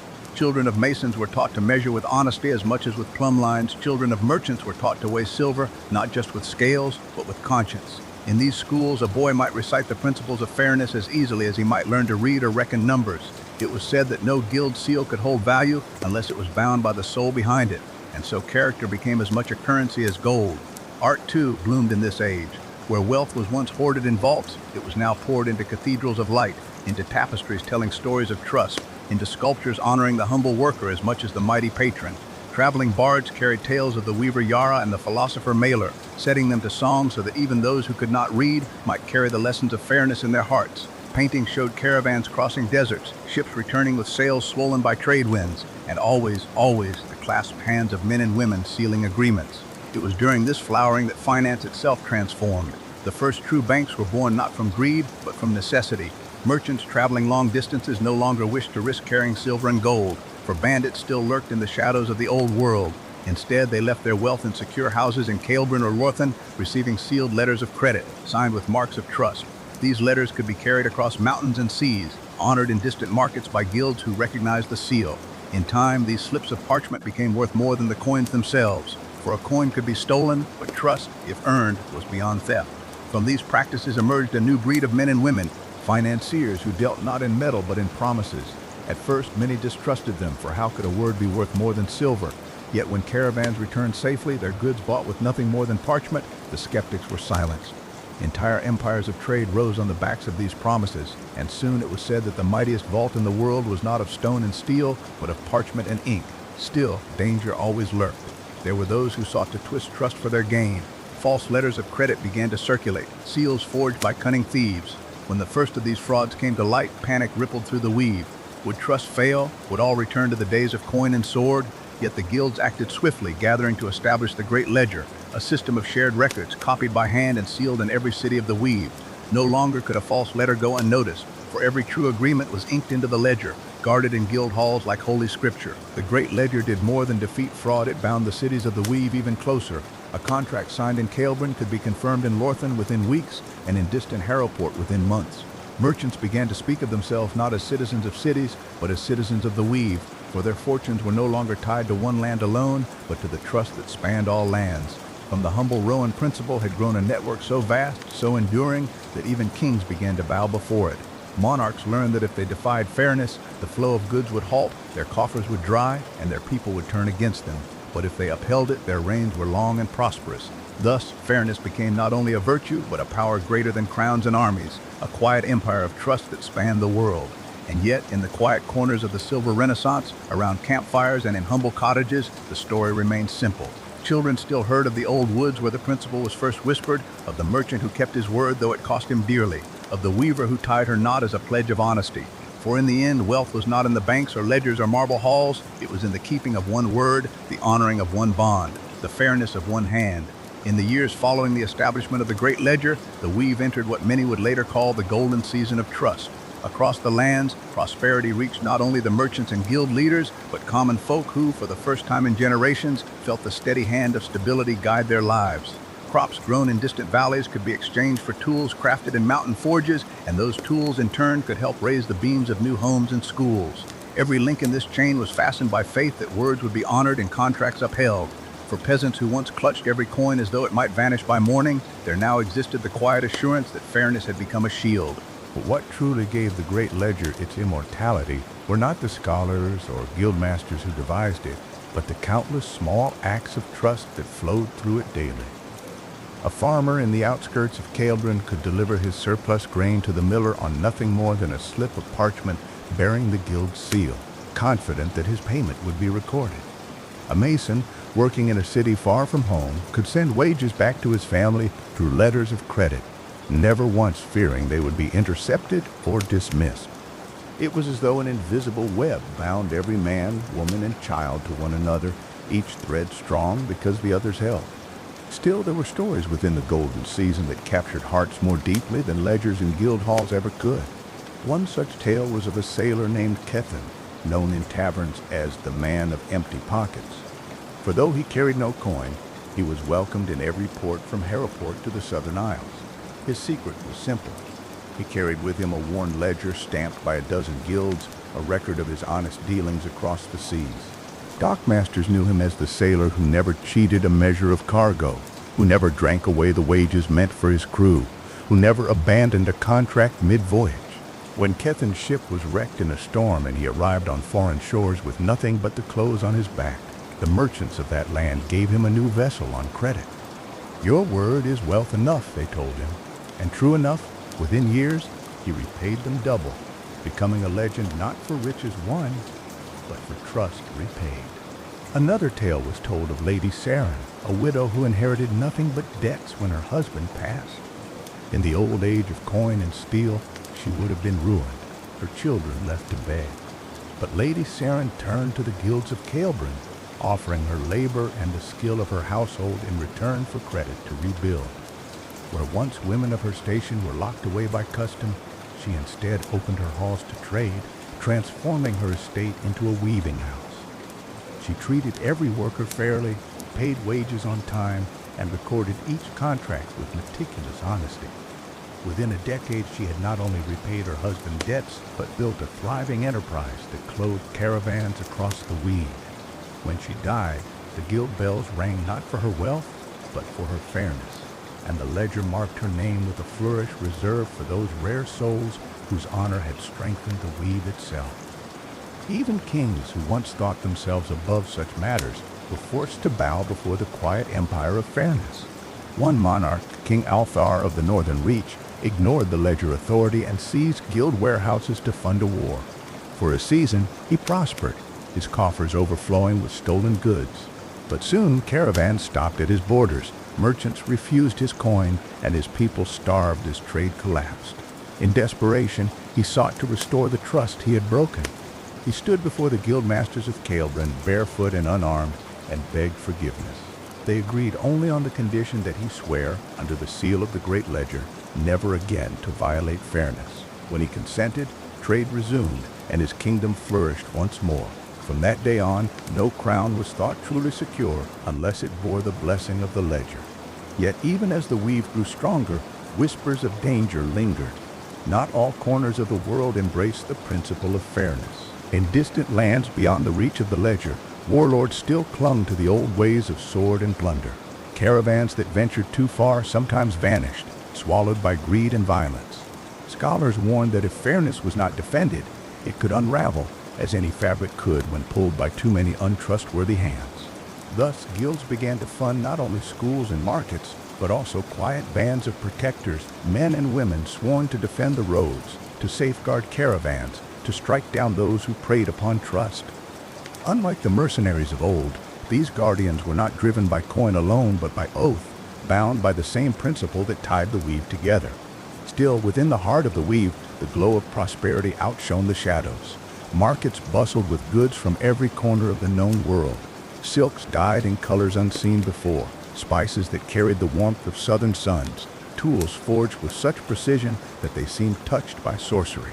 And above all this activity was the quiet rhythm of ink and parchment, of seals pressed into wax, of words exchanged with confidence that they would be honored.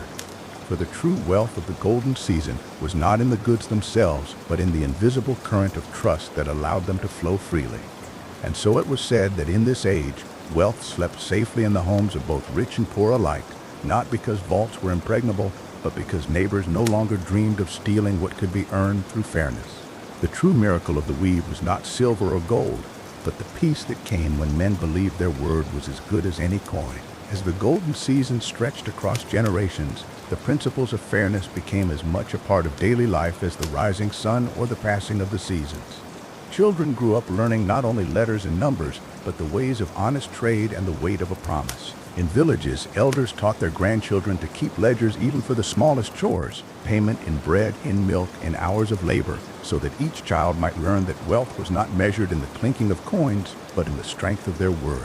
And in the bustling cities, merchants took apprentices under their wings, guiding them not only in the craft of trade, but in the deeper art of building trust. For it was now widely understood that an empire built upon deceit would crumble like sand in a storm, but one built upon fairness could stand as firm as stone. Travelers spoke of the remarkable transformation of markets. In the early years of the ledger, stalls had been filled with suspicion, each merchant guarding their scales and measures like secrets. But as fairness spread, stalls became places of fellowship. A buyer might walk away with a sack of grain without immediate payment, confident the debt was recorded and would be settled. Even strangers, bound by nothing more than the seals of the ledger, could deal with one another as though they had been neighbors for decades. This quiet revolution in trust created a wealth no king treasury could rival, the wealth of unity, of countless lives bound together by invisible threads of reliability. Among the countless tales that emerged from this age was that of Brenner the stonemason, a man whose hands had shaped bridges, arches, and homes across the weave. Brenner was known not for great riches, but for his unwavering honesty. Once, when a guild accidentally credited him double for his labor, he returned every coin without hesitation. "Stone cannot lie," he said, "and neither can I." The story spread through the markets, and soon his reputation became wealth itself. Guilds sought him not because he was the cheapest mason, but because they knew every block he laid would stand and every promise he made would be honored. In time, Brenner descendants inherited not only his tools but his name, which carried more weight than gold. There was also the tale of Lyra, a traveling musician who wove songs about fairness into her ballads. Wherever she roamed, inns, crossroads, taverns, she reminded listeners of the unseen bond that made their livelihoods possible. Her most famous verse told of a time when a merchant gave her a lute on credit, trusting her to pay once she had earned enough coin from her songs. She repaid him in full, and her story became legend, a simple exchange that illustrated how trust could turn strangers into kin. For generations afterward, traveling musicians carried her melody, ensuring that the principle was not only written in ledgers but etched into the hearts of all who heard it. Yet even as fairness became a beacon, there remained those who sought to test its strength. In a remote frontier, a band of raiders discovered they could not penetrate the fortified cities where the ledger thrived. Instead, they preyed upon the roads, ambushing caravans and demanding tribute. Fear spread, and for a brief moment, whispers of doubt reached the guild halls. Could the weave endure if shadows still lurked beyond its borders? In answer, caravans began to organize into convoys, their banners marked with the seal of fairness. Alongside them rode guardians sworn not merely to defend goods, but to uphold the very principle of trust itself. These protectors were known as the Watchers of the Weave, and their presence was both shield and symbol. Wherever the Watchers traveled, trust followed, for people knew that fairness was defended by more than parchment and ink. It was guarded by living oaths. Through these stories, the Golden Season took root not merely in law or trade, but in culture itself. Festivals were held to celebrate the renewal of contracts, and communities would gather at year-end to burn false ledgers and dishonest accounts, sending the ashes skyward as a vow that deceit would not poison the coming year. Even art and architecture reflected the principle, bridges built with open arches symbolizing transparency, halls designed so that no corner lay in shadow, and statues carved of clasped hands rising above markets to remind all who passed that prosperity came from unity. But the truest evidence of the great ledger's strength was found in the simplest of places, a farmer's field where neighbors shared tools without fear, a tavern where a traveler meal might be paid for days later, a schoolroom where a child's first lesson in arithmetic was not how to hoard, but how to share. These humble acts became the foundation upon which wealth and peace stood, stronger than any wall of stone or blade of steel. And so, as the fires of the Golden Season burned brightly, storytellers around campfires and elders beneath rainy eaves repeated the same refrain.